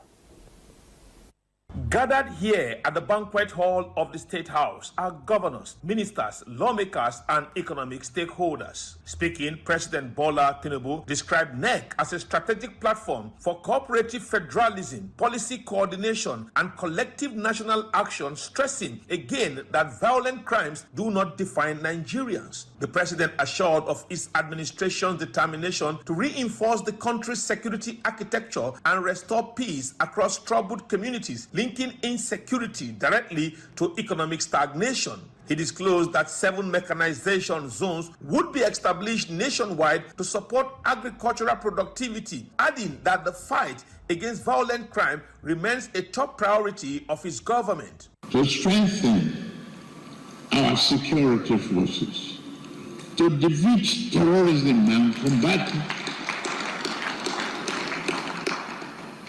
that, I promise you, is what has kept all of us sleepless at night. But I assure you that we will win with determination and resiliency. Describing insecurity as a major economic hindrance, the president says all tiers of government must work collectively towards an urgent and lasting solution, while commending the governors of Borno, Katsina, and Kaduna states, among others, for doing so much to defend the country's freedom, liberty, and commonwealth. Vice President Kashim Shettima, who chairs NEC, called for deeper collaboration among the 3 tiers of government, describing the council as a decisive forum for shaping Nigeria's economic direction through debate and consensus. The convener of the conference and Minister of Budget and Economic Planning, Senator Abubakar Atiku Bagudu, lauded the president's sustained engagement with the council as a symbol of respect for Nigeria's federal structure. Representing the chairman of Nigeria's Governors Forum, Governor Dapo Abiodun underscored the central role of state in shaping macroeconomic outcomes through investment decision, tax administration, service delivery, while calling for discipline and socially legitimate implementation of reforms. From the Old Banquet Hall, Aso Rock Presidential Villa, Abuja, I'm Ikaro Atta, ITV News. And away from that now to some stories on the state of the nation and, of course, electoral matters. Former Labour Party presidential candidate and ADC hopeful Mr. Peter Obi has warned the Senate against electoral manipulation. Obi stated this when he joined hundreds of protesters at the National Assembly in Abuja to oppose the Senate's amendment of the Electoral Act. As ITV's Augustine Innocent reports, the placard carrying protesters who turned in blocked the main entrance to the National Assembly.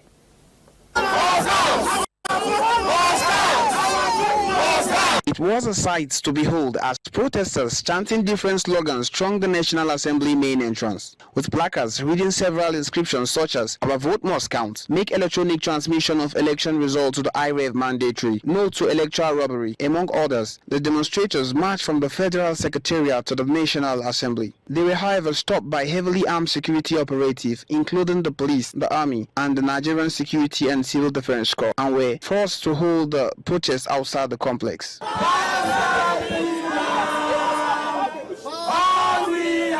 The protest tag Occupy the National Assembly was obviously organized by a civil society coalition and other pro-democracy group over the Senate's removal of the phrase "real time" from provision on the electronic transmission of election results. Joining the protesters is the former presidential candidate of the Labour Party, Peter Obi, who warns that credible elections remain critical to Nigeria's stability and development. The giant of Africa is the one that wants to do things wrongly. What is wrong in just a simple process of transmitting votes properly? Simple transmission. Other protesters, including Aisha Yusufu, Peter Abudu, accused lawmakers of undermining democratic reforms and vowed to sustain the demonstration until the National Assembly reverses the amendment. From the National Assembly 3-arm zone, Abuja, Augustine Innocent, ITV News. And now on the security matters, the FCT Commandant of the Nigerian Security and Civil Defense Corps, Dr. Olushola Odumushun, says stolen government assets in the FCT worth over ₦1 billion has been recovered from second-hand market commonly referred to as Panteka. He made the disclosure Monday when the Managing Director of Independent Television and Radio, Engineer Elvis Obaseki, led a management delegation on courtesy visit to his office. As correspondent Juliet Danjua reports, the MD of ITV lauded the contribution of NSCDC in the security of lives and properties as well as critical national assets.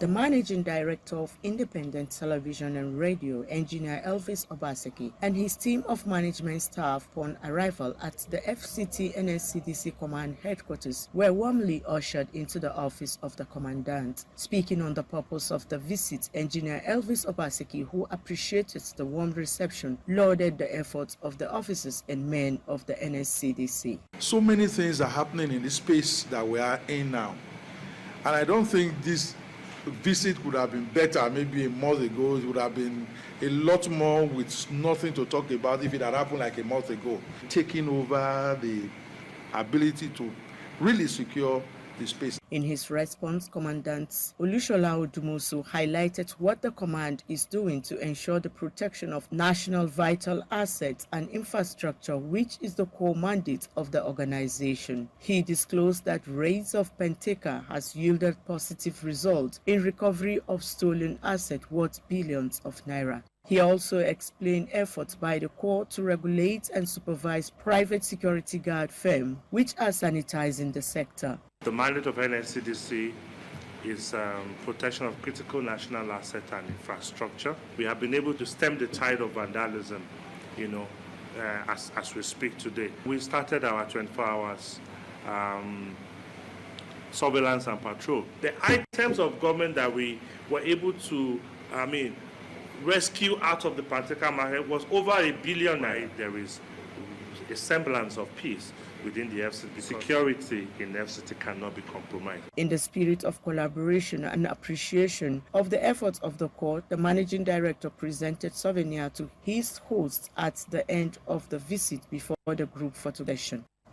From Abuja, let's thank you, our report ITV News. And the beat from here, let's now link you to our Benin Network Center for the continuation of the news. It's over to you, sir. Thank you, Victor. You can watch ITV live online at www.itvradioNG.com/live. You can follow us on all our social media platforms, Facebook, X, IG, YouTube, and TikTok at ITV Radio NG. And we'll begin a bulletin from the Benin Network studio from the security sector, where the State Police Command has arrested 3 kidnapped suspects in connection with the abduction of a medical doctor, Dr. Abu Babatunde, and the killing of his brother in Auchi, Esako West local government area. The command's public relations officer, ASP Eno Ikodem, who revealed this during a press briefing, said the arrests followed a series of intelligence-led operations as efforts intensify to dismantle the criminal network responsible for kidnapping activities in the area. Crime correspondent Jolade Ojo has more. According to ASP Eno Ikoadem, the first major arrest was made on the 3rd of February 2026 when operatives of the Auchi division during a bush-combing operation intercepted a suspect identified as Saminu Kawuji. A search conducted on the suspect led to the recovery of 2 knives, 2 mobile phones, a UBA ATM card, and the sum of 20,250 naira, while an identification parade later confirmed him as one of the abductors of Dr. Abu Babatunde. ASP Eno further disclosed that on the 8th of February 2026, acting on another intelligence lead, the divisional police officer of the Auchi division mobilized operatives to the specialist hospital Auchi, where 2 additional suspects, Idris Abubakar and Sonny Abubakar, were arrested. The suspects were also identified as members of the gang that kidnapped the medical doctor, with Idris Abubakar specifically identified as the individual who received the ransom paid for the doctor's release. We've been on the trail of the kidnappers, and fortunately we had a breakthrough on the 3rd of February where a suspect was arrested. On the 8th of February we had another breakthrough where we had intelligence that some of those gang members identified were seen at the specialist hospital. Investigation is ongoing, efforts to close in on the rest of the gang members. My advice to members of the public is to continue supporting the police. Command's 247 active lines are equally open. Give us information and we'll work with it. The Edo State Police Command has reassured members of the public of its resolve to pursue all kidnapping and crime cases to a logical conclusion and bring perpetrators to justice. From the command headquarters in Benin, Jola Deojo, ITV News. Still on security, the Department of State Services, DSS, has formally taken over the investigation into the attack and abduction of Dr. Pedro Obaseki in Benin City on December 28, 2025. The incident is now being treated as terrorism-related following petitions submitted by his legal team. In a state of the case statement issued by his lead counsel, Senior Advocate of Nigeria, SAN Femi Falana, the DSS headquarters in Abuja was said to have assumed full conduct of the investigation in recognition of the nature, gravity, and wider implications of the acts outlined in the petitions. The statement adds that Falana described the decision to classify the matter as terrorism-related as quite commendable. According to the statement, the petitions allege terrorism-related conduct, conspiracy, assault, unlawful detention and obstruction of justice arising from the events of December 28.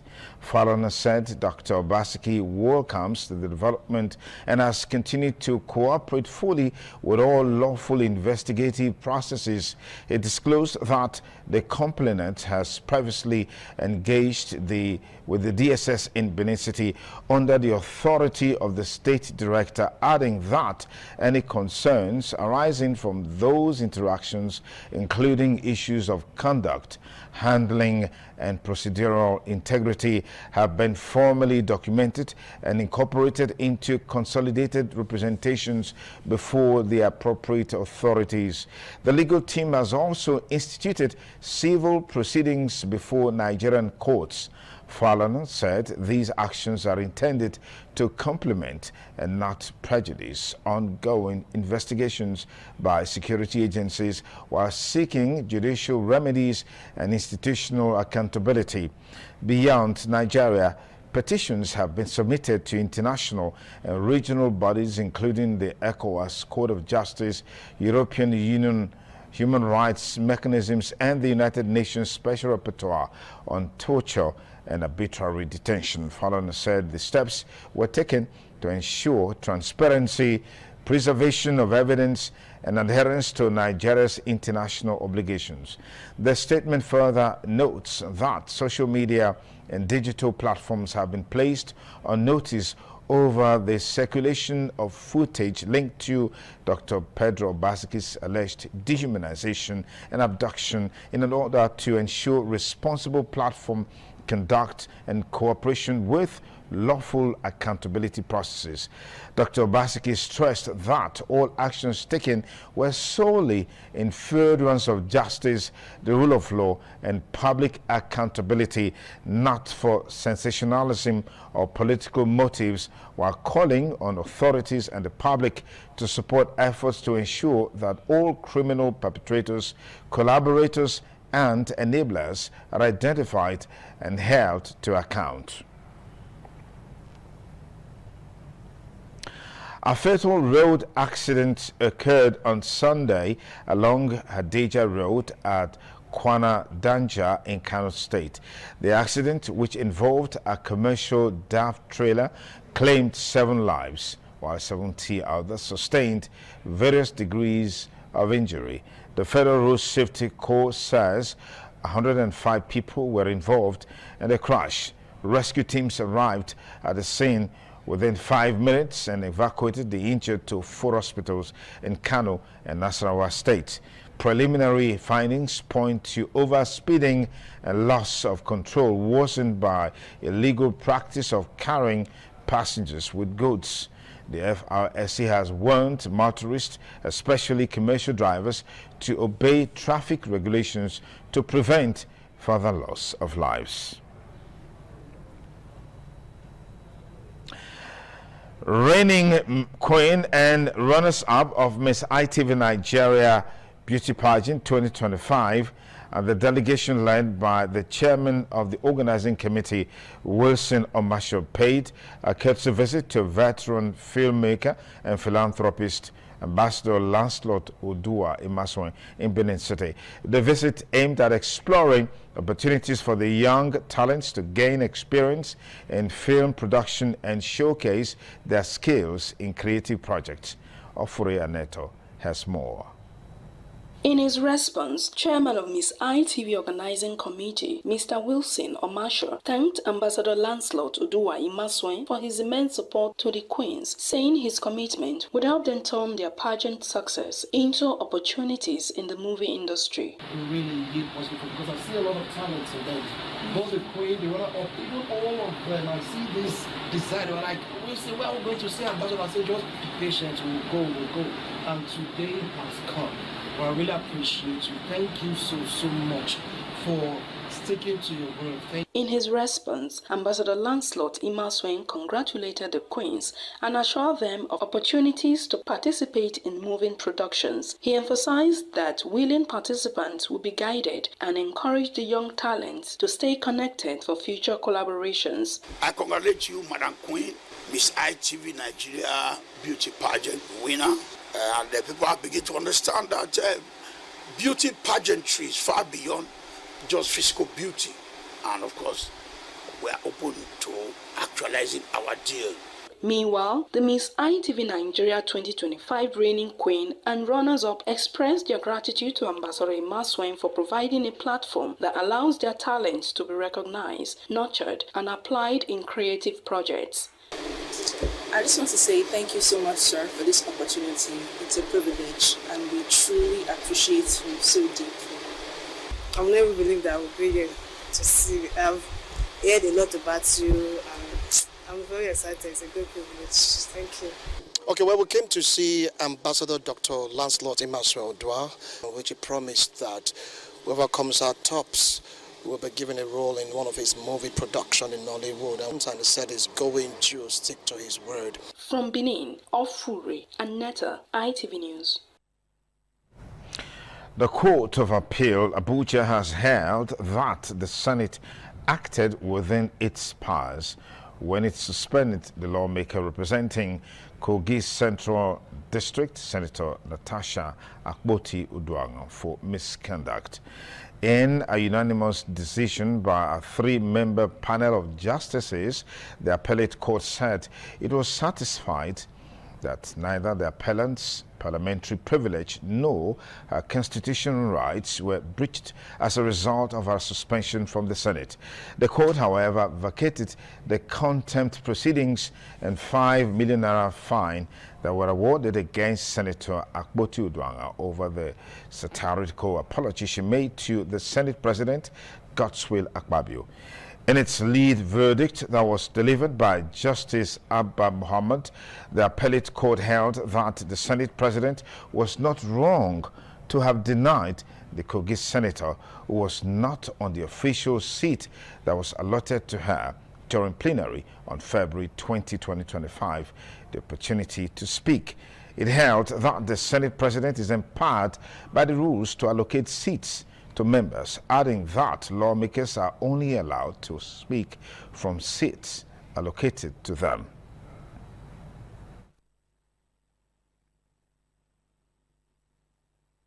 It's the news broadcast on independent television. About time we went to Lagos now, where Messalina is waiting patiently to continue the news from Barazis. It's over to you.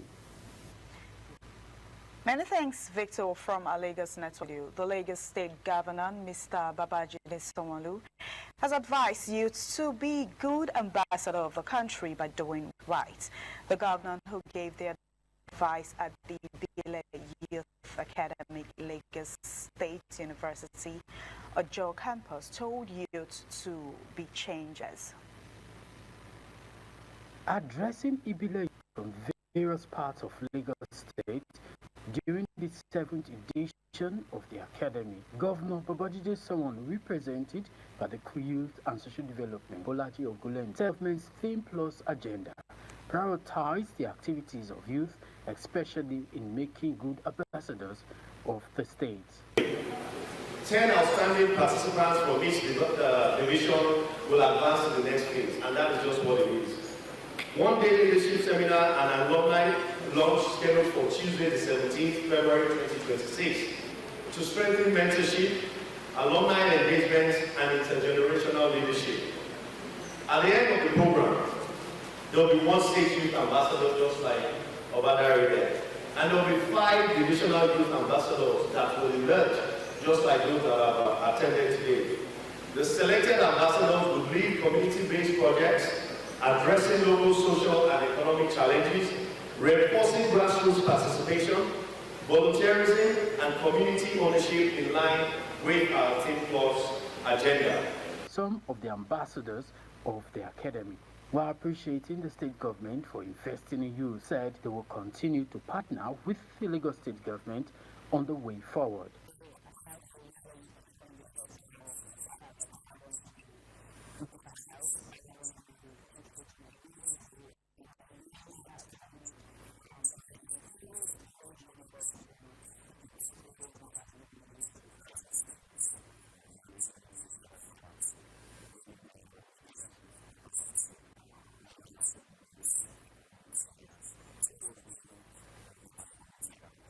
The 7th edition of the Ibile Youth Academy is to train several youth in the state. From Lagos, Ibuji Horia, ITV News. Moving on, Lagos State Task Force says it has rid the state of street trade and display of goods on roadways, unauthorized blockages of road and illegal shop extension contrary to the state master plan, and other environmental infractions as it is embarked on another enforcement exercise on Lagos Island. The operations was led by the chairman of the task force, CSP Adetayo Akenrele, and covered areas such as Marina, Davis Street, Bradford Street, and adjoining roads where street traders display goods on the roadways, highways, and walkways, thereby constituting environmental nuisance and obstructions to free movement along the Lagos Marina Expressway through Davis and Bradford Streets.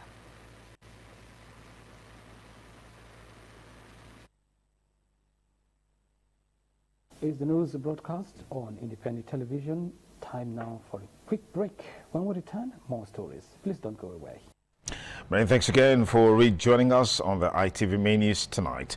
Songs of praise and thanksgiving took center stage during the 2026 Passover Thanksgiving of Angel House Ministry in Benin City as members concluded a 40-day fasting and prayer exercise. The annual celebration, which drew worshippers from various denominations, was described as a moment of gratitude, rededication, and renewed faith. Ofuria Neto again has details.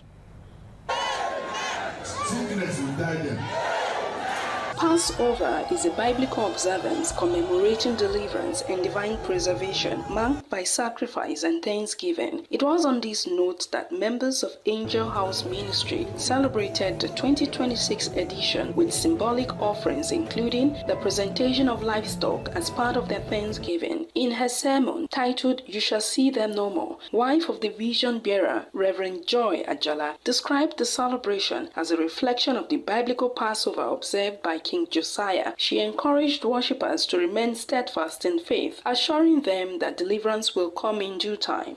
It is indeed a great blessing for us all to witness this year's Passover sacrifice, time, Passover to cross over and take over. And I pray for somebody here today that the devil has imprisoned. In the name of Jesus, as the Israelites came out, you are coming out. Highlights include presentation of livestock by different groups, cultural displays, drama, and dance performances, adding color and energy to the occasion.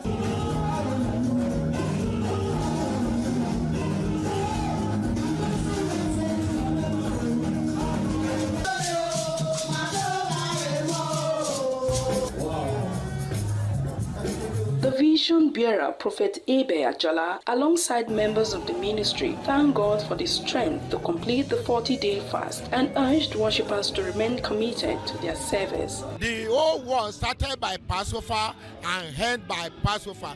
Passover is the only approved celebration by God in the Bible. All of us should know that whatever God has given to you, you must pass it over. The man of God is a prophet, and that's what we are benefiting. We are happy, serving God, happy, despite the challenges in town. From Benin, Ofuri, Aneta, ITV News. The National Business and Technical Examination Board, NABTEB, has announced the release of results for the 2025 November and December National Business Certificate and National Technical Certificate NBC and NTC, as well as the Advanced National Business Certificate and Advanced National Technical Certificate ANBC and ANTC examinations. The announcement was made on Monday at the NABTEB headquarters, Ikpo Bahir, Benin City, by the Registrar and Chief Executive Officer, Dr. Muhammad Aminu Mohammed. Joy Obaishabo has details. My honor to officially announce the release of the November/December 2025 NBC/NTC and ANBC/ANTC examination results. Addressing journalists, the Registrar and Chief Executive Officer of NAPTEP, Dr. Mohammed Aminu Mohammed, reaffirmed the board's commitment to excellence, transparency, and efficiency. He noted that the release of the results was achieved within 64 days of the last examination paper and 24 days after the completion of the marking exercise. He disclosed that the examinations conducted between November 3rd and December 6, 2025, recorded a total of 61,591 registered candidates across 2,079 centers nationwide, covering both O-level and A-level examinations. 57.32% of candidates were certified as craftsmen with MBC and /NTC certificate, while 56.52% were certified as master craftsmen with ANBC/ANTC certificates. On the issue of examination malpractice, Dr. Mohammed revealed that 259 candidates were involved. He added that candidates who successfully completed their examinations can now access their results at novdec.naptep.gov.ng. Candidates can access the NAPTEP portal to access their results. Dr. Mohammed further announced that registration for the 2026 in-school NBC/NTC certificate examinations has commenced. From Benin, Joy Obaisiabu, ITV News.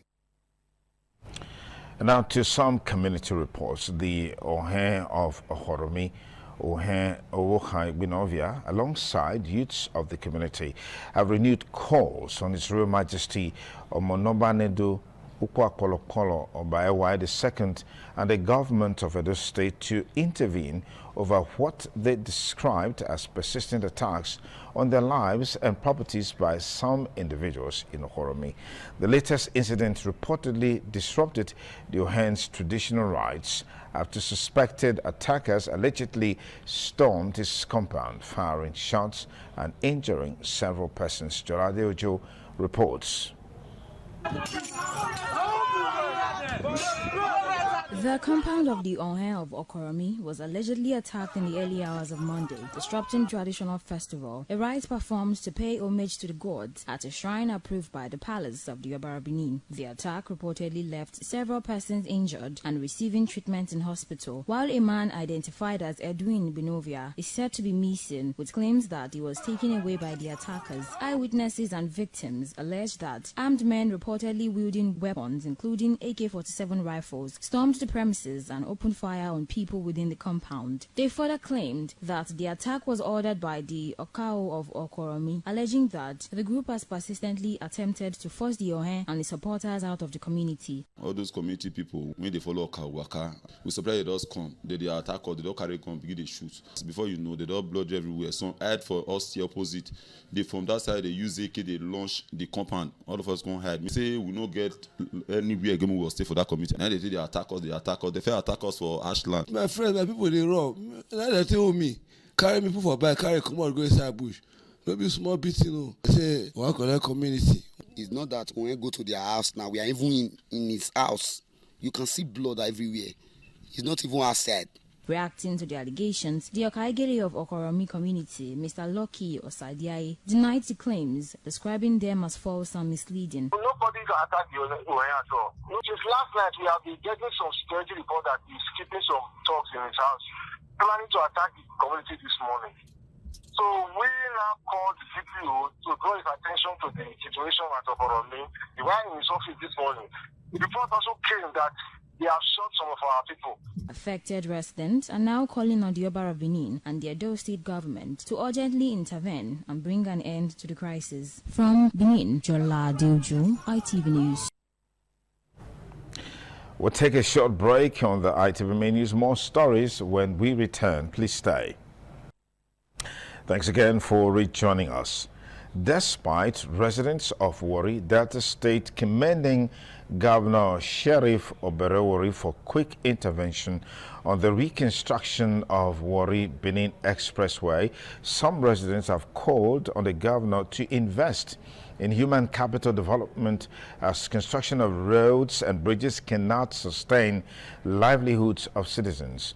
Warri correspondent Benga Ahmed, who sampled the opinion of some residents, reports.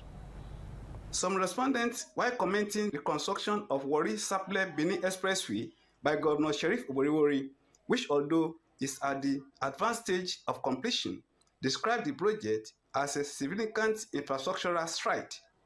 Some respondents, however, said constructing roads and bridges cannot sustain livelihoods, urged Governor Sheriff Oboriwori to invest in human capital development by creating job opportunities and revive moribund companies in the state. I want to admonish the governor. People cannot feed on the bridges, they can't feed on the Kota Road. The teeming youth that we are producing from the universities every year, Delta State produce so many graduates. These people who are coming from the universities, from training institutions, they need a job.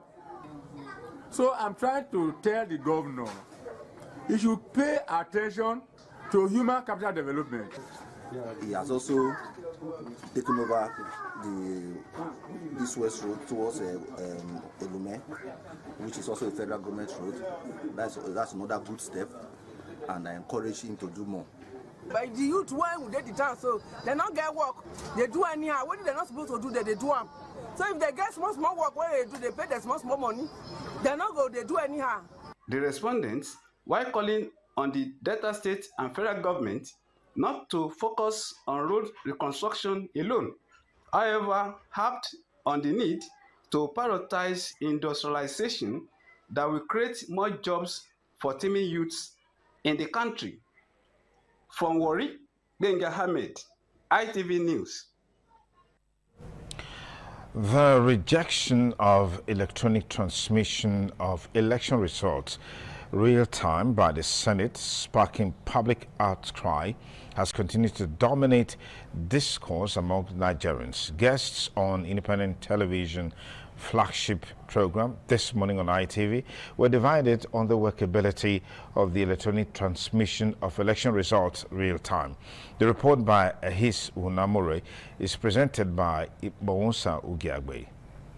Guests from the Benin Network Center, Head of Mass Communication Department, University of Benin, Dr. Dan Ehariafo, and Edo State Chairman IPAC, Dr. Bishop Ahalame, were of the view that the idea not to embrace real-time electronic transmission of election results will undermine transparency, public trust, and confidence in the electoral process. They said non-electronic transmission of election results would give politicians the opportunity to manipulate results.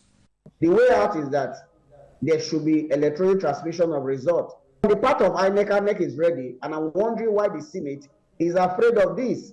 We're talking about electronic transmission. All this is to ensure that we curb electoral vote fraud. The guest from the Abuja Network Center, a rights activist, Gerald Kachi, while commenting on the forthcoming FCT Area Council election, said the election at the grassroots has been hijacked by godfathers, thereby eroding the people's morale to come out to cast their vote during the elections. The people already mindset is that they know who will win. Does our vote count? Over the years, elections conducted in FCT, organized by INEC, have shown that they really try with regards to credibility, integrity of the outcome. From the Lagos Network Center, the guest, a broadcaster and communication strategist, Charles Ideho, said the problem of network stability and glitches must be addressed before adopting electronic transmission of election results.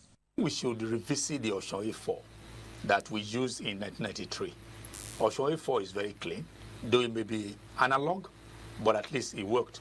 The guest urged Nigerians to develop themselves to become self-employed. Ikmamosa Ugiagbe, ITV News.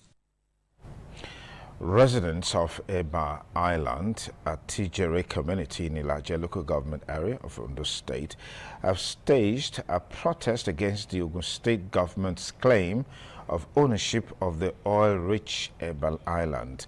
The protesters, carrying placards with different inscriptions, marched to the headquarters of Ilaje local government area, where they maintained that Eba Island remains administratively part of their indigenous and ancestral home.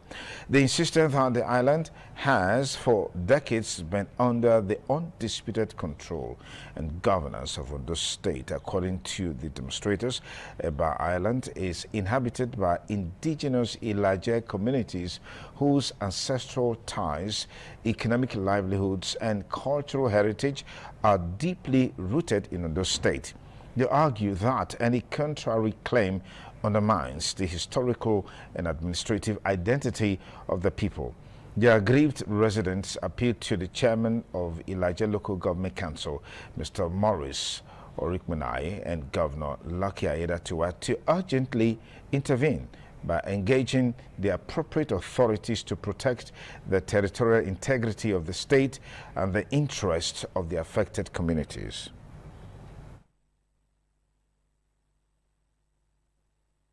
That particular land is a forest that was managed in the past by Ondo province, to which Atijere and Ilaje local government belong. But following the creations of Ondo State in 1976, Ondo State took over the control of that particular land.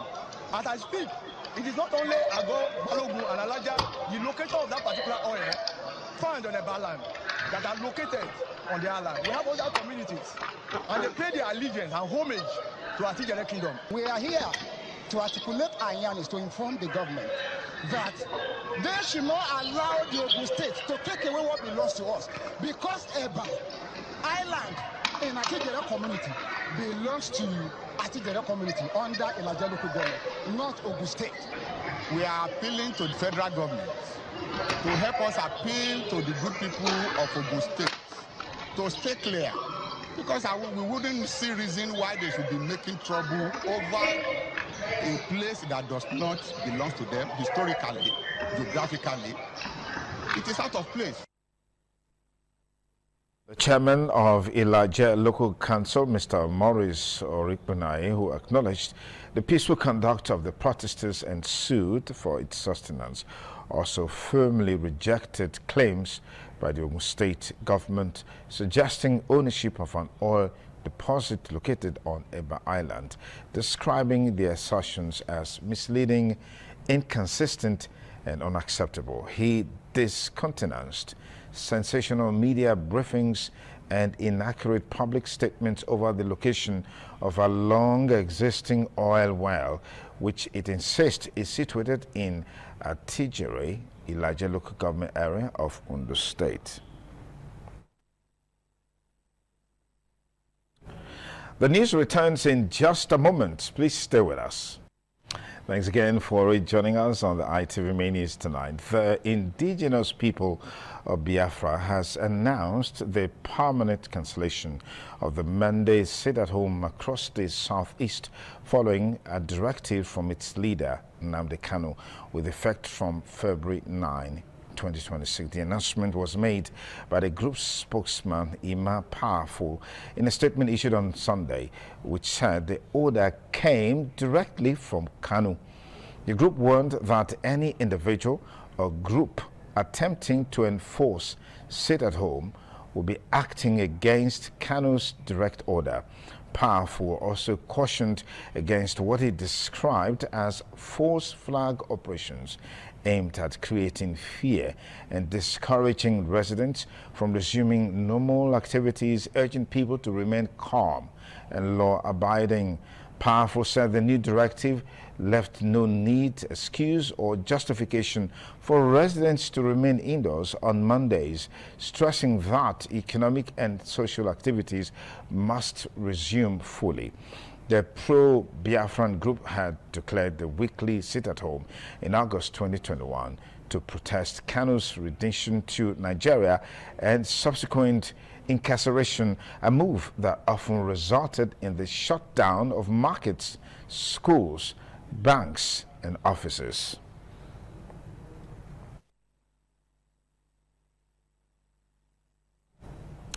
The All Progressives Congress, APC, has explained that the delay in officially unveiling Rivers State Governor Siminalayi Fubara, as a member of the party, is part of a strategic plan to manage regional sentiments, particularly in northern states.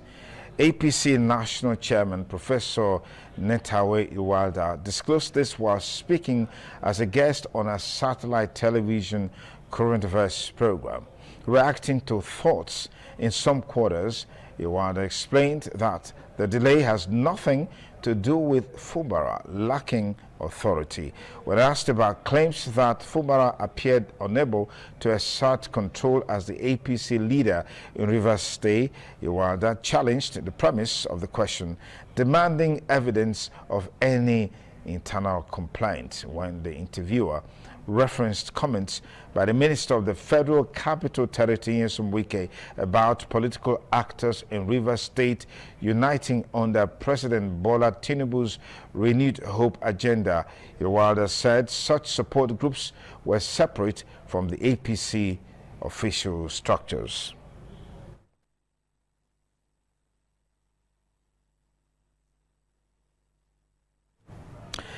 And now to sports. As the third edition of the Kada Unity Cup 2026 heads into the semi-final stage, the tournament has continued to deliver excitement, surprises, and defining moments at the Lucky Grenadian Sports Center at Etete, Benin City, with 4 teams now left standing in the race for the coveted title.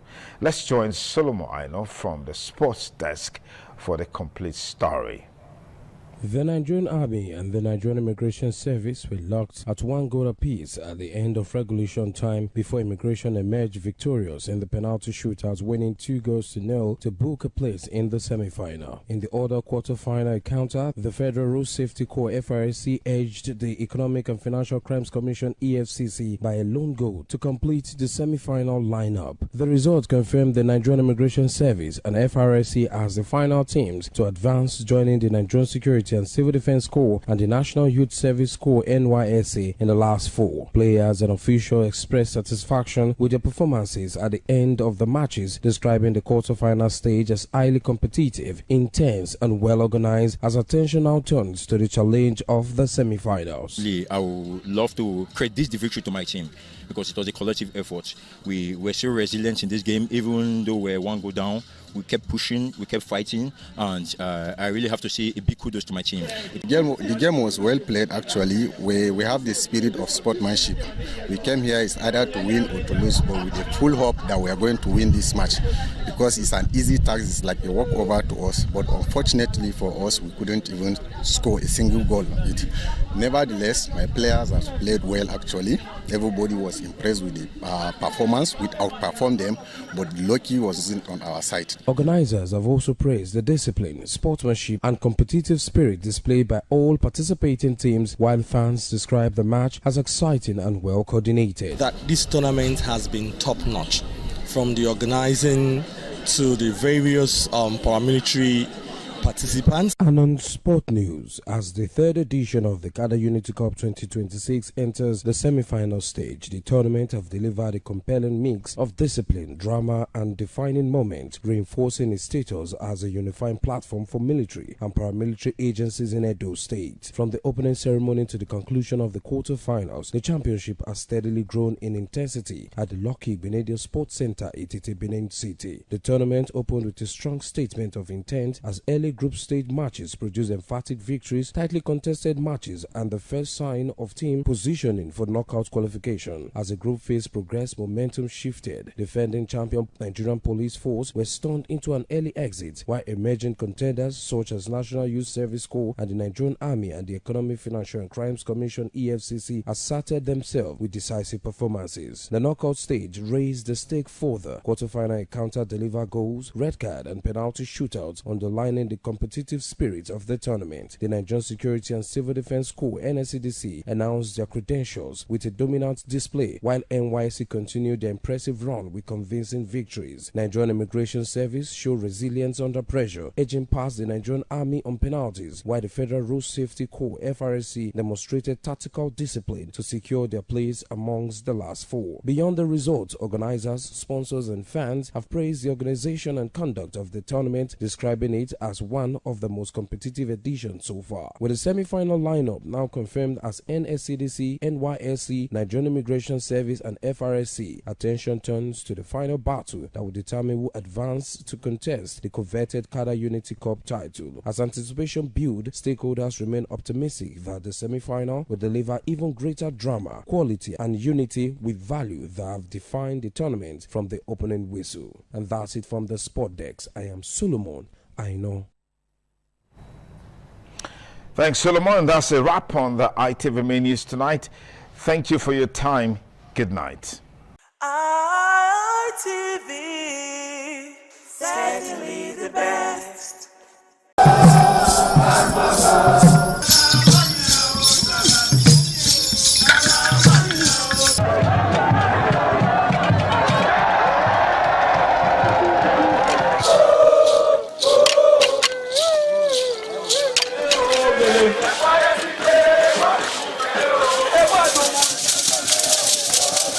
This is Anegbete community, situated in Isako Central Local Government Area of Edo State. It is an agrarian community with united people that promotes unity and oneness for peaceful coexistence. The inhabitants of the community migrated from Benin, the cradle of black civilization, a kingdom where king is truly king. The ancestors of Anegbete saw that age was the main determinant of leadership in the rural setting, and the eldest man in the settlement was regarded as the leader who presided over meetings, and his authority is held in high esteem. To further strengthen this unique system of leadership, age group evolved in Anegbete.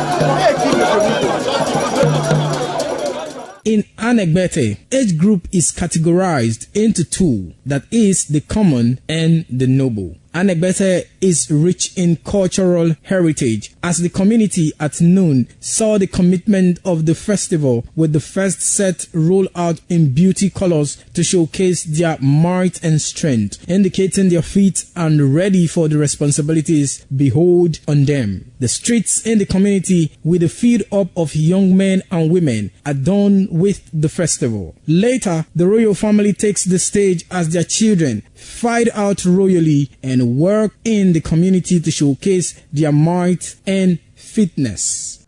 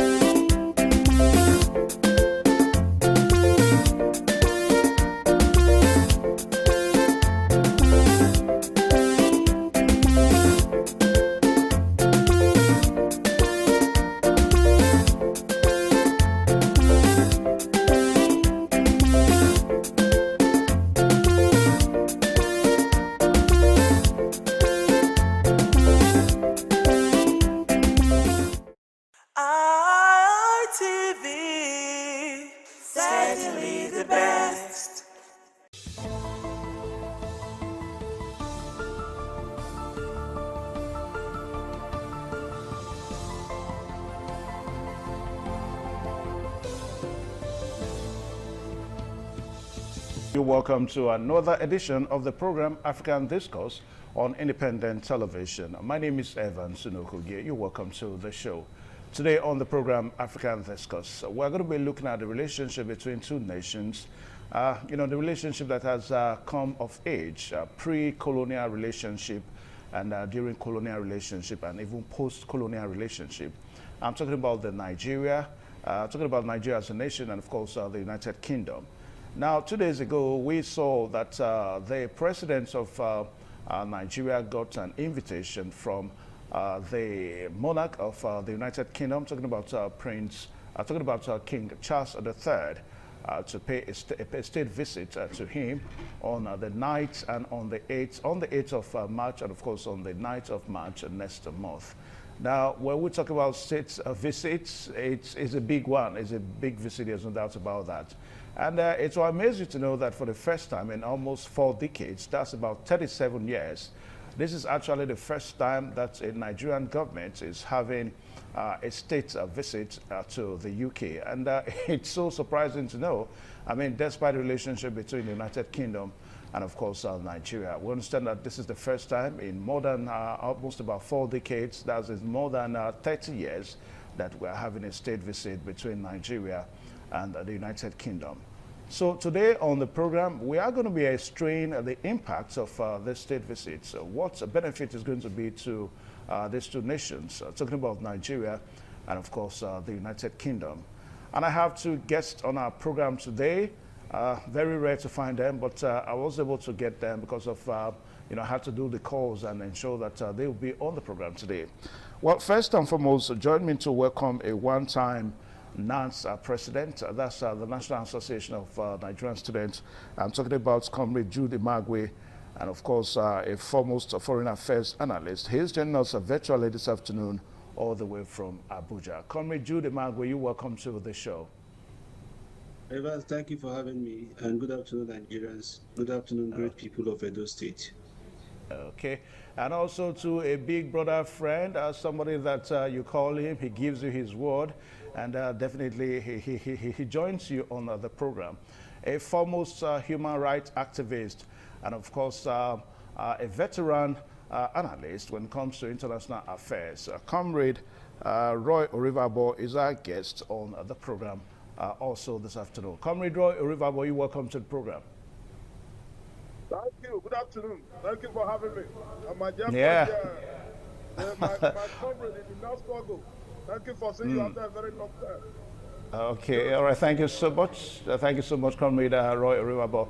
Now, I will start with the former NANS president now, because I know when it comes to foreign affairs, you are so interested, most especially as it relates to Nigeria and the United Kingdom. Now, just the way it has it beats my imagination. I'm sure that it also beats your imagination as a Nigerian, that this is the very first time that we're having a state visit between the United Kingdom and Nigeria, in more than 30 years, to precise about 37 years, the very first time that we're having a state visit. Now, little wonder all those visits that some former heads of states have paid to the United Kingdom. I wonder the kind of visits, that they are. Anyway, Comrade Jude Imagwe, now give us your insight. How does it, affect you? How does it, impress on you that we're having a state visit for the first time in more than 37 years?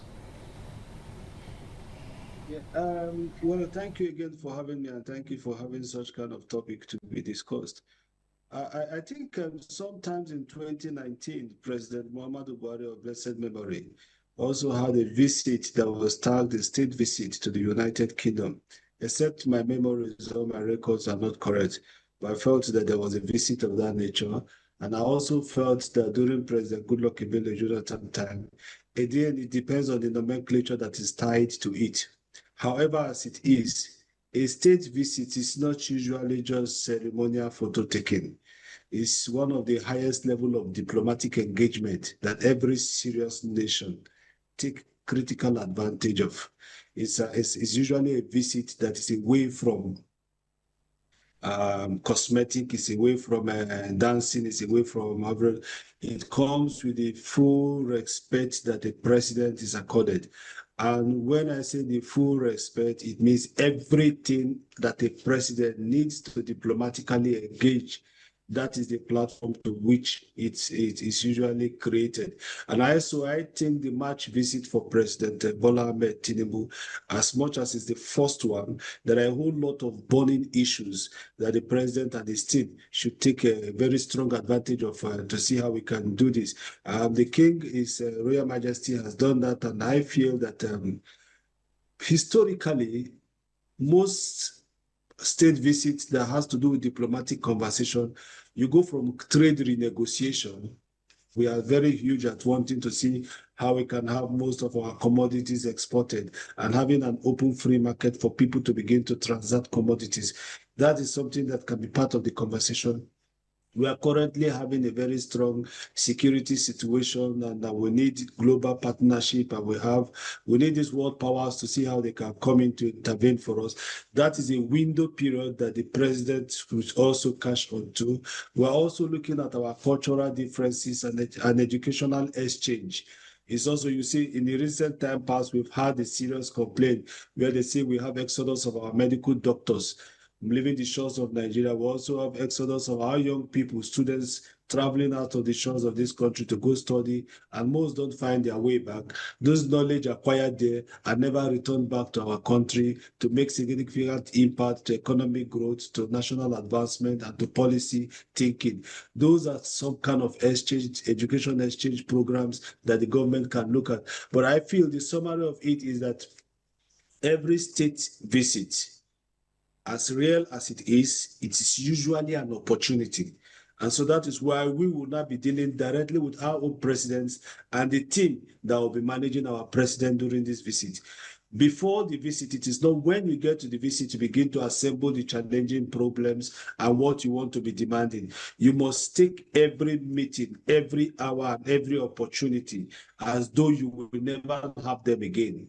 And we must ensure that whatever it is, if it's 2-3 days, the outcome of that meeting, there must be something we have extracted from our colonial masters. Yes, they are our colonial masters, but Obi was a boy, but Obi is no longer a boy. So we are no longer boys. We are not giants of Africa. So we now have to show that leadership to other African countries. We can negotiate for Africa and negotiate for Nigeria and also negotiate for our region.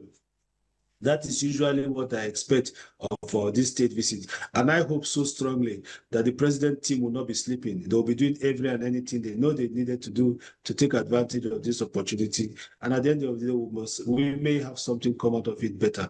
So that is it for now. Okay.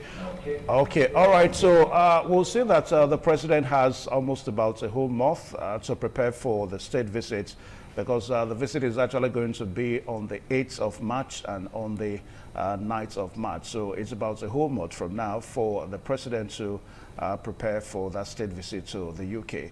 But, you know, quickly, on a funny note, Erivabo, I'm just trying to imagine how, you know, it's all going to look like. I mean, on that day, we're going to hear expression like, ladies and gentlemen, announcing the arrival of the President of the Federal Republic of Nigeria at the Heathrow International Airport. Then, of course, we are going to hear all the razzmatazz. A red carpet is going to be thrown before His Excellency. I'm talking about our own President, the President of the Federal Republic of Nigeria, Bola Ahmed Tinubu, and he's going to walk down, you know, that red carpet at the Heathrow International Airport. Now, state visit, just like Comrade Judy Magwe said, is the highest diplomatic, you know, engagement that can actually happen between two nations. So this time, we're talking about a colonial master, a colonial head, and a nation that Britain, you know, colonized. Now, give us your intake about how you feel about this state visits in March next month. Well, once again, thank you for having me. You know, the state visit is a welcome development, something that is very crucial at this material time, considering what we are facing presently as a nation. You agree with me that insecurity is an issue. As of even a local election, it's also a big issue to us. Therefore, I want to My friend and brother, when he said Obi is not a boy, I want to tell you that Obi is a boy on this contest. That Nigeria have not shown any sign of maturity in terms of progression at this material time. We are still talking about organizing a fair and fair election. We are still talking about managing our resources. We are still talking about how do we conduct ourselves in a way that we can provide the basic thing for ourselves, which is the hallmark of government. Welfare and security of the people. All these have eluded us over the years. Therefore, this movement is a point of direction that the president now is supposed to articulate his position so that he will know where and manner or how to position and present it when he gets to United Kingdom. Seeing the king is a welcome development, but he must also, the handler of the president was at this material time, take a complete dossier, a very comprehensive one, to know what we are facing as a nation, to know what we'll be discussing there, to know that these are issues that we have not been able to settle after the colonial masters left us. After they left us, we are still where we are. Instead of we to be working, we are still crying. We are still struggling to stand on our own. We are still moving from one nation to another, looking for money to borrow, looking for not to take. We have not been able to organize ourselves as our people. And over the years, our president over the years embarked on this kind of a mission, we will be expecting them to discuss, a serious diplomatic engagement where issue of interest, mutual interest will be discussed. But over the years, we don't see our president doing that. I believe President Tinubu, I wanted to demonstrate a radical departure from what we are used to, that when they visit, it's not event to look at the issues. Critically examine the welfare of Nigeria as well in the United Kingdom. Examine that these are likely the issues we are facing there on how they can protect the interests of Nigeria. I think that would be good. And secondly, it should also come for way of, in any way they can provide assistance, if possible. Considering where we are now, the insecurity is no longer thing we can hide. We cannot just lie about it again. It's a reminiscence of a woman who is 9 months pregnant. There's nothing you can hide unless you are deceiving ourselves. We must discuss that. If possible, they can also help us for we to more organize ourselves, at least like what is in the front burner today. How do we have a credible election? How do we conduct ourselves in such a manner?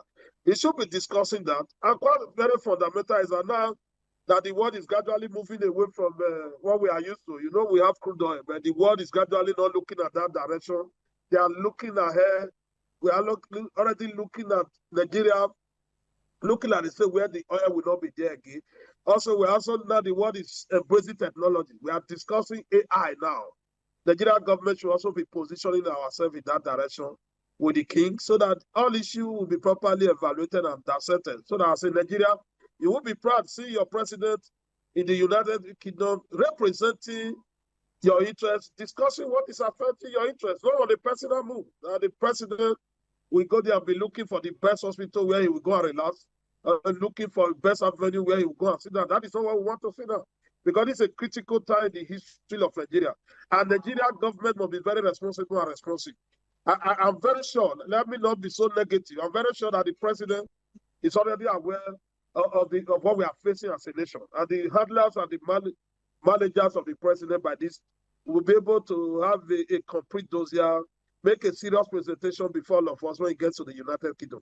And not just a mere presentation and subsequent solutions. We cannot continue to just be lamenting without coming home with solutions. We want this state visit to be an eye-opener for all of us. It's a projection that will turn Nigeria into another level of development. I think that's what we want to see.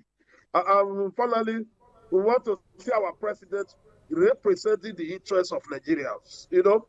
First, he should also use opportunity to meet with Nigerians who reside in the United Kingdom to know what are their issues, the immediate problem they are facing there, and they also have a way to negotiate it out. For that, let me rest my case.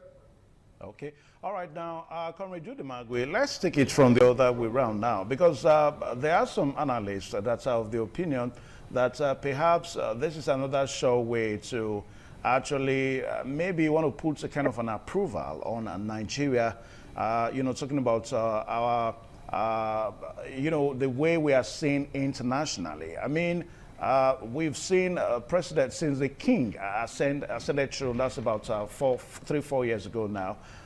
The president of the United States of America, Donald Trump, has had a state visit with the king.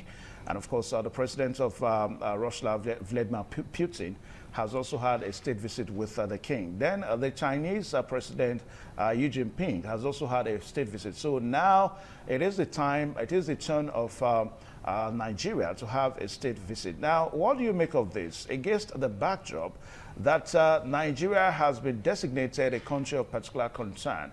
I mean, ordinarily, a country that has been designated a country of particular concern, one would have thought that the United Kingdom, you know, may not want to have anything to do with such a nation.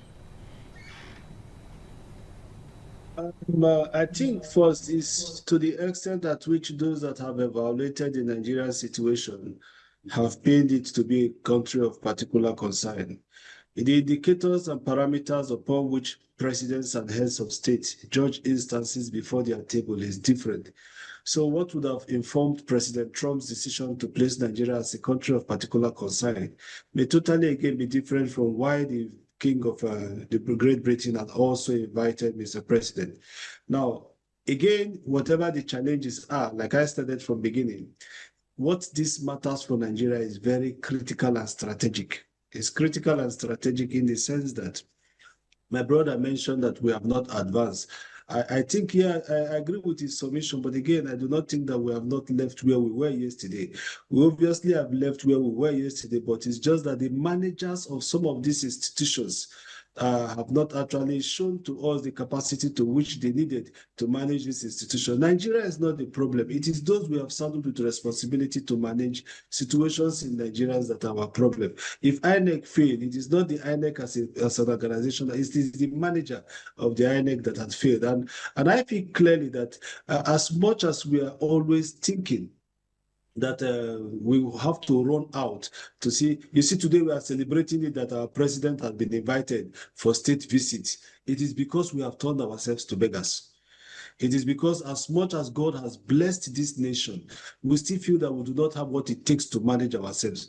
It is because as much as we have everything that is naturally endowed for a country, Nigeria still feels that they still need to look outside. I do not think that we'll have a time where people celebrate that the president is coming to Nigeria for a state visit. But every time we have this opportunity to go out, it becomes a thing. I've seen it in all the headlines, in all the flash bars. Nigerian president invited by King Charles for a state visit. It has become an issue. Now that it has become an issue, let us discuss how it matters and why it is matter for Nigeria and the interesting strategy that Nigeria needs to be looking at. At the first instance, Nigeria now needs to take this window period to reevaluate our economic relationship with the United Kingdom. We have to do that. We have to look at our foreign direct investment, the FDI. We look at where we have bottlenecks, where we have challenges, expand our market access for Nigeria to expand beyond oil, like my brother mentioned. We must begin to look at our economy beyond oil, as my brother mentioned. And I feel strongly one of the major things we should begin to look at is the knowledge economy. And so it's an opportunity for our president to look at our economic relationship with the Great Britain and say, where are we? What are we having? If we want to go into export, if we want to go into production and consumption, we have more than enough to share to the other world. How do we get these things done? Do we have limiting factors why some of our commodities cannot come into your countries? What are the bottlenecks? What are these things that needs to be cleared from our agro community to ensure that our products are accessible to the Great Britain? If these things are taken off, and I tell you the truth, that agreement alone will turn majority of Nigerians, most of Nigerians, into one of the things they themselves have never believed. So one single engagement, one single policy conversation, one single approval can change the narrative. We can also look at the second aspect of it, security. We have a very serious security challenges as it stands today. We cannot pretend about it. The other time, the United States, whom are not our colonial masters, but we practice close democratic tendency and principles with them. They came into Sokoto and they carried out an action. Our colonial masters are just by our door. 6 hours away from Nigeria, you are in the United Kingdom. And so It is an opportunity rather than looking far.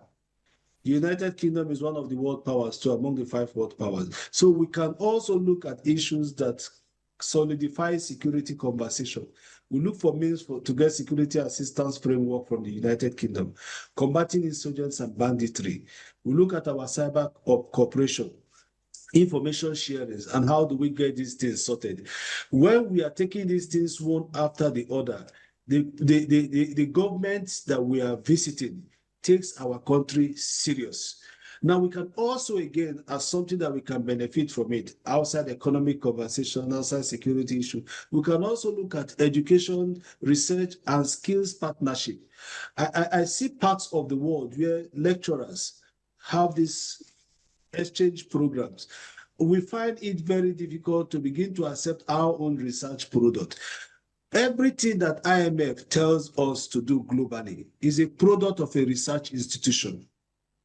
IMF don't sit down and carry out parameters, carry out indicators about indices of world health and indices of economic growth, indices of human capital growth. Institutions globally position themselves to carry out research work. The research work is what the government depends on. But in our own case, I do not want to say that we do not have researchers in our institution. It is that we have refused to take whatever research output comes out of our institution serious. Rather, we want to go window shopping, whatever they tell us outside, and we take them. And I can say clearly that may be some of the reasons why some of our problems are not being solved. Because research findings from other countries and their suggestions is not also synonymous with our own problem and do not also have a reflection of what our problems are. So if we have researchers at home carry out research work on our problems and create solutions through mitigating circumstances or see how we can get this gap covered. But this thing again can also be strengthened if our president in this visit look at our educational system and look at that of the Great Britain. Look at some of the things we can borrow and some of the ideas we can share. Do we have to look at skills? Do we have to look at exploitation of education partnership and the rest? Then there is one of the biggest things that is strong in conversation today, climate change and sustainability development linkage. The president has to see that. But I also, on my own personal advice, do not think that we should model up too many things in this visit. The president can just be strategic to two. Strategic to our security and strategic to our economic partnership. If we get these things done and we strengthen them, the windows for others can naturally on their own come up. So I will advise the president and our advise his team, like I will say, that it is a time for critical reflection and critical sit down and work. Like my brother mentioned, roles that they should play before the arrival of Mr. President. Every and any meeting, engagement that the president should have been having there, it is the ambassadors designated to these countries whose responsibilities are to find all this ground, make all this routing, suggest all the people that the president will be meeting, locations, cities by cities in Great Britain. Immediately he leaves London, we can go to two of the major populous places where we have Africans, Nigerians to be precise. The president meets with them and still come back to the Buckingham Palace and say, okay, outside what I am bringing from Nigeria as a problem, my Nigerians residents in your own country, these are some of the challenges they are having, ranging from several oppressions that they suffer in the United Kingdom to suffer harassment, to suffer workplace harassment, academic harassment, social lifestyle harassment, and all the rest. If all these things are harnessed, put together, it becomes the duty of an ambassador, if we had to also put them together and say, Mr. President, these are the problems that we're having at home. But in your country, I have my citizens that are also residents in your country. They are also having some limiting factors on how they exercise their rights as citizens in this country or as immigrants in this country. These two are issues that can be discussed. So the summary of it is we are looking forward to seeing that the president doesn't go there and his team converts it to something else. It is not a platform for campaign. It is not a platform for sowing of Ashwebi. It is not a platform of going there to start snapping all the trees and the sticks they see in the Great Britain. It is a platform to show to the world that we are a serious country And the only person that can seize on this opportunity to show to the world that we are a serious country is to the extent at which our president demonstrates his seriousness as president. That again will have another impact on why the president of the United States can also begin to have a rethink on whether those factors that have placed Nigeria into country of particular concern, as much as they have not been totally dealt with, all right, whether they let can me be a pause reason you. why they can have I'll pause you because of time factor. Yes, we need to go for this break now. And viewers out there, the program is still Africa in Discourse on independent television. And our focus this afternoon is looking at the state visits that the President of the Federal Republic of Nigeria, His Excellency Bola Ahmed Tinubu, is going to be paying to the monarch of the United Kingdom in March. That's going to be next month, exactly about a month from now. We understand that the visit is scheduled for on the 8th and on the 9th of March 2026. Now, when we return, Roy Oriwabo, we're going to be looking at the 3 other times that Nigeria has had a state visit with the United Kingdom, and then we'll compare it to this time around. We'll be right back. Please stay tuned. This afternoon, erudites, guests that know their onions when it comes to international affairs. Yes, we have the former NAS president, Comrade Jude Magwe, joining us virtually from Abuja, and also a foremost human rights activist, Roy Oriwabo, also joining us virtually from Benin. Now, Roy Oriwabo, just like what we said a while ago, that this is actually the very first time in 37 years that Nigeria is having a state visit with the United Kingdom. Now, to buttress at that point, the last 3 Nigerian state visits to the UK were actually in 1973. That was when we had Yakubu Gowon as the head of state. Then the other one was in 1981, and that was when we had Shehu Shagari as the military head of state. Then the last state visit before this one now that we're going to be having next month was in 1989, and that was when we had Ibrahim Babangida as military head of state. Now, King Charles, then Prince of Wales, visited Nigeria in 1999, 1990, 2006, and 2018. Now, for the purpose of this discourse, because viewers may be thinking, I mean, they may have seen President Bola Ahmed Tinubu and Prince Charles in some places. Yes, you may have seen them. Like, for example, we understand that Prince Charles and Bola Ahmed Tinubu met sometime in 2003 ahead of the 20th United Nations Climate Change Conference. That was COP28 in Dubai, United Arab Emirates. So all those kind of meetings, I mean, there's nothing attached to it. It's just ordinary meetings, so to say. But this time around is a state visit. When we talk about state visits, we are talking about the highest diplomatic visit between 2 nations. So that is what Nigeria is going to be enjoying from the United Kingdom next month. Now, Roy Oriwabo, we have seen the 3 times that Nigeria has paid state visit to the United Kingdom. It was during the military era and all that, but now it is during the civilian rule. Now, how do you think this one is going to be different? I mean, looking at against the backdrop that during this military rule, Nigeria's economy was better, whether we like it or not. Was it during the time of Muhammadu Buhari, or during the time of Shehu Shagari, or Ibrahim Babangida, or Yakubu? The nation's economy, was better then. So what do you think? How do you think this one is going to be different at this state visit now that we have, a civilian president? Once again, thank you for having me. This is supposed to be different in the sense that the world is evolving. As you said, under the 1973, we have Gowon there. That was a military dictator. Then I think in Tiwa, where we have Shehu Shagari, where the government was not so stable because there were some crises right there, Then 1989, where Bibi was just a military dictator. Then the reason why we are saying, as at then, what we have was that the world was here embracing, walking around what I call the crude nature, Now we are embracing and we are evolving around AI. You understand? AI is now what is new in the market. Now, as of today, we are not talking, most of those countries are not talking about the natural, the oil we are used to. We are not discussing a cleaner environment. You know, as of today, people are no longer discussing what we're discussing there. You know, as I said, society is evolving. In all these 3 times visits, this may visit, these our former leaders were in the United Kingdom. There was nothing to show for it. I did a research and found out that there was nothing to show for it.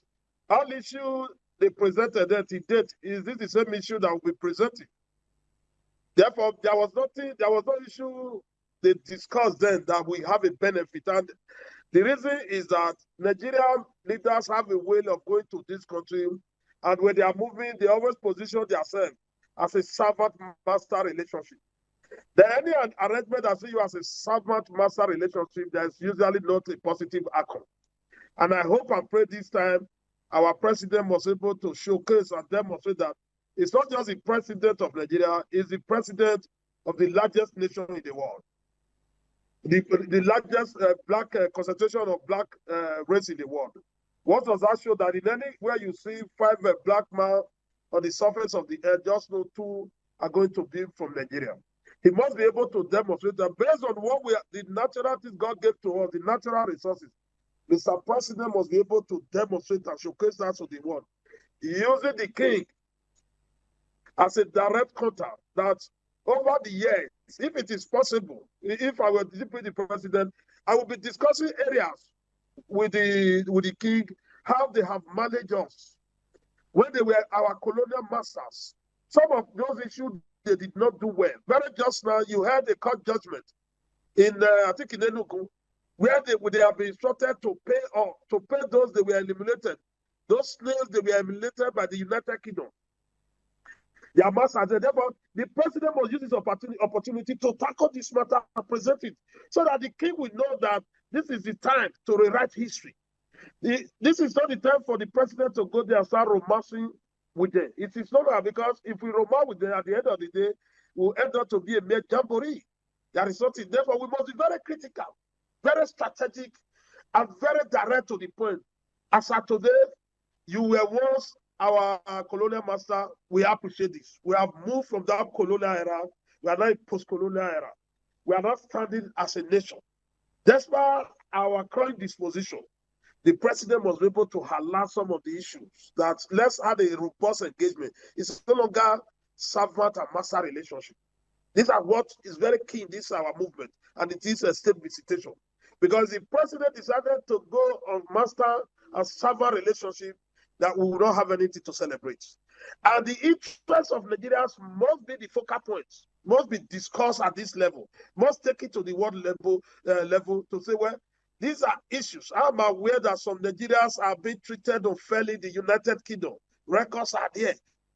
You must interrogate this. I'm aware there are segregations against the Nigerians here. The president must table it. And he also be talking about some of our artifacts that are still lying down, that are yet to be repatriated to Nigeria. The president must also work on this. Because their records are still there, that some of those things that were looted have not been refunded and repatriated back to us. The president must need to also present this so that they will also know that we have come of age. We cannot just be assuming we have come of age when we cannot stand on our 2 legs to demand for actions, to demand what have been looted from us over the years. I want the president to be very serious about this, because this opportunity does not just come. According to you, for over 37 years, this is the 4th position. Therefore, there are some persons who did not even know about this before, because on daily basis or yearly, they see the president going to United Kingdom. They see some of our leaders, even the past leaders, some of them will have to go and die in their hospital. They believe there is always a continuous engagement. I'm happy for the sake of this program that people who are watching and listening to us will now know that there are visitations that are not really necessary. But this is a very consequential one, and the president must play according to the rules of the game by making sure that the interest of Nigeria is paramount in this visitation, and it had to be properly tabled. That is my point for now. Comrade Jude Emagwe, let's talk about the debt profile that Nigeria has with the United Kingdom. I mean, most times when we talk about, our heads of states meeting other heads of states of, other nations, it easily comes up. I mean, the issue of debt profile. Now, I'm going to read out something to you. Now, as early as 2026, Nigeria's bilateral debt to the UK is part of a broader, substantial, and rising external debt portfolio. And we understand that as early as January 2026, that the debt profile that Nigeria has with the UK stands at $8 billion US. That is approximately 4.5 billion pounds. Now, states visits, little wonder whether this is an opportunity, you know, maybe for our own president to maybe want to plead, you know, for debt cancellation. Comrade Jude Emagwe, I don't know what you think about that.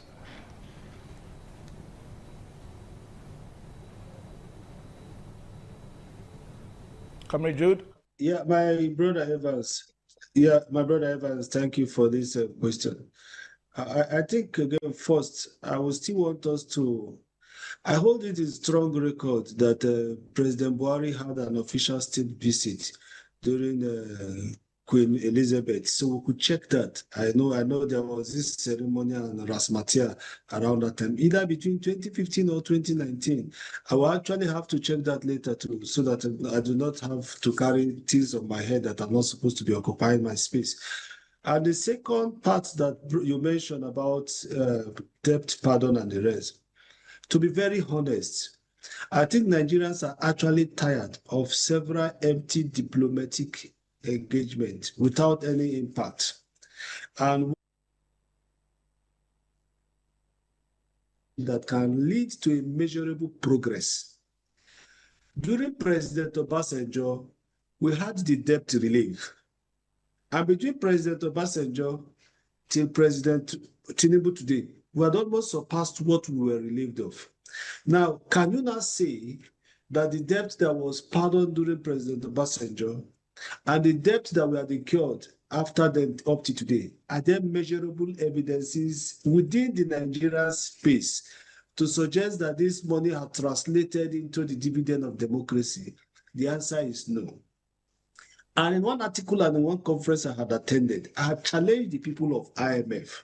I said it has a resemblance that there is a deliberate attempt to continue to leave nations in the global south in perpetual poverty, to continue to leave nations in global south to continually to remain as habitual beggars. Because, for instance, I do not think the IMF should be charitable enough to repeatedly dish out monies to countries when heads of state or presidents visit them and request for loans. And at the end of the day, there are no parameters to measure the physical presence of what this money is being used for. It is either a conspiracy of continually to leave these countries as beggars, and why state visits like this will be celebrated by a nation, or to continue to keep us under their watch, because they know if we'll have our total freedom and liberty, we'll also show them that we are stronger and capable. And so I do not think that debt relief should be part of our conversations, because these debts that we are going to beg for relief again, even if we are pardoned of it, they will still be carted away. Every money that was recovered, repatriated from Abacha under the General Muhammadu Buhari's administration, can you give an account for them now? They have also been re-embezzled. So relieving us of debt is not our problem. Management of those resources that we have is our problem. If you relieve us, these same persons will still incur another debt. So let's leave that part and address issues that directly bothers us. Because if you do relieve of debt as one of the major things that they will take there, you are creating another way for them to continue to see how they will look for means. Then you have told them that their sins have been forgiven, all the money that were owing, that they have borrowed and have wasted, have been given. It's not forgiven. It's not just about this administration alone. All of them, they have raised us into places that we cannot run out of, except to take very serious steps. But again, my brother, I feel when we're talking about conversations like this that has to do with state visit, and I also feel that like a lot of us, I am one of those that have very dissenting voice, and I share that. I believe that so many other young Nigerians and even old Nigerians share the same view. When you have a president of a country for 4 years, the number of years that they have spent outside the country for visitation put together cumulatively will be up to a year, and that is not healthy. That is not ethical, because they don't even travel alone. They travel with a charades of people people under taxpayers' money. And what comes out of it, there is nothing that I've suggested that there are deliverables. So what we should be expecting from this state visit that will make a difference, that can also suggest that President Tinubu has a different opinion, has a different direction, and also his managers, they are also people that actually carries the burdens of the Nigerian people on their shoulder. It's a state visit that can begin to have its success tied towards deliverables that has timelines. When we say deliverables, there are no timelines attached to it, and somebody tells you that Mr. A has moved from A to B today, are we hoping that by the next 2 months, Mr. A should be in D or E? That is deliverables with timelines. And it is going to be tied to, if our president is going to be signing an MOU with the King of King Charles, there should be like, I'm signing this agreement, be it trade, be it whatever form, I'm signing this agreement. Nigeria should be expecting to see, that is the deliverable timeline we are talking about. Nigeria should be expecting to see XYZ before XYZ period of time. We can also have a clear investment commitment with targets. What are our clear investment commitments with target? What is it that we think that we have insufficient that we can export? What is it that we think we are also needing that we cannot find coming to our countries because of bottlenecks? These are clear investment target. You do these things with clear line specification. Then the president can also sit down and like, okay, we have tried to manage our security situation and the climate issues. We have not been able to get the foot on the hood on what these problems are. What then can we do? If you are going to go into joint task force, all these things has to be followed with timelines and their deliverables. And so the success of whatever state visits, my brother mentioned that a whole lot of presidents had traveled before. Yeah, it's because clearly they have also not gone there for the interest of the Nigerian people. And even if they have gone there for the interest of Nigerian people, to what extent have they also pursued the discussion they have had with these presidents, with these countries that have invited them? So to make things different, President Tinubu now has to show Nigerians that he is different in leadership, is different in engagement, and above it all, he's solid in getting to see results. And if he can take that steps forward and make Nigerians have this reassurance, they will not be bothered about the many times they find themselves on air and the less time they find themselves physically present in Nigeria. There are so many issues in the countries. We don't see our presidents go there. We see aides of presidents listen and attend to these issues. The aides were not people that were elected. The people that came to apply to Nigeria and apply, I beg to be appointed, or I beg to be employed, are those chief executives we have elected. And so the chief executives, again, should also take the responsibility of the opportunities that Nigeria has given to them. I will also state clearly that I'm so very certain that some governors will also be among the entourage of Mr. President. These governors, too, should not arrive at Heathrow. After the ceremonial march pass, they go into sabbatical into the cities of London. And the next time we see them is when they are taking pictures. No. Every governor that is going, my brother Roy mentioned something. Edo has peculiar case with the United Kingdom. We have cases of our artifacts. We have cases of so many things that have been taken from us. We have so many questions that they still have not answered to the Kingdom of Benin. It will also be an opportunity for a governor to say, Mr. President, since you are going to the United Kingdom on XYZ meeting. So I will also think that a president that wants to put a robust demand in this should immediately commission the governors of their respective states to say, what do you think are the problems across our regions? Where do you think we now need to hold the Great Britain to account? Edo in particular, because we have serious cases with them that have not been expunged, that have not been resolved. Not only a lot of states have, but those cases peculiar. What are these issues? When the governors put these things together, when the governors put this thing together, it becomes a working document, because every reflection of the governor is a reflection of the citizens of the Federal Republic of Nigeria. They become a working document. It may begin to chart a pathway, and by their so doing, the president may come out with something different, and we all Nigerians will be very proud to say, our president has gotten it right this time. He has gone out, he has returned, and there are deliverables with timeline. I will be happy for the next time we see him catch any flight that is traveling. All right, Comrade Joe, Thank you. Now, Comrade Roy Orivabo, before we let you go quickly because of time, now, I just ordinarily, this ought not to come up, but we need to bring it up now because somebody tweeted, into the program and is trying to make suggestions that the presidential handlers should be a bit more careful this time.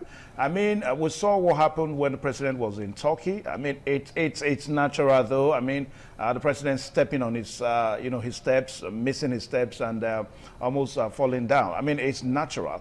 But don't you think the presidential handlers should work out things like that? I mean, we are having our own president in another nation so that we don't get to see those kind of things we see whenever the president is outside the country. Quickly, Roy Orivabo. Yeah, there must be protocol now. The protocols must be available at that level. But what the issue is that the president is a human being, considering his age. Most of his age mates in Nigeria, they cannot move from their living room to their sitting room. Therefore, that tells you that it's not easy. Some people are struggling for over a week now to move from their living room to the bedroom. Therefore, the president is a human being. Like anybody can make any mistake, anybody can wobble, anybody can fumble. Let us not be an issue. But it's quite what is quite fundamental in this discussion is that, as I said, the president going to the United Kingdom on state visit, issues he need to be very bothered about is that issue like Edo State as a peculiar state, we are still talking of the looted artifacts. Therefore, I am calling on the president to include that the executive governor of Edo State, a man that is doing well here, so that the issue of Ebola can be critically be examined here. Look at the interest of the United Kingdom in all these things. And then we also position and present their position. That will help us.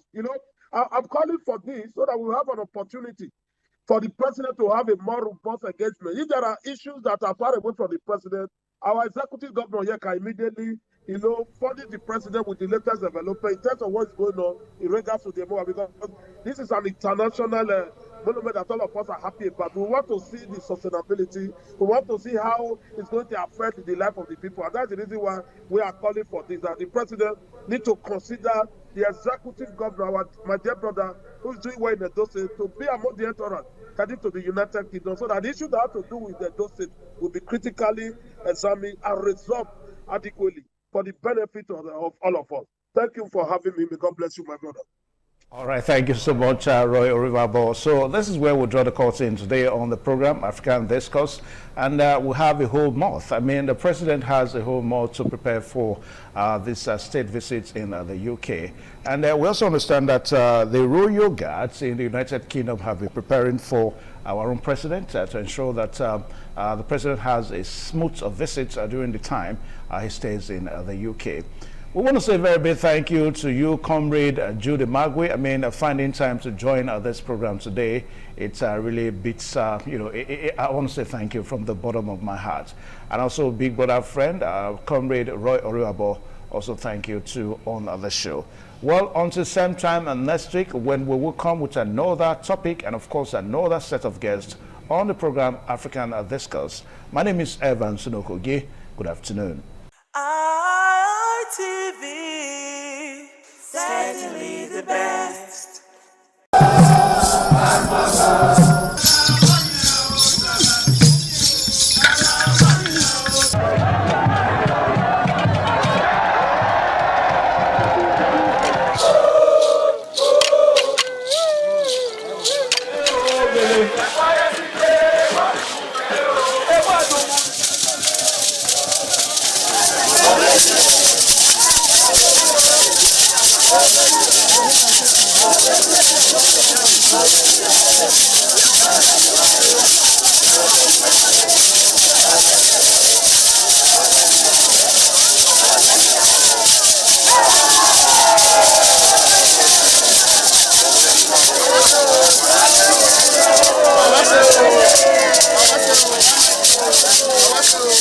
Top on the list of the initiates was the eldest son of the Esama of Benin and former governor of Edo State, Chief Lucky Nosakare Igbenedion. 11 of his siblings, namely Bright Ayamekwe Igbenedion, Honorable Charles Osenwige Igbenedion, Peter Osawari Igbenedion, Dr. Fred Osanwi Igbenedion, Barrister Mike Osarene Igbenedion, Efosa Douglas Igbenedion, Upoma Ernest Igbenedion, Osawe Igbenedion, Edosa Igbenedion, Dr. Daniel Omorigi Igbenedion, Agbong Steve Igbenedion, as well as the Executive Director Operations, ITV and Radio, Chief Elder Ugbeide Nwonse.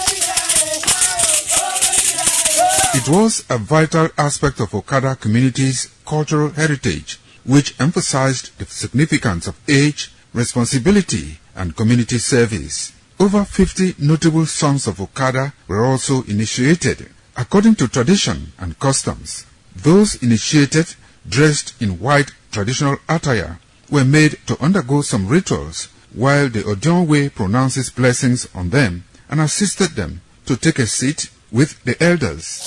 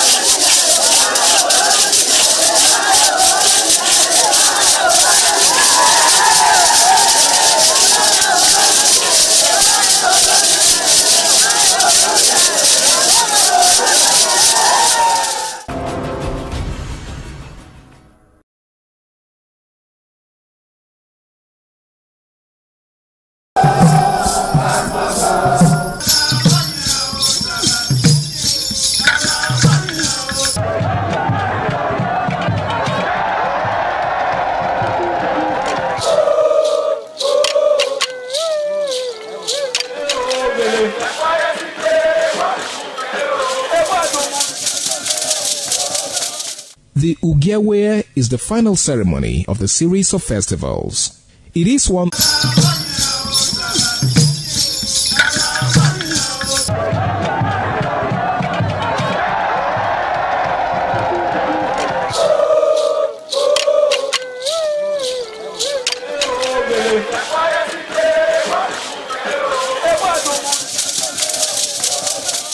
Some days, there comes the Ugemobo Festival, which the Oba celebrates outside the palace gate.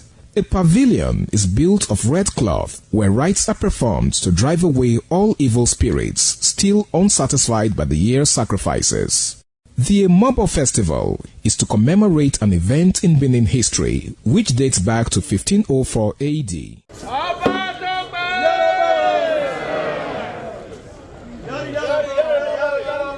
Yari yari, Ọba Tope.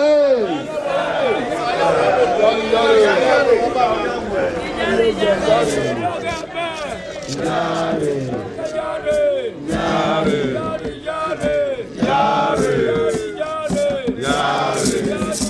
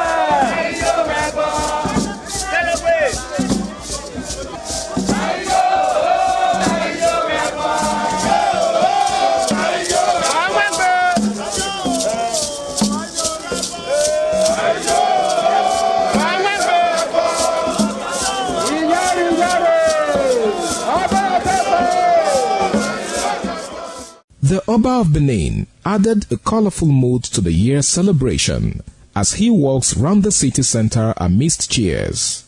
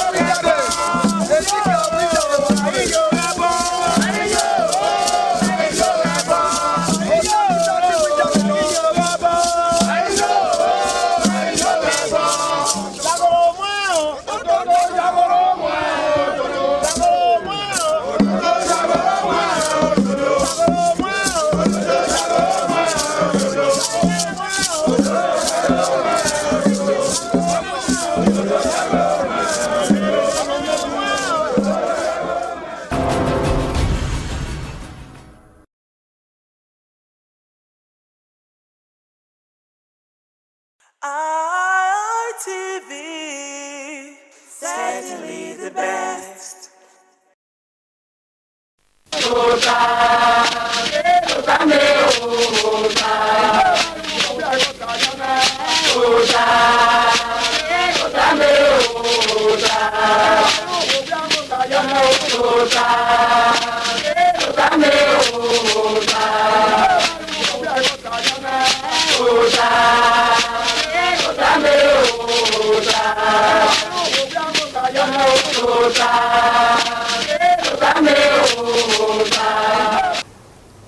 bota now. Give bota we say anyway. And my work and na or only my work. Already out there. Victor Bisugbe. Ni ma gbagba kan evena. Oton bokan. Do never zomu. Eru mahia gun kan na e meru na e bi no kwa e wa no. Ohu no ma e aya lehun. O sare bo anu fin gbu mahia.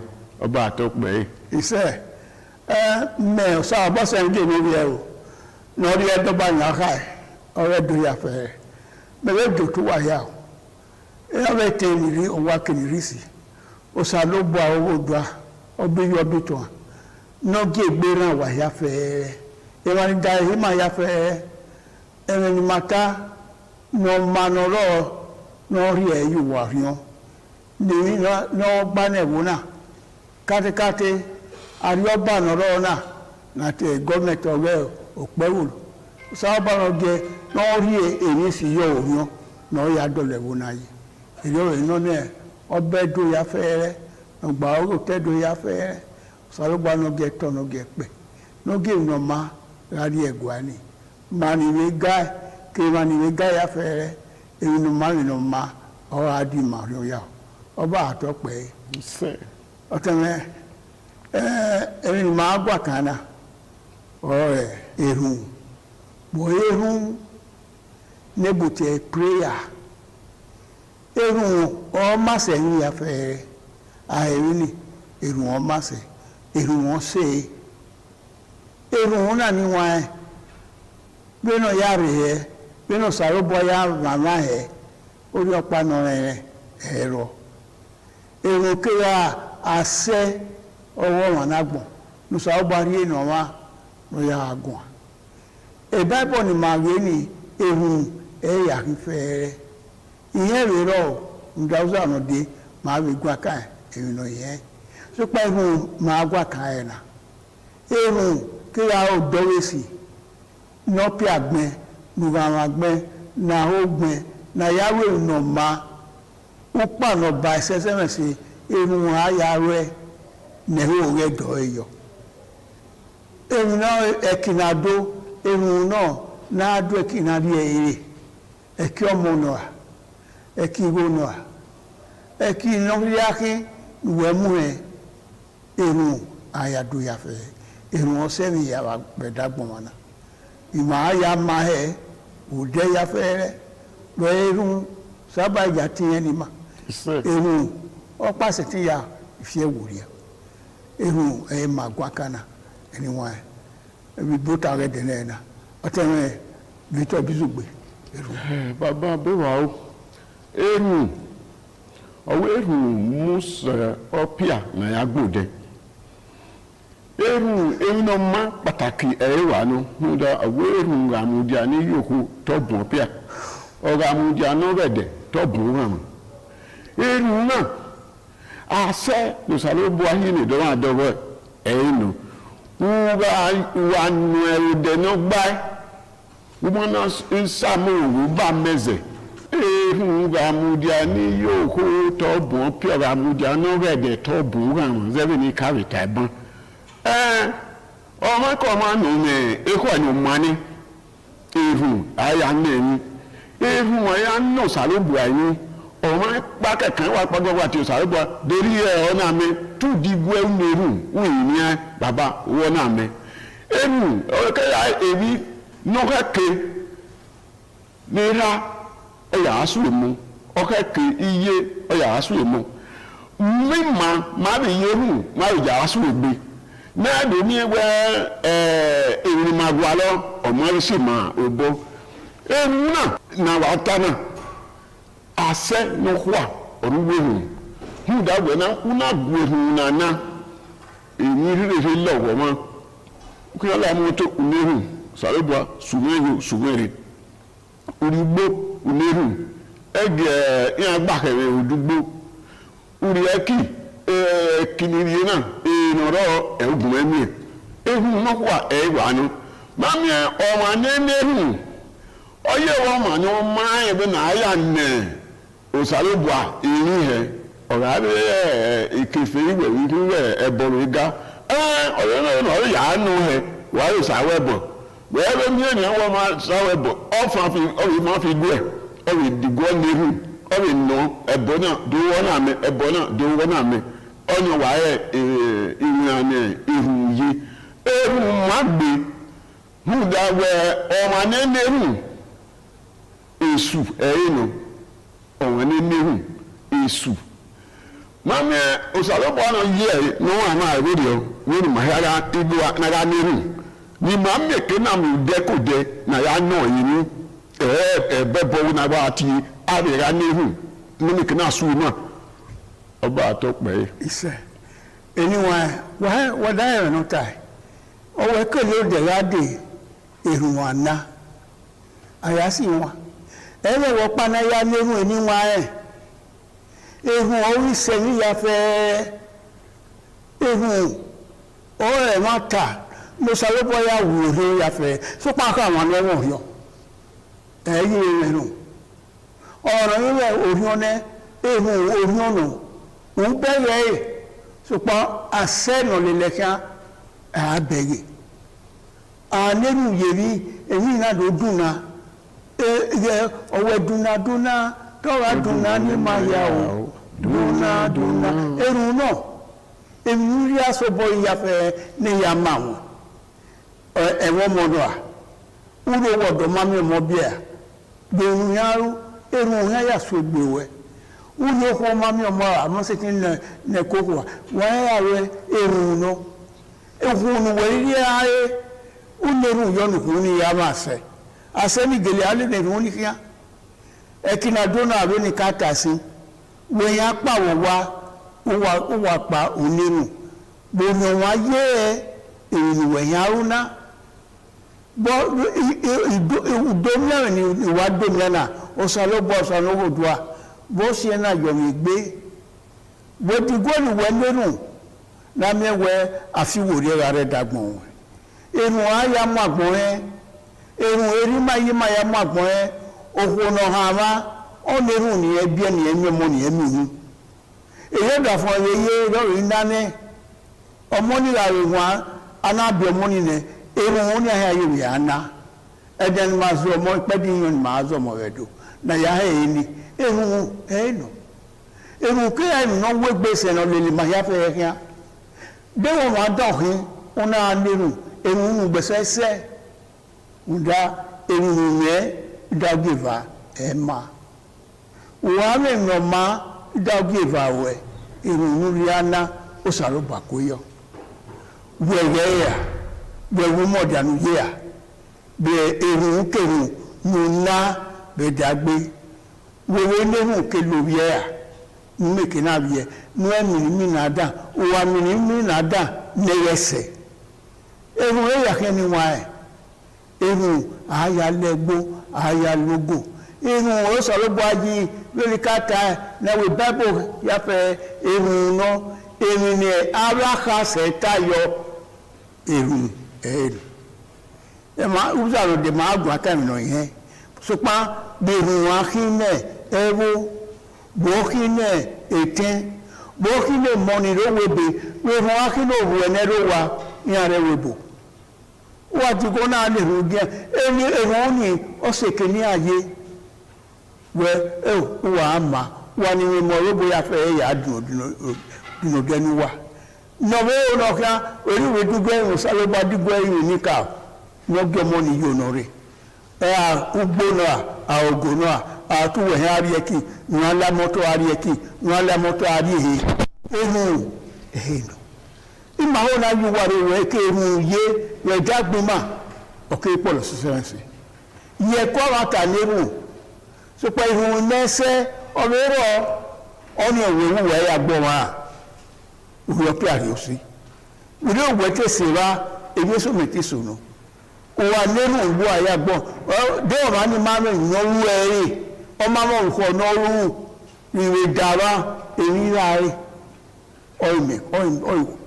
ọ̀ìfúfùà ehun màgbá kan náà níwọ̀n ẹ̀ gbòòwò àkèwò dẹ wàásù kèwà van wúkèrè ìwà ẹ̀ gbèsè wọn sọ yóò bọ́ kàn hún ọwọ́ ẹ̀rẹ̀ tó sàlóbọ̀ gbọ́sọ̀ ló bọ́ yọ ọmọnìyàn ọ̀nà ìlú yọ kiri ìwà ẹ̀ wọ́n sọ náà rẹ̀ ní ìwà ẹ̀ ní rẹ̀ ṣe ní àyọ̀ ìgbé náà ọ̀rà ní wọ́n sì ti ní ìwà ẹ̀ ní inú à àwọn tó pọ̀ sàlóbọ̀ wẹ̀ yẹn sì ti ní ìwà ẹ̀ inú à àwọn ọ̀nà fi ìwà ẹ̀ ní nẹ́ wẹ̀ yẹn fẹ́ yẹn ní ìwà ẹ̀ àríọ̀bá náà ní wọ́n sẹ́wọ̀n mi ró owó ìbèrú yé náà ní wọ́n sẹ́wọ̀n yẹn gbé ìbèrú rẹ̀ ní wọ́n sẹ́wọ̀n mẹtísà rẹ̀ tá máa wọn mara rìn ní yé wọn ó lé nu ọgbọ́n rẹ̀ rárán ẹ̀ èrò wọn ọ̀rí dìgbàsẹ́ ìgbé wọn yàfẹ́ àìní ọ̀wà nẹ́rẹ̀ hùn òun ọ̀ èrò òun ọ̀wà yẹ ẹ̀rẹ̀ gbé wọ́ ẹ̀ ọ̀tẹ̀rẹ̀ bízùgbé.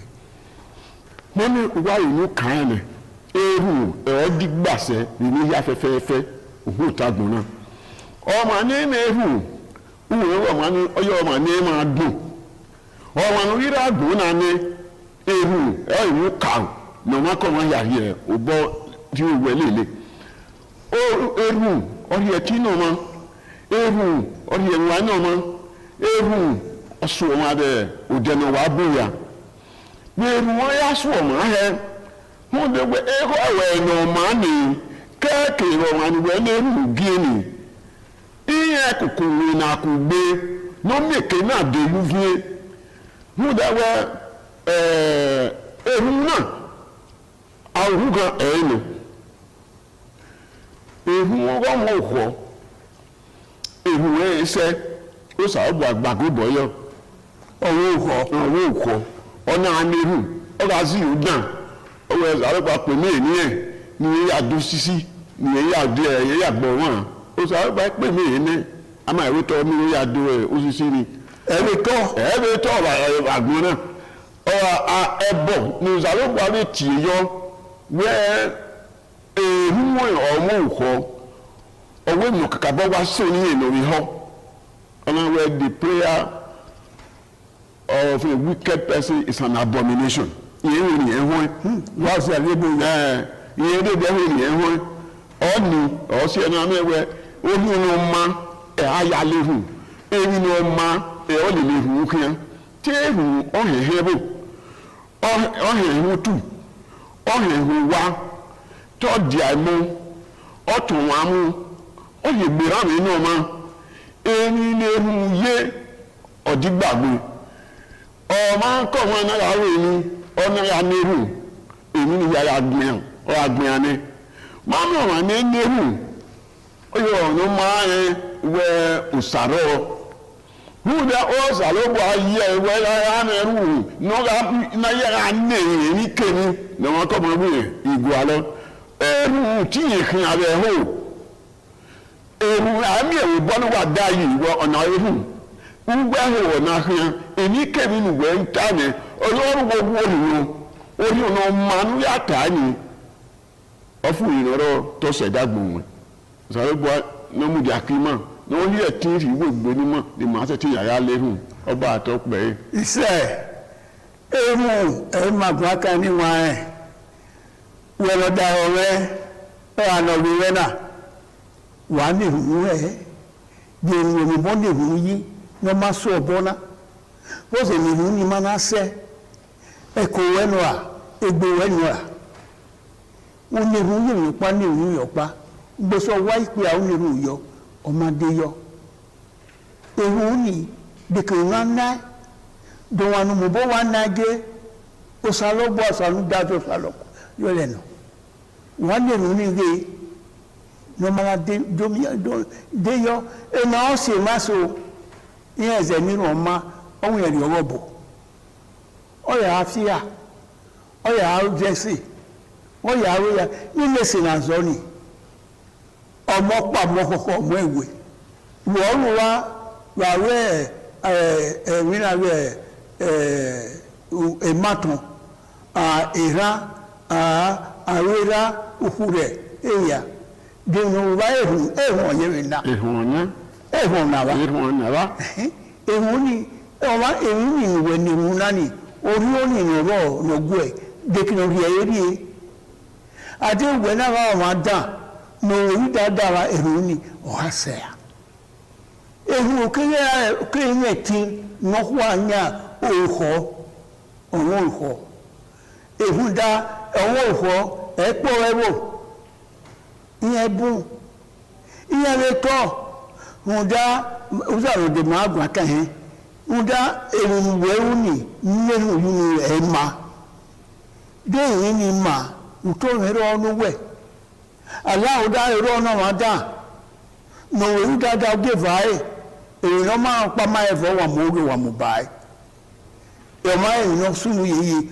umoge bai gbesa ya mo ye gan yo o ye ma pa ma eva ya ye ga ni e mo ye na Owodoa ni yena iropa yen fawa de ma suwe ni ladia ogbo so ni ete ladia ni mo re ba ya wulo ni ehun ni wa ehun iwe gbe ba ewe gbima na ewa na gbon ero ni o ma ni won o ehun o wa na ge ya o sare bo ari e afian gbe won o wa re ro lowo ma ehun o re so ma wo ehun Uhawe efe uwa anenu ni ya bigewe ula moto noa uyewe ka udenoa uye ogbonoa aifie eto ani no ya pia fiegbewe awe guane ukoka uke tomatosi uke ya uyewe nenu eyi suseuna salobwa no gemawo ehun oyi polo se bi gbuma ni managbo na se ti mi o wa o ma we gbe so na mi o ehun wo nya ni we o sare gba ri ehun ni ase ti mi ehun ehun o ma o sare gba ri ehun yi na ya agbara na dagbo ma na ya agbara na ewo na ye we Nigeria ye na anehun no ma we na Edo state ye ka ni ehun no ma ema ya fe nigi mo ene tala uga olare otun e ya bon ehun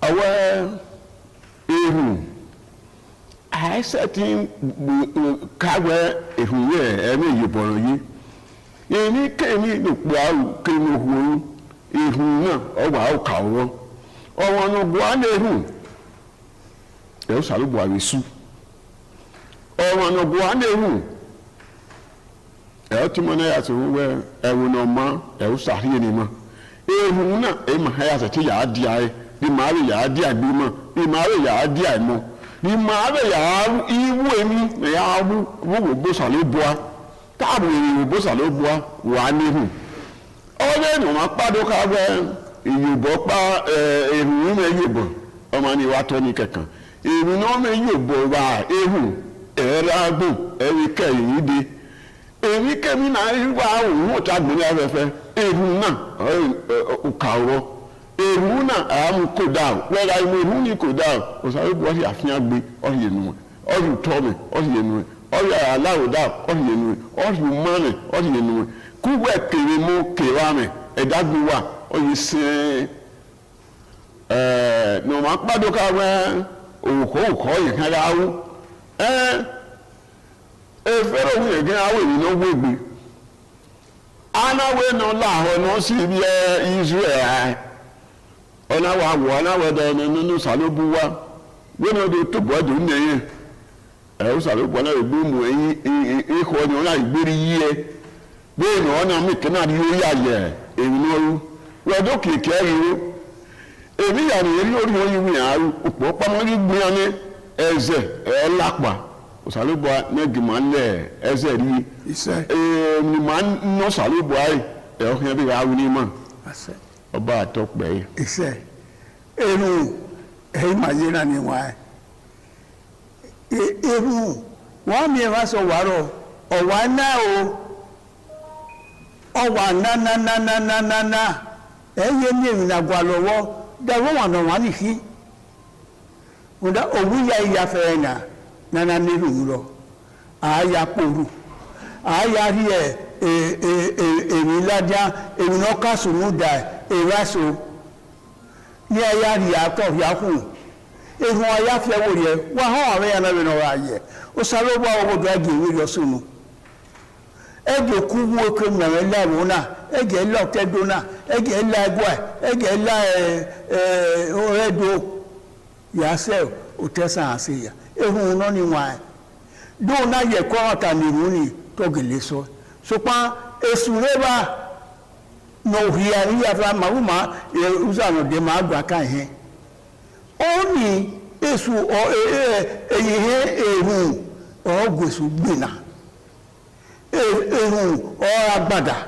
o osisi o erikeri na ya gwesu gbina ọwada eboda otada emaro ọwa agwa asenu salopari ne na wayari yari eno o salopara rieru ona rieno ma na aya mewe enene won nita ọwada tada we boto awu maru e ro pa ubu wa mi mefa wo ehun ke ai mefa ni wa mefa ni o saloba rari ni ma ya fe we de na mi ani wa bota na ma ye na iru e ma ya mo yoto o tan we be kan bone uto dunia gugba de na uzomu ehun ma dun kan na ne ka gwa le hu we no wo yi ngba ni hu ehun e osuoma pasun e osuoma ravan uwe ga heru koda o emi kemi ya iwe ni boyi te ya hian gbe anu ibi le mo na da to epuya ibi da to iku iwe tun ya fe kate imanire kabetu imanire igusa ofun ogbugu wa yaro ni Jesu Kristi na mi mo fun oba atokpe ise eri na ye ni wa ehun iwe getu e ma ya fe emanire dade ako wani awe ejonwe ni ri egwado ri ojonwe imeru beto salobo atenika no dun anu wa ya fe ise eyo yin na wo kayele na we mo na no salobo na mi we enika no ri eke dan wa ori ori eyo no ne e wa owo wọn na do ri ojonwe ya e wo na eyo no ọ̀kàwélè ẹ̀wọ̀n ọ̀nà àdórí ọ̀hà ọ̀kàwélè so ọ̀wẹ́ ẹ̀tíyẹ̀ wà mẹ́ yẹ gún ẹ̀wọ̀n náà yàfẹ́ ẹ̀wà ma nérò ẹgbẹ́ mi ní iná arú ọ̀rí ọ̀wẹ́ náà ọ̀kàwélè ní sàlóbà rẹ̀ ní kàmọ́ ìyọ̀rí ọ̀rẹ́ wọ́n dùn rà níwá yàfẹ́ níwá gọba dọ̀lẹ́wò yìí ìyáwó dán wọ ìwé yẹ wà ní máa wẹ́rí ọ̀dán wẹ̀ náà wẹ́rí ọ̀dán máa yẹ gbà ó sàlóbà náà wẹ́rí yóò bọ̀ ní wà ákàsẹ́ ní sàlóbà rí ẹni wà zẹ́wọ̀ ọdún wọn zero jo wa nu do ari egeni udo ari ojo we ni no saruba je gba won o dun mani wa ya fe awe ejo we o tere no ri pe o dun mani wa ya fe iya ni re ego wa zo wa iya ri go mo ko wa iya ra be iya ri sopon ba iya re owo iya ni re da de wo ya fe ni maseti sunu yi eni kan la owo be ti o ba we do ya fe to dun mani wa ya fe duna tọ́wá dùnà ló wáyà o dùnà tọ́wá dùnà ló wáyà jò rẹ̀ dùnà tọ́wá dùnà ló wáyà bàbá dùnà ọba àtọ́pẹ́ ṣẹṣẹ.